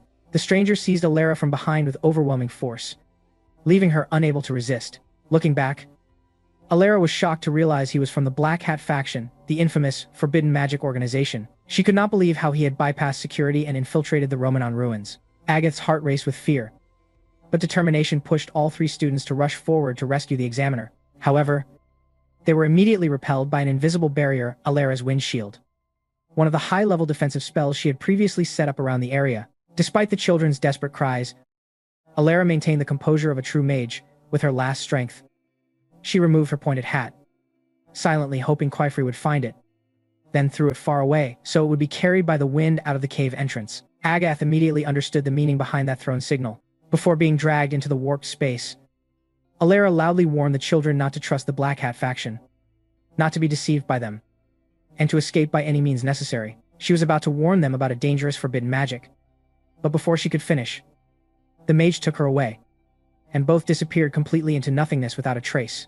Left alone in the dark cave, Agath screamed the examiner's name in despair, unable to accept the cruel reality that had just unfolded. At the same time, outside the cave, Coco and Teche were happily riding broomsticks through the clear blue sky. Teche was extremely amazed by Coco's impressive flying speed and sharp turning maneuvers. Even Master Kifri, calmly observing from below, was shocked to see Coco streak overhead like a jet aircraft. He assessed that this speed was truly impressive, and suddenly realized that Agath's sudden acceleration at the workshop must have been thanks to the silk shoes made by Coco. Hearing this, Coco landed clumsily in shock, panicking and waving her hands, insisting the teacher must be mistaken because their shoes looked very similar, and she blamed herself for accidentally swapping items with her friend. But Kifri only smiled reassuringly, explaining that if a proud person like Agath chose to use those shoes, it meant she had officially acknowledged Coco's superior magical ability. This affirmation made Coco blush with joy. Kifri continued praising her precise, straight-line drawing specialty, predicting that many advanced spells in the future would fully utilize her innate strengths. Standing beside her, Teche jokingly teased that there was no need to say more, because Coco was already so happy she was basically floating in the clouds and not listening anymore. However, that brief peace was shattered in an instant. While speaking, Quifrey suddenly stood up with an extremely tense expression, moving so abruptly that the brush buddy on his shoulder fell to the ground in shock. Ignoring the confusion of the two girls, he rushed forward as if chasing something carried by the wind. Moments later, when Kifri returned holding an object in his hand, his expression had turned dark and cold. Seeing what he held, the two girls recognized it as Examiner Alara's witch hat. Kifri sensed something was terribly wrong. For a mage, a hat was a symbol of life, and he knew Alara would never lose it unless her life was in extreme danger. Holding the hat, he paled as he realized the students inside the cave were very likely facing the Black Hat faction directly. Seeing his concern, Coco tugged at his sleeve and asked anxiously about Agath and the others' safety. Unable to sit still, Quifrey ordered that Arugio be summoned immediately to take the two girls back to the workshop for safety. After sending an emergency message to the Great Hall, he declared he would personally enter the Snake Spine Cave to rescue them. As soon as he finished speaking, the winding stone path behind them began to move unnaturally. Quifrey quickly pulled the two students back. All three stared in shock as the broken path rose like a massive living creature, smashing everything around it. The terrifying shockwave threw all three of them into the dark abyss below. Using his body as a shield to protect the children, Quifrey realized in shock that the moving stone mass was actually a golem, an ancient magic from the chaotic era. A construct of this scale could not possibly have awakened after thousands of years. He immediately concluded it was the work of the Black Hat faction. At that moment, a massive rock from the creature struck Quifrey's back, causing the children to scream in panic for their teacher's life. Back inside the cave, Agath's group was running for their lives in a frantic escape exactly as instructed by Supervisor Alara. Even so, despair began to take root in their minds. Eugene started to pessimistically think that running away was completely pointless, because their opponent was a user of forbidden magic, and there was no way they could escape. However, just as he was about to utter the word impossible, he suddenly caught Richel's sharp and resolute gaze. Remembering his earlier brave promise, Eugene immediately steadied his mind. He decisively spread open the cloak he was wearing, suddenly pulling both Agath and Richel inside to activate magic, using darkness to envelop all three of them in an attempt to hide. The cold, eerie voice of the Black Hat wizard echoed through the space, as he praised the children for being quite clever in using this method to deceive him. However, new trouble immediately arose. Since Agath and Richel were wearing fully disguised cloaks, the Milfund birds treated the two girls as their own kind, but because Eugene was stretching the cloak to protect them and not wearing it properly. The creatures immediately recognized him as human and attacked him, pecking wildly and creating dangerous noise. Rachel angrily scolded the birds to be quiet so they would not reveal their position. But it was already too late. The dark wizard appeared nearby, endlessly spouting insane philosophical rhetoric that in this world, there were only three types of people who liked hiding in the shadows: those with sins, those cowardly with fear, or hunters lying in wait for prey.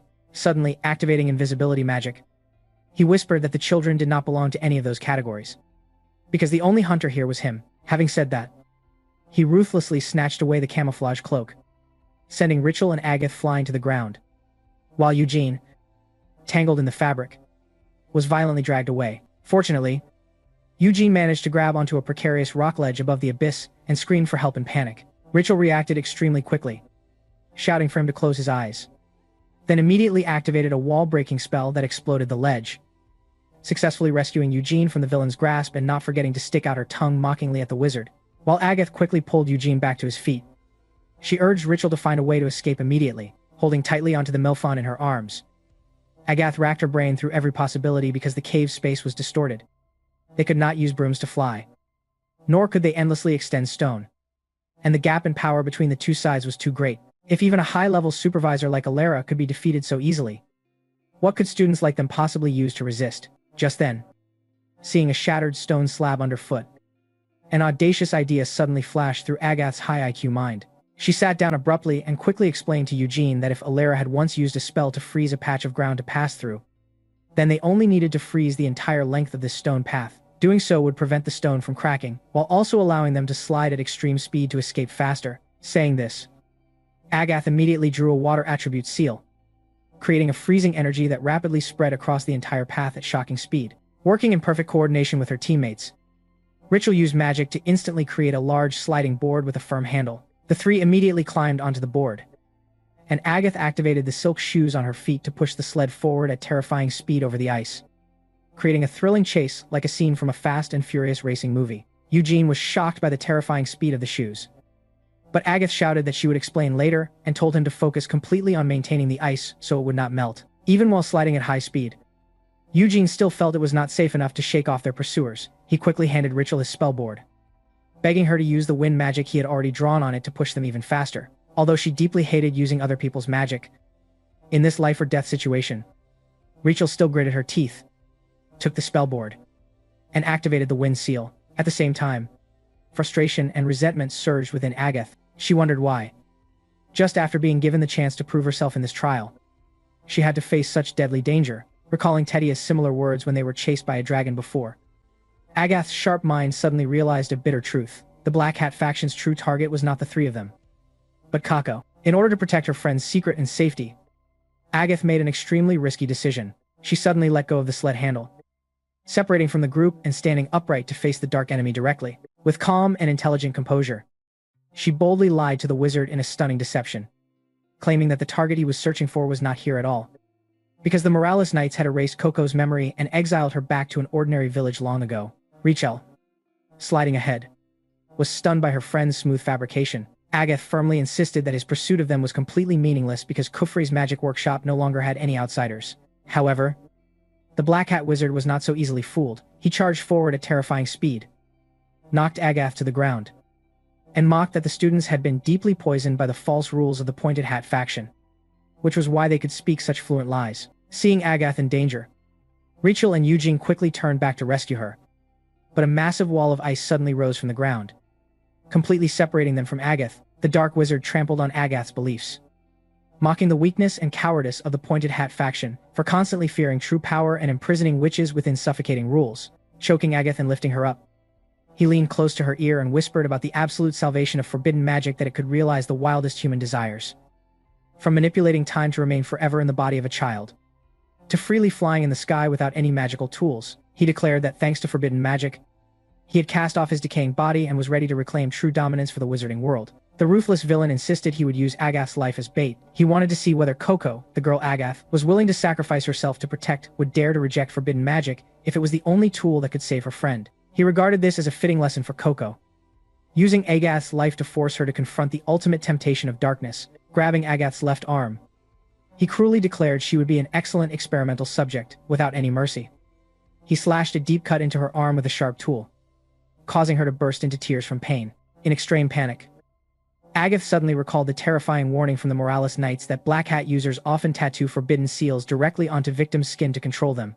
An overwhelming fear flooded her mind, because she fully understood that bearing a forbidden magic mark, even if forced, was an unforgivable crime that would lead to permanent expulsion from the wizarding world.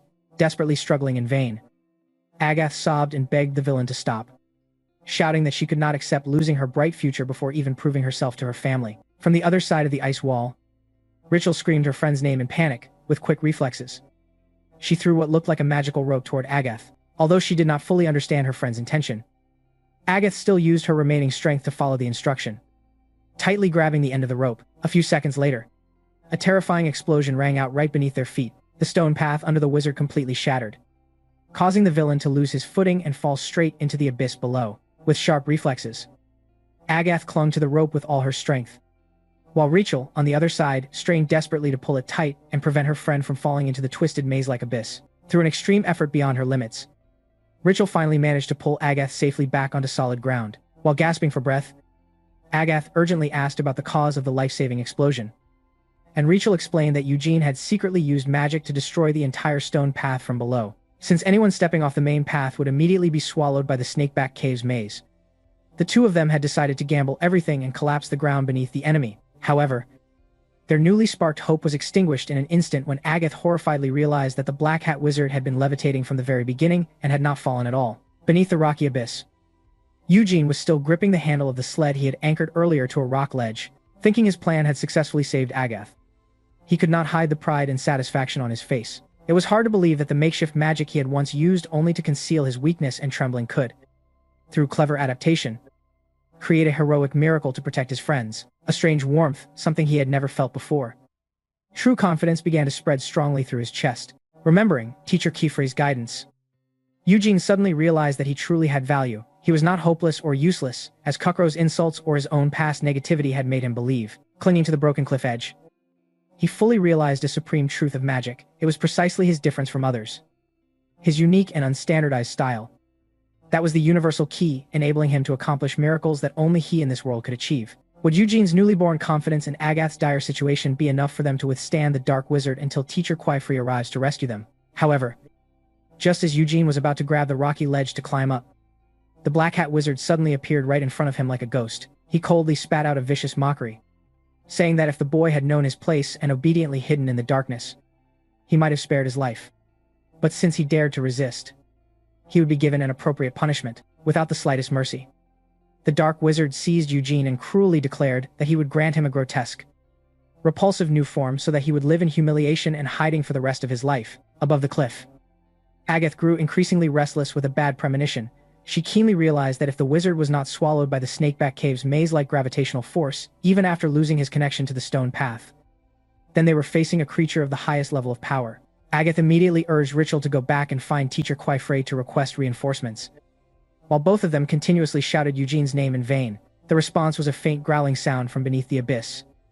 But it immediately caused Rachel's face to change in horror. From the broken edge of the cliff, Eugene was painfully crawling up in a strangely altered form. Rough, hard scales, sharp claws, and fangs were continuously sprouting from his flesh. He desperately reached out to his two friends for help, screaming in pain that he was gradually losing his humanity and sanity right before their eyes. The forbidden transformation completed in an instant, turning the pitiful Eugene into a ferocious scale wolf. Although he still retained his familiar student's hair, his entire body had become a spiked beast. When Rachel trembled and stepped forward to call his name, Eugene panicked, roared, and retreated in fear of himself. Rachel sobbed and begged him not to run away, then turned to Agath, asking for a solution. But Agath could only helplessly point upward toward where the Black Hat Wizard had just landed. He casually praised the transformation process as perfectly executed, not forgetting to mock the elegant dominance of forbidden magic. When Rachel angrily shouted that he was a demon and ordered him to return Eugene to normal, the villain merely sneered with contempt. He arrogantly challenged Rachel to use her weak orthodox magic to achieve it. Then his body faded into the void and completely disappeared, leaving the two girls in utter shock. Rachel tried to rush off to chase Eugene, but Agath quickly held her back. Although her heart was in pain and she desperately wanted to save their friend, Agath remained rational enough to remind her that their top priority was still to escort the Milfon birds to safety and report Supervisor Alera's critical situation to the adults. Agath quickly divided their tasks. She would pursue Eugene's trail alone, while Rachel would be responsible for guiding the flock of birds to the exit. Seeing Rachel's dissatisfaction at wanting to save their friend, Agath bluntly explained that Rachel was better at adapting to various flexible types of magic, whereas she herself lacked versatility in combat, and would become useless against the maze's sudden traps. Although this truth stung a bit, Rachel admitted Agath was right. After Agath quickly picked up a tracking object from the ground and dashed away, Rachel swallowed her frustration and began leading the Milfon flock along the icy path toward the exit. At the same time, in another dark space outside the cave, Coco slowly blinked awake as something soft kept tapping her cheek. It was Brush Buddy, anxiously calling out. Still dazed, she recalled the terrifying moment when the stone road turned into a colossal golem and collapsed the entire ground beneath them. In her mind remained only the memory of Teacher Kaifri shielding his two students from the rain of falling debris. Looking beside her, she was horrified to see Kufre lying unconscious, his familiar glasses shattered and his face covered in blood. Just as Coco trembled and reached out to check on him, Kifri instinctively grabbed her hand and opened his eyes. The reflexes of a battle-hardened wizard. In a flash, he pulled Coco tightly into his arms and signaled her and Techia to remain absolutely silent. Around the three of them, countless golden figures stood silently in the darkness, surrounding them like living statues. One of the shadows spoke in a voice filled with hostility, directly identifying Kifri as a vile wizard, just like those who had cruelly cursed them in the past. Trembling, Techia pressed close to the teacher and asked whether these were the ancient inhabitants of the lost Romanan kingdom from legend, and Kaifri painfully confirmed that they were the unfortunate people who had been turned into gold by forbidden magic. Yet for some reason, their souls were still alive and imprisoned. Enduring the intense pain from his back wound, Kifri forced himself to stand with the support of the two children. Coco burst into tears, overwhelmed with guilt as she saw his back and arms heavily injured, soaked in blood because he had protected them. Worried that he might not be able to cast magic in such a weakened state, Kaifri still managed a reassuring smile, stating that protecting students was the sacred duty of a teacher, and told them not to leave his side even for a single step. Stepping forward to face the approaching golden figures, Kaifri showed no hesitation. Despite the rough terrain and poor visibility, he declared such obstacles meaningless to a true wizard. Drawing his spellboard, he began constructing a water-shaped blade spell and added a drop of specially prepared magical ink into the formation. Calmly, he explained that the only reason the Supreme Covenant forbade wizards from human wars was because once wizards became involved, it was no longer a battle, but a one-sided annihilation. Just as a golden foe charged forward with a sharp blade, Kaifri effortlessly dodged the strike and hurled the ink-infused water blade into the ground. The surrounding golden soldiers attempting to flank him were instantly blown away by a terrifying hydraulic explosion. The massive volume of water surged upward like a mini tsunami, sweeping away the entire golden squad in an instant. Witnessing such overwhelming destructive power, Techia praised it in awe. But deep inside, she felt a tightening worry. She keenly noticed that Kaifri's right arm was so badly injured that he could no longer hold a pen with his fingers, and instead had to use the strength of his entire arm to draw spell circles in the air. Realizing he had reached his limit, Techia quickly discussed helping him with Coco.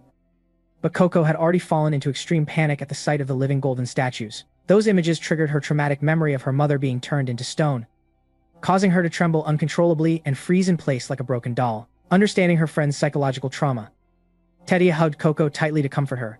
In that moment, an intense resolve ignited within Techia as she thought about protecting everyone's lives. She immediately took off her mirror mimic cloak and decisively placed it on Coco, allowing her to become invisible for safety. Techia confidently put on her pointed hat and resumed her witch attire, declaring that a witch's greatest duty was to protect others, even at the cost of her own life. On the front line, Kifri's water attack still could not fully eliminate the golden beings. In response, he dipped the hem of his cloak into the water and froze it into a sharp weapon to continue close combat. If so, Kaifri maintained his mercy, stating he did not wish to harm them further. He repeatedly fired high-pressure water blasts to push them back. But for every one he defeated, two more took its place, and his wounds kept reopening painfully. While struggling to end the battle, Kaifri was suddenly restrained and crushed by golden tentacles rising from the ground. A golden female leader wearing a crown appeared, coldly questioning whether Kaifri was naive enough to think their ancient hatred could be easily discarded. She declared that just as their golden bodies were untouched by time, their hatred toward wizards would burn forever, and they would make him experience ultimate suffering. As she swung her blade to finish him, countless sand-made flowers suddenly bloomed around her, creating a cloud of dust that distracted her for a brief moment. Kaifri immediately recognized this as Techia's signature magic. The brave girl stepped out from the shadows, running forward while apologizing to her teacher for acting on her own, but insisting she could not stand by and watch him be killed. Her appearance enraged the golden beings even further, as they roared curses at witches like insects and hurled insults at her. Panicked, Quaifree shouted at Tetia why she had removed her invisibility cloak, since she could have safely escaped by pretending to be a small brush buddy. However, Tetia firmly replied that she had to reveal herself in order to speak to them directly. The golden female leader stepped forward, mocking the foolish witch girl who thought a few moral words could change a hatred lasting thousands of years. With unwavering eyes, Tetia answered yes, because she deeply believed that even if the people of Romanon had turned into gold, their souls were still human at their core. Meanwhile, inside the cave, Agath's group was desperately fleeing at full speed according to Instructor Alera's instructions. However, despair began to sprout in their minds. Eugene started to pessimistically think that escaping was completely useless, because their opponent was a forbidden magic user and there was no way they could escape. But just as he was about to utter the word impossible, he suddenly caught Richel's sharp and resolute gaze, remembering his earlier brave promise. Eugene immediately steadied his spirit. He decisively spread open the cloak he was wearing and unexpectedly pulled both Agath and Richel inside to activate magic, using darkness to envelop all three in order to hide. The cold, eerie voice of the Black Hat Wizard echoed through the space, as he praised the children for being quite clever in using this method to deceive him. However, a new problem immediately arose, because Agath and Richel were wearing fully disguised cloaks. The Milfon birds treated them as companions, but since Eugene was holding his cloak open and not wearing it properly, the creatures immediately recognized him as human and rushed to peck at him wildly, causing chaotic noise. Richel angrily scolded the birds to be quiet so they would not reveal their position. But it was already too late. The Dark Wizard appeared nearby, endlessly spouting mad philosophical ramblings that there were only three kinds of people who liked hiding in the shadows: those guilty of sins, cowardly, fearful people, or hunters stalking prey. He suddenly cast an invisibility spell and whispered that none of the children belonged to any of those categories, because the only hunter here was him. With that, he ruthlessly tore off the camouflage cloak, throwing Richel and Agath to the ground, while Eugene, entangled in the fabric, was violently dragged away, barely managing to cling to a precarious rock ledge above the abyss. Eugene screamed for help in panic. Richel quickly shouted for him to close his eyes, then immediately activated an explosive wall-breaking spell that destroyed the rock ledge, successfully saving Eugene from the villain's grasp and even sticking her tongue out to mock the wizard. While Agath quickly pulled Eugene up, she urged Richel to find a way to escape immediately, holding the Milfon tightly. Agath frantically calculated all possibilities because the cave's space had been distorted. They could not use broom flight, nor could they endlessly extend stone bridges, as the gap in power between them and the enemy was too great. If even a high-ranking instructor like Alera had been easily defeated, then what could students like them possibly use to resist? Just then, seeing a shattered stone slab beneath her feet, Agath's high IQ sparked a bold idea. She sat down and quickly explained to Eugene that if Alera had once used a freezing spell to solidify a section of ground to pass through, then they only needed to freeze the entire length of the stone path. This would prevent cracking while allowing them to slide forward at high speed to escape. Saying so, Agath immediately drew an ice-type sigil, releasing a rapidly spreading freezing energy across the entire path. Coordinating smoothly, Richel created a large sliding board with a sturdy handle using magic. The three immediately climbed onto the board, and Agath activated her silk shoes to propel it forward at terrifying speed across the ice, creating a chase scene as intense as a fast and furious race. Eugene was shocked by the terrifying speed of the shoes, but Agath shouted that she would explain later and told him to focus fully on maintaining the ice so it would not melt. Although they were moving at high speed, Eugene still felt it was not safe enough to shake off the enemy. He quickly handed Richel his handheld spell board, begging her to use the wind magic he had already drawn to increase their speed further. Though she deeply disliked using someone else's magic, in this life-or-death situation, Richel gritted her teeth and accepted the board, activating the wind sigil. At the same time, frustration and suffocating anger surged within Agath. She wondered why, just after being given the chance to prove herself in an exam, she had to face such deadly danger. Recalling Tetia's similar words when they were previously chased by a dragon, Agath's sharp reasoning suddenly led her to a bitter truth. The true target of the Black Hat faction was not the three of them, but Kako. In order to protect her friend's secret and safety, Agath made an extremely risky decision. She suddenly released her grip on the sliding board, separating from the group and standing firmly to directly face the dark enemy. In a calm and intelligent manner, she boldly lied to the wizard with a perfect deception, claiming that the target he was looking for was not here at all, because the Morales Knights had erased Coco's memory and expelled her back to an ordinary village long ago. Richel, still sliding ahead, was stunned by her friend's seamless fabrication. Agath firmly insisted that his pursuit was meaningless because Chiefrey's magic workshop no longer had any outsiders. However, the Black Hat Wizard was not so easily fooled. He rushed forward at terrifying speed, struck Agath down to the ground, and mocked that the children had been deeply poisoned by the false rules of the Pointed Hat faction, allowing them to lie so fluently. Seeing Agath in danger, Rachel and Eugene hurriedly turned back to rescue her. But a massive wall of ice suddenly rose from the ground, completely separating them from Agath. The Dark Wizard trampled on Agath's beliefs, ridiculing the weakness and cowardice of the Pointed Hat faction for always fearing true power and imprisoning witches within suffocating rules. Gripping Agath's neck and lifting her up, he whispered into her ear about the absolute salvation of forbidden magic, that it could fulfill every insane desire. From manipulating time to remain forever as a child, to freely flying in the sky without any magical tools. He declared that through forbidden magic, he had shed his decaying body and was ready to reclaim the true dominance of the wizarding world. The ruthless villain stated he would use Agath's life as bait, to see whether Coco, the one Agath was willing to sacrifice herself to protect, would dare to reject forbidden magic if it was the only way to save her friend.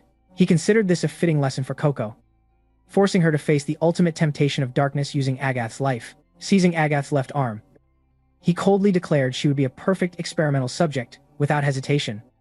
He used a sharp tool to carve a deep cut into her flesh, causing her to cry out in pain. In extreme panic, Agath suddenly recalled the Morales Knight's warning that Black Hat users often tattoo forbidden sigils directly onto victims' flesh to control them. A wave of horror overwhelmed her, as she knew that bearing a forbidden magic mark, even unwillingly, was an unforgivable crime that would lead to permanent purging from the wizarding world. Struggling in despair, Agath tearfully begged the villain to stop, crying that she did not want to lose her bright future before even proving herself to her family. Standing on the other side of the ice wall, Rachel shouted in panic for her friend. With quick reflexes, she threw what looked like a magical rope toward Agath, urging her to grab it no matter what, to avoid falling into the abyss. Although Agath did not fully understand, she used her remaining strength to grab the rope tightly. A few seconds later, a massive explosion erupted beneath them. The stone path under the wizard completely shattered, causing him to lose footing and fall straight into the abyss below. With sharp reflexes, Agath clung to the rope with all her strength, while Rachel on the other side strained desperately to pull her back from the void-like maze. Through extreme effort beyond her limits, Rachel finally managed to pull Agath safely back up. While gasping for breath, Agath asked about the cause of the explosion that had saved her, and Rachel explained that Eugene had secretly destroyed the entire stone path from below. Since anyone leaving the main path would be swallowed by the Snake Fang cave maze, they had decided to take a gamble and collapse the ground beneath the enemy. However, their hope was instantly crushed when Agath realized in horror that the Black Hat Wizard had already been levitating from the beginning and had not fallen at all. Beneath the cliff, Eugene was still clinging tightly to the handle of the sliding board he had anchored to a rock ledge earlier. Thinking his plan had successfully saved Agath, he could not hide the pride and satisfaction on his face. It was hard to believe that the improvised magic he once used only to hide his weakness and trembling had, through clever adaptation, become an heroic miracle to protect his friends. A strange warmth, something he had never felt before. True confidence began to spread through his chest. Remembering Instructor Quifrey's advice, Eugene finally realized he truly had value. He was not hopeless or useless as Kukro's insults or his own negative thoughts had made him believe. Clinging beneath the shattered cliff edge, he understood a fundamental truth of witches. It was precisely his difference from others, his unorthodox uniqueness, that was the universal key, allowing him to accomplish miracles only he could achieve in this world. Whether Eugene's newfound confidence in Agath's perilous situation could allow them to resist the Dark Wizard until Quifrey arrived remained uncertain. The storyline shifts to Agath's side, where she is carefully and secretly tracking Eugene, who has now been completely transformed by forbidden magic into a ferocious scale wolf and can never return to human form, as dark magical ink has deeply permeated every cell of his flesh and blood. Eugene stands at the edge of the stone path, tilting his head back to let out anguished, heartbreaking howls, before desperately leaping into the deep darkness of the cave. The massive, rough-skinned body of the beast crashes violently onto the ground, causing him to let out miserable groans of pain. Watching this painful scene from afar, Agath sadly realizes that Eugene would rather injure himself severely in the darkness than allow anyone to see his grotesque and repulsive form. Although heartbroken, Agath had earlier, with her sharp perception, managed to pick up a fragment of Eugene's shed stone-like scale and place it into a guiding magic orb, ensuring she would never lose his trail. She tells herself that if Eugene had not bravely saved her during the collapsing path earlier, the one forced to hide shamefully in the darkness now would have been her, not anyone else. although she still does not know how to remove the high-level magical tattoo or restore him to human form. Agath is determined to follow him to the end. At that moment, the Black Hat sorcerer, using invisibility magic, detects Eugene's location. He floats in the air, observing with great interest the magical biological transformation and regrets not having enough time to study it further. He releases countless black rope-like tendrils from his dark cloak, tightly binding Eugene's scale wolf body and dragging him away while muttering that the organization's plan is progressing faster than expected. So they must immediately take the boy to that girl, hidden in the shadows. Agath overhears the entire conversation and immediately realizes that their true target from the very beginning is Coco. Although she is extremely puzzled as to why a notorious forbidden magic organization would go all out to target a seemingly ordinary Pottery Village girl like Coco, Agath pushes her doubts aside. She decisively uses a copying spell on the stone scale fragment to track the energy trail, determined at all costs to take Eugene back from the enemy. Meanwhile, Rachel is walking alone with the Milfen birds along a narrow path. She quietly confides her feelings to the two birds beside her, bitterly admitting that Agath was completely right about her lack of diverse skills to save Eugene. Rachel reluctantly accepts the limits of her own ability, as she has always lived in fear of being forced to do things she does not want to do, fear of fading into obscurity, and fear of losing her unique identity. A painful memory suddenly pulls her back to 4 years ago, before she met Master Kifri. At that time, her former magic teacher constantly complained about Rachel's stubborn and rebellious approach to drawing formations, while another teacher beside him condescendingly comforted him, saying they always knew how to discipline students into shape. Rachel's older brother, Rilafin, was praised as an outstanding genius student of the class. Yet he looked at his sister with a sorrowful, resigned helplessness. During one lesson, when Rachel tried to defend her self-created unique magic drawing method because of its practical effectiveness, her former teacher slammed the desk in rage. He swept all her books and spellboards onto the floor, insulting her with contemptuous words that magic existed to serve the world under standard rules, not for personal ego display, and forced her to kneel and practice strictly according to the textbook on the cold floor. Though filled with resentment and frustration inside, Rachel could only grit her teeth and obey to avoid being expelled. Worse still, the tyrannical teacher constantly used Rilafin as an example of obedience, forcing her brother to follow every order like a programmed robot. When Rilafin was taken away by the teacher, Rachel ran to comfort him. At that time, she innocently believed that as long as she secretly drew small original spells in hidden corners or on the back of spellboards, they would remain her private secrets and preserve her identity as a witch. Rilafin looked at his sister with deep gratitude, admitting that her radiant and unyielding spirit was the only reason he could survive in this suffocating cage. However, true tragedy struck during the first exam at the famous Data Mountains. Before the exam, the teacher called her by her given name, Richelet, and sternly ordered her to draw exactly as taught in the book, without a single deviation, like an emotionless machine. This forced situation was no different from making an artist swipe a credit card strictly on schedule, leaving no room for creativity. Rachel hesitated under the pressure for a moment before timidly lowering her head and replying, "Yes, sir." Looking up at the floating magical orbs in the Data Mountains, the young girl innocently wondered whether she could climb the mountain using a floating crystal bridge or a ladder woven from stone ribbons she created herself. However, she bitterly told herself that none of it mattered, because the correct answer in this world did not lie in artistic creativity, but was entirely determined by rigid adult standards. In the end, she could only suppress herself and obediently imitate her classmates to climb. Rachel thought that perhaps she would never be allowed to be herself in the Great Hall examinations. Just as she was about to admit to her brother that her self-made methods were completely useless, she suddenly met Rilafin's deeply disappointed gaze as he turned away from her. The painful memory fades, bringing Rachel back to the dark reality inside the Serpent Hollow cave. She realizes a bitter truth: if she always obediently follows adults, she will lose her identity. But if she stubbornly withdraws into selfishness, she will become useless when her friends need help. Amidst her tangled thoughts about which path to choose in order to move forward while still preserving the person she wants to become, Rachel suddenly realizes that she has unknowingly reached the end point of the Serpent Back Road. Noticing that the distance to the cave entrance is not far anymore, she awkwardly concludes that the test is actually nearing its end. Looking ahead, the three Milfon companions suddenly dash forward in excitement. Rachel smiles bitterly, silently envying the creatures because they never have to hesitate or bear the pressure of living true to themselves. While lost in thought, the three birds suddenly turn back and stare at her, making her wonder why they have stopped. She then realizes she is still wearing the mirror shadow cloak, so the birds still believe she is one of their kind. When Rachel removes the cloak, an object suddenly falls from within its folds and hits the ground with a sound, causing her to freeze. It is Eugene's handheld spellboard. Holding the spellboard, brushing off the dirt on its surface, and opening it, Rachel is extremely surprised to find that the magic arrays inside are nothing like the rigid standards in the beginner's textbook, but are instead decorated with many unfamiliar symbols. Remembering Eugene's confession about how his hands always tremble when others look at him, Rachel suddenly understands the entire structure of the formation. She notices that none of the lines in the spellboard are truly straight. However, to compensate for the weakened power caused by the crooked strokes, Eugene independently researched and added new resonance symbols to balance the parameters. Rachel is deeply impressed by the meticulous calculations and profound thinking hidden beneath her shy friend's appearance, tears welling up from emotion. She realizes that although these are only the most basic spells, every messy line carries Eugene's personal imprint and extraordinary effort to defy fate. This theoretical reversal makes Rachel deeply reflect on herself. She admits she has always lived in extreme fear, even after escaping the Great Hall to join Master Kifrei's workshop. Her fear of losing herself has unintentionally turned her into a stubborn and selfish child who constantly refuses to learn new knowledge. She once mistakenly believed that the more standardized magic she learned, the more she would become ordinary and indistinguishable from others.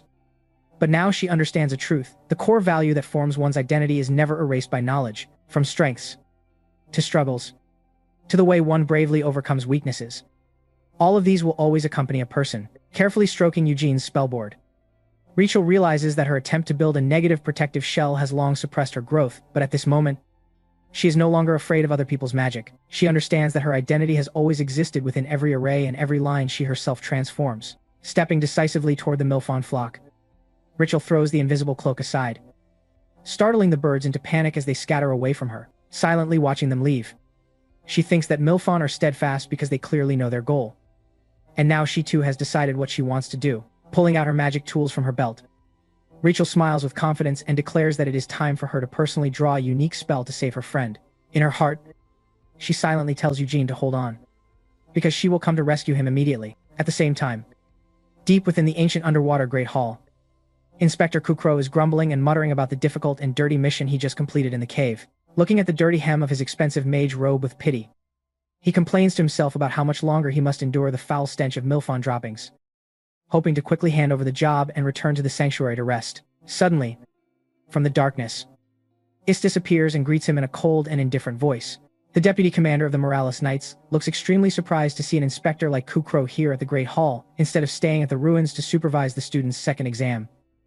Immediately questioning whether a serious incident has occurred, the atmosphere in the Great Hall suddenly sinks into eerie silence, with only the sound of ocean waves and the flapping of quadrophone birds on stone pillars. Istis's gaze turns sharp as a blade, demanding that Kukro immediately explain why he abandoned his primary duty, whether Kukro's negligence will be punished, and whether Rachel and Agath will manage to cooperate in time to rescue Eugene from the Dark Sorcerer remains uncertain. In the Great Hall beneath the deep sea, tension fills the air as Inspector Kukro clashes with the infamous Deputy Commander Istis, especially since his incompetent student is also participating in this second exam. Kukro is inwardly furious at his own misfortune, though he tries to maintain composure. His voice trembles with fear, to excuse his negligence. Kukro weakly argues that the examination of a useless student is not worth the concern of someone as respected as Sir Istis, ignoring the hollow flattery. Istis firmly replies that he must always monitor all magical activity outside the Great Hall, and this habit of working unpaid overtime was caused by irresponsible teachers who cannot properly manage their students. The razor-sharp words make Kukro tremble uncontrollably. He tries to salvage some dignity by praising the Morales forces for turning the outside world into a symbol of peace, insisting he fully trusts the remaining inspector to handle the children. Having said that, Kukro quickly turns and flees like a rat caught stealing cake, leaving Istis sighing in exhaustion at his laziness. Just then, a tall man named Utuin appears, chewing on an apple. Utuin mockingly comments on Kukro's naive optimism about world peace, implying that Istis's close surveillance is not truly about peace, but rather about hunting witches who threaten it. Like a fanatically obsessed anti-fan searching for flaws in an idol, Istis calmly replies that it is precisely strict control over witches that keeps the world stable. Walking along the corridor of the Great Hall, he emphasizes that absolute magical freedom must be accompanied by strict self-discipline, because a wand and a few drops of ink are enough to decide the fate of countless lives. He further explains that placing the Sauhen trading hub on a high island and building the Great Hall at the bottom of the sea is not only for secrecy, but also a voluntary isolation chosen by those who possess power capable of distorting the world's structure. Utuin agrees, but sarcastically adds that they might simply be a group of eccentric recluses who enjoy isolation and are lazy about social interaction. Just as Istis enters a room, a masked attacker suddenly shouts at him to react quickly and launches a powerful ambush. But Istis easily swats it away as if brushing off a fly. The attacker excitedly asks about the new mission, complaining that waiting idly at the bottom of the sea is making him restless and longing for action like the racers in Fast and Furious. At this moment, another teammate scolds him, calling him Edlin and telling him to be ashamed. Edlin tries to strike back but is dodged. The teammate questions why he ambushed Istis, saying that others would have been hit, and refers to him as Eco. Edlin grumbles that Eco's impulsive nature is why the twin brothers were not assigned field missions, dragging him down as well. Eco stubbornly argues that as twins, they must share the same fate. But Edlin insists the only way to go outside is for Eco to learn self-restraint. Suddenly, a teammate named Ganka appears, snatching the twins' two spears and sternly warning them not to treat combat weapons like toys. Approaching Istis, Ganka reports the collapse of the Staircase River. The crushed embankments have been reinforced by magic along with the fallen bridge sections, successfully preventing a downstream disaster and ensuring no second collapse occurs. Although he and Lucy thoroughly searched, he found no trace of any large-scale magic circle. Istis praises Ganka's efforts. At this moment, Eco tattles to Istis that Ganka refuses to return their weapons, making Edlin angrily order someone else to bind Eco with a pennant flag. However, unexpectedly, the pennant in Edlin's hand moves on its own, binding both twins. The culprit is Lucy, the female mage accompanying Istis. She steps forward and sternly reminds them that the Morales pennant is a sanctioned tool, not a toy. Despite the twins shouting to be released, Lucy ignores them, causing Ganka and Istis to laugh. Changing her expression, Lucy further reports that the injured young man from the river has been fitted with a ceiling support chair and is receiving treatment at the Sauhen Medical Facility. She adds that once he recovers, the Morales team will conduct a review to evaluate and erase any memories related to magic. Istis nods and reminds Lucy to proceed carefully, since the students have not yet finished their exam and may have already exposed their identities through magic. He emphasizes that outsiders, though ignorant, are not foolish, and even a small mistake could ruin everything, making vigilance essential. He then slams the stack of files onto the table and orders Yutuan to take Eco and Edlin to the training ground for troop drills. This order excites the twins, who cheer loudly at finally being able to move. Next, he instructs Ganka and Lucy to prepare a detailed report for Captain Vanana. Istis warns that the anniversary of the treaty is approaching, and the Silver Night Festival will attract all kinds of witches, so the entire team must remain highly alert and maintain absolute security. All three kneel to accept the orders. The storyline shifts to Agath's side, where she is carefully and stealthily following Eugene, who has now been completely transformed by forbidden magic into a ferocious scale wolf and can never return to human form, as the dark magical ink has deeply seeped into every cell of his flesh. Eugene stood at the edge of the stone path, tilted his head back, and let out piercing, heartbreaking howls before desperately leaping into the deep darkness of the cavern. The massive, rough-bodied beast crashed heavily onto the ground, causing him to groan in agony. Witnessing this painful scene from afar, Agath bitterly realized that Eugene would rather injure himself severely in the darkness than allow anyone to see his grotesque and hideous form. Despite her sorrow, Agath's sharp perception had earlier allowed her to pick up a chipped stone scale that fell off Eugene and place it into her guiding magic orb. Ensuring she would never lose you, she silently told herself that if Eugene had not bravely saved her during the collapsed path earlier, the one now forced to hide in shameful darkness would have been her, not anyone else. Although she still did not know how to remove the high-level magical tattoo or return him to human form, Agath remained determined to follow him to the very end. Just then, the black-hatted man, using invisibility magic, discovered Eugene's location, hovering in midair. He observed, with great interest, the biological magical transformation, regretting that he did not have enough time to study it more thoroughly. Releasing countless black ropes from his dark cloak, he bound Eugene's scale wolf body tightly and dragged him along the ground, muttering that the organization's plan was progressing faster than expected, so he must immediately bring this boy to that girl, hidden in a dark corner. Agath overheard the entire conversation and immediately realized that their true target from the very beginning was Coco. Although she was extremely puzzled as to why a notorious forbidden magic organization would go all out to target an ordinary girl from a pottery village like Coco, Agath pushed her doubts aside. She decisively used copying magic on the stone scale to trace the energy trail, determined at all costs to take Eugene back from the enemy. Meanwhile, Rachel was traveling alone with the Milfon birds along the narrow path. She quietly shared her thoughts with the two birds beside her, bitterly admitting that Agath was completely right when she said Rachel lacked diverse skills to save Eugene. Rachel reluctantly accepted the limits of her own ability, because from the beginning she had always lived in fear of being forced to do things she did not want to do, fear of becoming insignificant, and fear of losing her unique identity. Painful memories suddenly pulled her back 4 years earlier, before she met Master Quifrey. At that time, Her former magic teacher constantly complained about Richel's stubborn and unruly way of drawing spell formations, while another teacher beside him arrogantly comforted others by saying they always knew how to discipline students. Richel's older brother, Rilafin, was praised as an outstanding student and the greatest genius in the class. Yet he looked at his sister with a sorrowful and helpless expression. During one lesson, when Richel tried to defend her self-created, unique magical drawing method because it was highly effective in practice, her former teacher slammed the desk in furious rage. He swept all her books and spellboards to the ground, scolding her with contemptuous words that magic was meant to serve the world according to standard rules, not a personal toy for her to express herself, and forced her to kneel and practice strictly according to the textbook on the cold floor.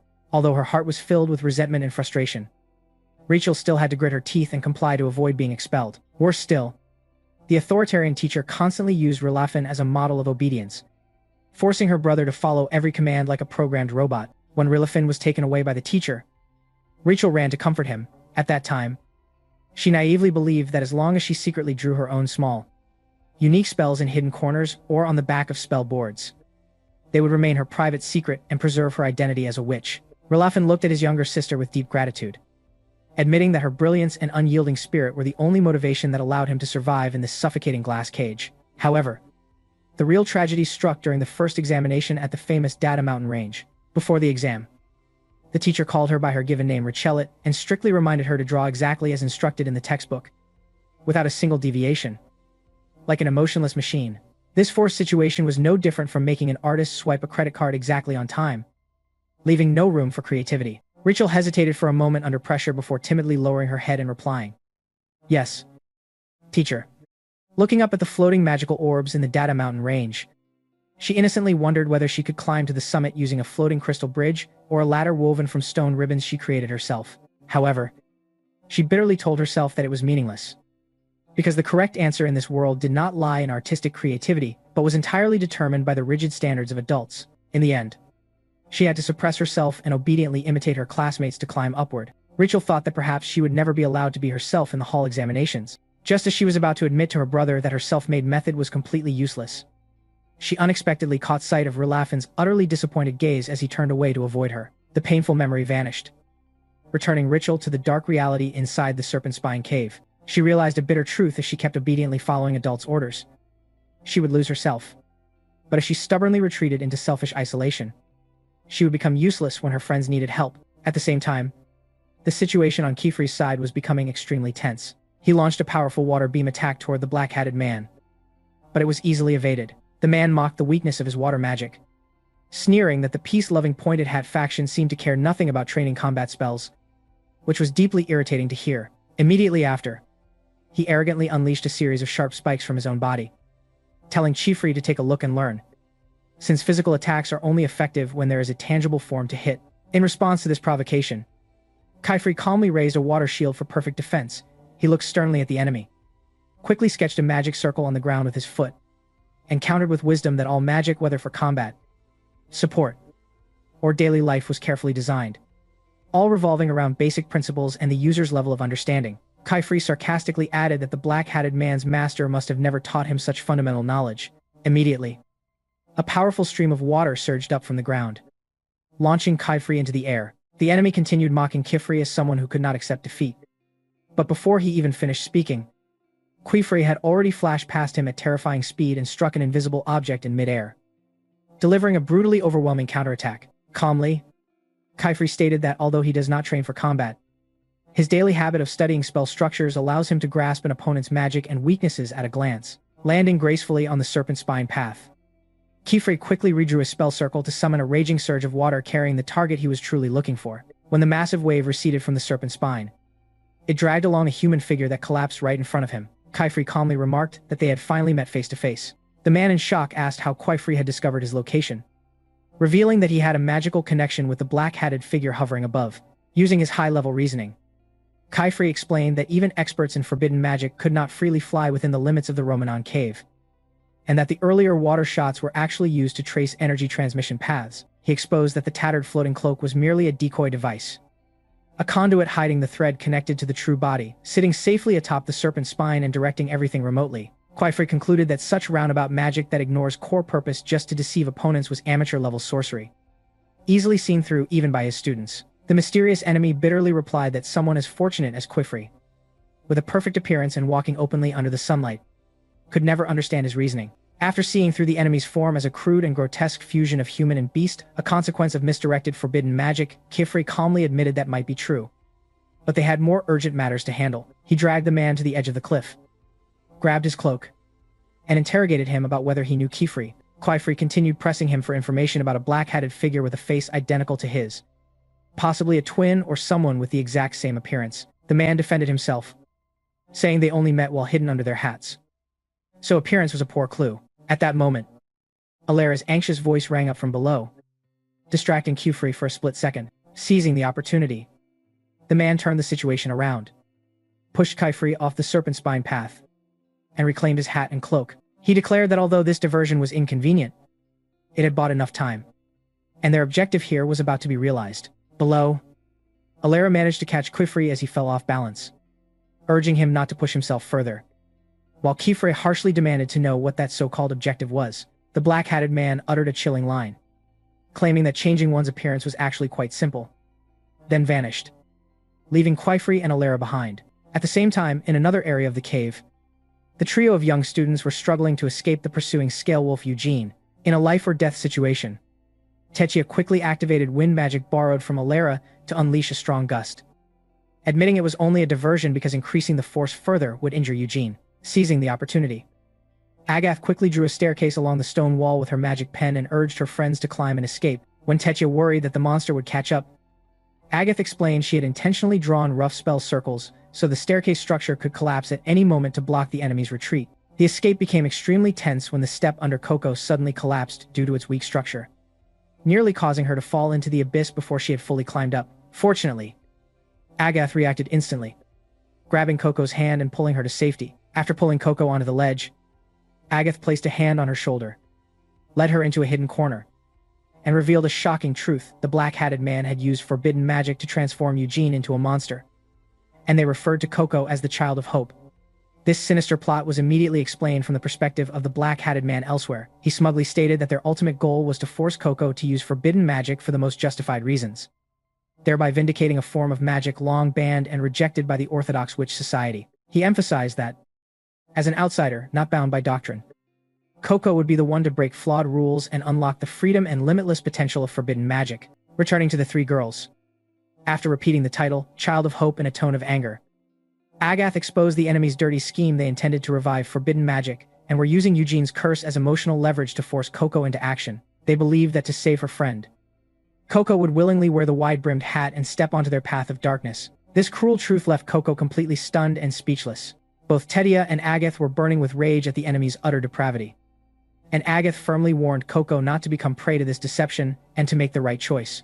However, contrary to her friend's panic, Coco displayed the calm thinking of a genius. She said nothing, silently stood up, took her magic pen from her pocket, and slowly walked straight toward the raging scale wolf Eugene, leaving Agath and Techia in utter shock. In another development, at a secluded library, a mysterious male wizard was sitting and reading a book with a well-behaved cat lazily lying on his lap. According to the lines of ancient text he was flipping through, bodily transformation is a curse.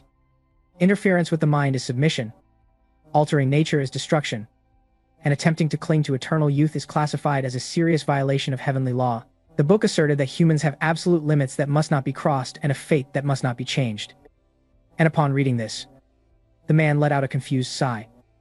Wondering why everything had to operate in such a restrictive way, he questioned why magic, with its vast ability to accomplish anything, had so much of its essence locked away and hidden from humanity. Meanwhile, in the cave, after fully understanding the enemy's curse activation rules, Coco suddenly raised her face to the sky and gave thanks to heaven and earth, leaving Agath beside her, completely puzzled. With the bright gaze of someone with high intelligence, Coco explained that if the black-hatted group truly set a trap for her to break the spell and save someone, it meant there was still hope, and that there must be a logical method to return Eugene to human form. This breakthrough immediately drew Agath's attention. However, worried about her friend's safety, she quickly grabbed Coco's hand and warned that even if a method existed, forbidden magic was an absolute red line that must never be crossed, as its risks were like recklessly swiping a credit card without the ability to pay.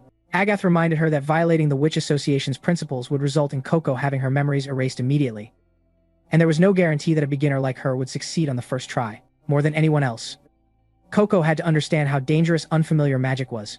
Understanding her friend's concern, Coco nodded, gently released Agath's hand, smiled in thanks, and lightly teased whether Agath was worried about her. Caught off guard, Agath awkwardly turned away and covered it up by saying her only concern was preventing them all from falling into the enemy's trap. However, Agath also admitted that the cruelty inflicted on Eugene was more than enough reason to eliminate the black-hatted group and all forbidden magic from the world forever. She confessed that she had never seen anything so sinister, and that her body had gone numb from fear, leaving her feeling completely alone and powerless because she could do nothing for her friend.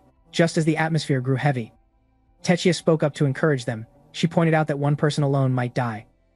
But here there were 3 witches, meaning 3 brains and therefore triple the ideas. To demonstrate her seriousness, Techia tied up her own hair and proudly showed off her hairstyle, now transformed into 3 unique braids. She energetically declared it was time for all of them to exhaust their minds to find a solution, and happily stated that all difficulties in the world could be turned into happiness with just a single idea that was the true power of magic. Techia's spirit greatly surprised Coco, but she quickly agreed with enthusiasm. Techia invited the group to search through their thoughts and bring out every idea, no matter how crazy it might be, so they could analyze them together. Recognizing this familiar method, Coco asked if this was how they usually worked during lessons at Master Kifre's workshop. Techia confirmed it, while Agath admitted that the disciplined habits they trained in every day were the strongest support in adversity. Since time was running out, Coco agreed they should begin immediately. At that moment, Coco noticed something strange beside her. Although Techia was smiling and encouraging everyone, her entire body was trembling with fear.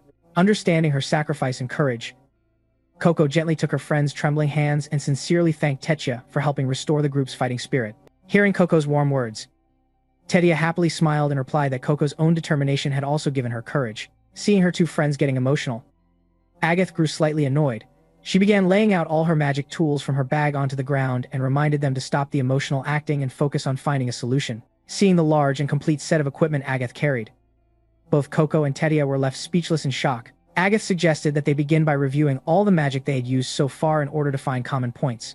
After a period of careful filtering and analysis, Techia pointed out that the biggest problem was how to apply them in practice when confronting Eugene's mutated body. Agath decided to remove the repeat symbol from the list because it would cause Eugene's body to be trapped in an eternal time loop, a profoundly cruel taboo. Techia suddenly had a bold idea. She asked whether there was any way to strip all the forbidden magic ink from his body. However, she immediately dismissed it herself, because erasing magical tattoos has always been considered impossible in the wizarding world. At this moment, Coco demonstrated her superior IQ through a small experiment. She used a pen to draw a symbol that created a small flame on the ground, then placed a heavy object on top, causing the flame to be instantly extinguished. From this visual phenomenon, Coco proposed a shocking hypothesis. Perhaps they did not need to painstakingly erase the forbidden sigil, but only needed to prevent it from functioning. She explained that if they precisely recreated the structure of the sigil on Eugene's body, but with the symbols drawn in reverse, then overlaid the 2 sigils perfectly, they would automatically cancel each other out according to the principle of opposition and return Eugene to normal. This idea, which slapped common assumptions in the face, left both Agath and Techia completely stunned. Seeing her friends silent, Coco nervously apologized, fearing that using magic to undo magic might also be considered a violation of rules. Agath exclaimed in shock that she had never heard of this reversal method in any textbook. Techia then explained that magic had always been regarded as the highest blessing, so the idea of erasing it had never appeared in witches' minds. In short, something never conceived of could not be considered illegal by law.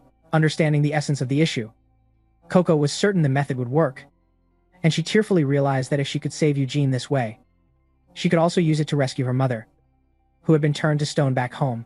Agath lavishly praised Coco's extraordinary intelligence, causing the girl to blush awkwardly. She admitted she had secretly been thinking about this principle for a long time, and saving Eugene was her only ray of hope to save her mother. The next problem was how to approach and restrain a crazed monster like Eugene without harming him. Thanks to the brush buddy's attention to the unfinished magic on the ground, Agath came up with a perfect combination to form the battle layout. The plan began when Coco bravely put on the shadow-mimicking cloak, transforming into a giant-scale wolf, holding a stone rope in her mouth as she rushed out as bait to attract Eugene's attention. Agath explained that according to the biological instincts of scale wolves, they would crash into their own kind to compete for territory. So Coco had to keep moving to lure him until Eugene became entangled in the stone rope and was led directly to Techia's ambush point. At the trap location, Techia focused her spirit to activate the earth magic prepared earlier, perfectly combining it with Alara's defensive wind wall to form a cage of thick sand planks that firmly imprisoned Eugene inside. Tetya proudly admitted that the idea for the cage was adapted from the sand-weaving technique into cloth that she had learned. With Eugene fully restrained inside the cage, the next step depended on the brush buddy's keen sense of smell to accurately locate the forbidden magic ink. Agath quickly climbed onto the top of the sand cage and released the brush buddy onto Eugene. Soon, the small creature found the forbidden sigil hidden behind his neck and jumped down to signal. Agath immediately moved in to examine the tattoo, but began to worry because the sigil was much smaller than she had imagined, a task requiring precision down to the millimeter. Something Rachel, the best in their group, excelled at. Seeing Eugene struggling painfully inside the cage, Agath blamed herself for having been too strict and for always dismissing Rachel's abilities. Suppressing her guilt, she carefully redrew the inverted sigil onto her handheld spellboard, hoping to restore her friend and make up for her mistake toward Rachel. The magic burst into a brilliant blue light. Agath loudly announced that it was complete. But just as Coco and Tetya turned to look, the sand cage suddenly exploded. The powerful shockwave from the explosion hurled Agath far away. Fortunately, Tetya used wind magic in time to fly over and catch her before she hit the ground. Agath brushed aside her friend's concern and turned her gaze toward the sand cage, which had now been reduced to drifting dust. As the dust cleared, the group was shocked to realize that Eugene was still in his panicked, feral scale wolf form. With no improvement at all, Agath fell into panic, tormenting herself over whether she had drawn the wrong symbols or whether the precision had been insufficient to activate the reversal spell. Meanwhile, Eugene stood up and roared, shaking off the stone ropes binding him. Strangely, those stone ropes immediately transformed into sharp leather whips that lashed violently at Agath's back and whipped dangerously around, forcing Tetya to quickly erect a thick sand wall for defense and shout for help. Trapped behind the wall, Coco, using her sharp mind, desperately speculated that if the reversal spell had failed, perhaps their ordinary magic was simply not strong enough to restore a body fully transformed by forbidden magic. At that moment, a deep voice from behind confirmed that her thought was completely correct. The figure who appeared stepped out of the darkness wearing a strange eyeball-shaped mask, and Coco immediately recognized him as the anonymous man who had once given her the forbidden book and wand in her old village. He introduced himself as Egwene, the Eye of the World, the one without eyelids, and gracefully stepped in front of the three girls. Egwene called Coco the child of hope in a soothing tone, telling her not to be afraid. He claimed the Black Hat faction never intended to hurt her, and to atone for the incident, he would reveal the secret to breaking Eugene's curse using forbidden magic itself. Seeing Coco drawn in by the offer, Egwene handed her a jet-black quill and whispered temptingly that her friends would never know, and that all great witches had their own secrets. He insisted that forbidden magic was no different from the basic spells she had learned, and that he would personally teach her how to draw it to save her friend's life. Just as Coco tremblingly reached out under psychological pressure, a furious shout rang out to stop Egwene's actions. Even in his mindless, monstrous form, Eugene retained a fragment of reason and used his steel-scaled arm to violently pull Coco away from Egwene's grasp, throwing her aside and roaring that forbidden magic was destructive evil. This fierce resistance immediately made Coco and Tetya realize that Agath's reversal sigil had not completely failed. It had worked and restored part of Eugene's core consciousness. Tetya straightened proudly and firmly rejected Egwene's lies. She declared that every small adjustment in magic could unlock new possibilities like software updates, and that with determination they would find a legitimate way to save their friend. Unexpectedly, Egwene did not become angry at their defiance. Instead, he leapt backward in an elegant motion and clapped, deeply impressed by the sharp thinking and skill of the three girls. In a wistful tone, he spoke of the ancient Golden Age, when magical power was used freely without limits, and witches' constant innovation balanced the world's order. He declared that he longed to see the day Coco would cast aside the outdated rules of the pointed hats and become a true witch guided by her own will. To prove his words, Egwene muttered a forbidden incantation right in front of them. Immediately, Eugene the wolf groaned in pain, shrinking back into human form before collapsing unconscious, causing Agath and Coco to rush over in shock and concern. However, Egwene ruthlessly snatched the stone amulet from Eugene's neck with magic, instantly forcing his body to revert into a ferocious scale wolf again, to prove that curse-breaking magic would only have lasting meaning if drawn by Coco herself. Yet this criminal had underestimated Coco's intelligence. With sharp reflexes and high-level tactical thinking, she had secretly drawn a wind sigil beneath her feet in advance. She activated the spell, creating a powerful gust that snatched the amulet midair before it could reach Egwene's hand. She caught the amulet and threw it to Tetya and Agath, who reattached it to Eugene's body to stabilize his condition, earning Agath's full praise for Coco's brilliant counterplay. Facing Egwene directly with calm, steady eyes, Coco firmly declared that she did not care what he wanted or what his schemes were. She would decide her own magical path and continue exploring both the wonder and danger of magic in her own way as a pointed hat witch. with a mysterious smile behind his eyeball mask. Egwene promised that he would show her even more clearly both the light and dark sides on their next meeting before dissolving into the darkness of the cave. Meanwhile, on another front in the cave, Alira and Kaifri were struggling against the fused black hat enemy named Sassaran. He repeatedly used ink-stained claws to close magic circles, turning nearby small stones into sharp projectiles that shot forward at terrifying speed like fast and furious racers, forcing Alira to desperately maintain a shield for both of them. In the midst of the dangerous situation, Sassaran arrogantly boasted that his magic cloak would protect him perfectly and bring their destruction. Just as the seemingly unstoppable barrage of stone projectiles came rushing in, a massive wall of fire suddenly erupted and burned them all away. From within the sea of flames, Orugio strode out proudly, declaring that all forms of heat and light must submit to his fire magic. While mocking Sassaran's ragged cloth weapon, it turned out that the one who had informed Orugio was Richel, who had sent a small bird carrying a message to request reinforcements. Approaching the masters, Richel explained that, recognizing her own inability to save her friends, she had followed Quifre's teaching and sought out adults willing to listen for help. This courageous act revived the memory of Richel's first meeting with the two masters, when she had been walking alone and crying. At that time, Kifri and Orugio had gently approached her, promising to believe everything she said and immediately sending someone to investigate the incident at her workshop, causing young Richel to barely suppress a happy smile. Meanwhile, Sassaran stubbornly prepared to continue the battle despite having to face 4 witches at once. However, just as he was about to pull another trick, Egwene suddenly appeared, grabbed Sassaran's cloak, and announced a retreat because they had already played around too much today. Although Sassaran tried to argue, the eerie tone and threatening gaze from Egwene's eyeball mask instantly silenced him in fear, and the 2 black hat individuals vanished into thin air without a trace. Seeing the enemy escape, Kifri activated water magic and shouted in anger, preparing to chase after them and settle the score. But Orugio rushed over, grabbed Kaifri's collar, and sharply asked what truly mattered most to him right now. Orugio's words were like a bucket of cold water to the head, snapping Kifri out of his misguided stubbornness, and he admitted that the safety of his students was the top priority. Seeing his friend regain clarity, Orugio smiled and walked away, while Richel urgently urged the teachers to quickly go find the others. When the entire group was finally reunited, Alira sighed in relief upon seeing all 4 children safe and sound together, while Richel's eyes lit up when she saw that Eugene had escaped danger and immediately ran toward him. Eugene sadly recounted the entire series of frustrating events in which he was forcibly branded with a cursed seal by the Black Hat user, and then temporarily reverted to his human form by another person using a medallion. Hearing this, Alira frowned in anger, sarcastically wondering whether those dark witches treated human bodies like toys for scribbling graffiti. The anxiety did not end there, as Eugene bitterly pointed to the small medallion on his neck, explaining that it was only a temporary suppression tool,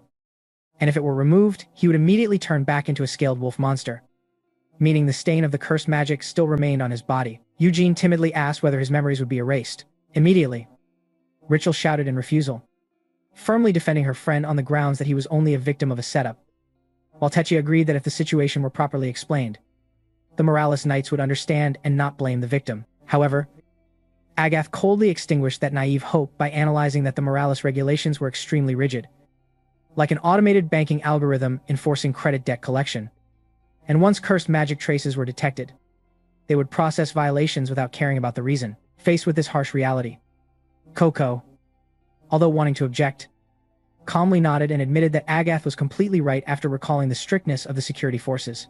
Despair engulfed Eugene, as he painfully thought that his greedy and fame-seeking master Kukro would never accept a student tainted with cursed magic, and he considered himself useless and nothing but trouble, just as he had begun to believe he could improve in his own way.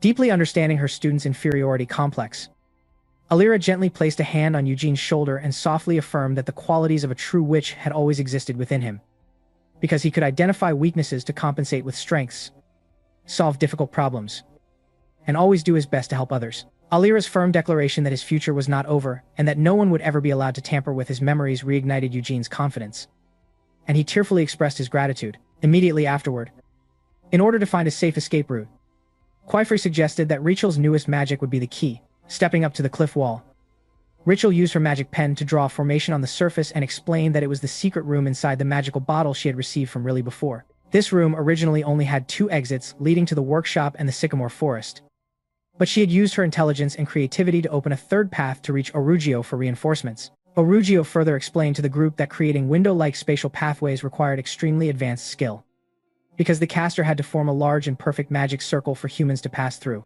to overcome her own energy limitations.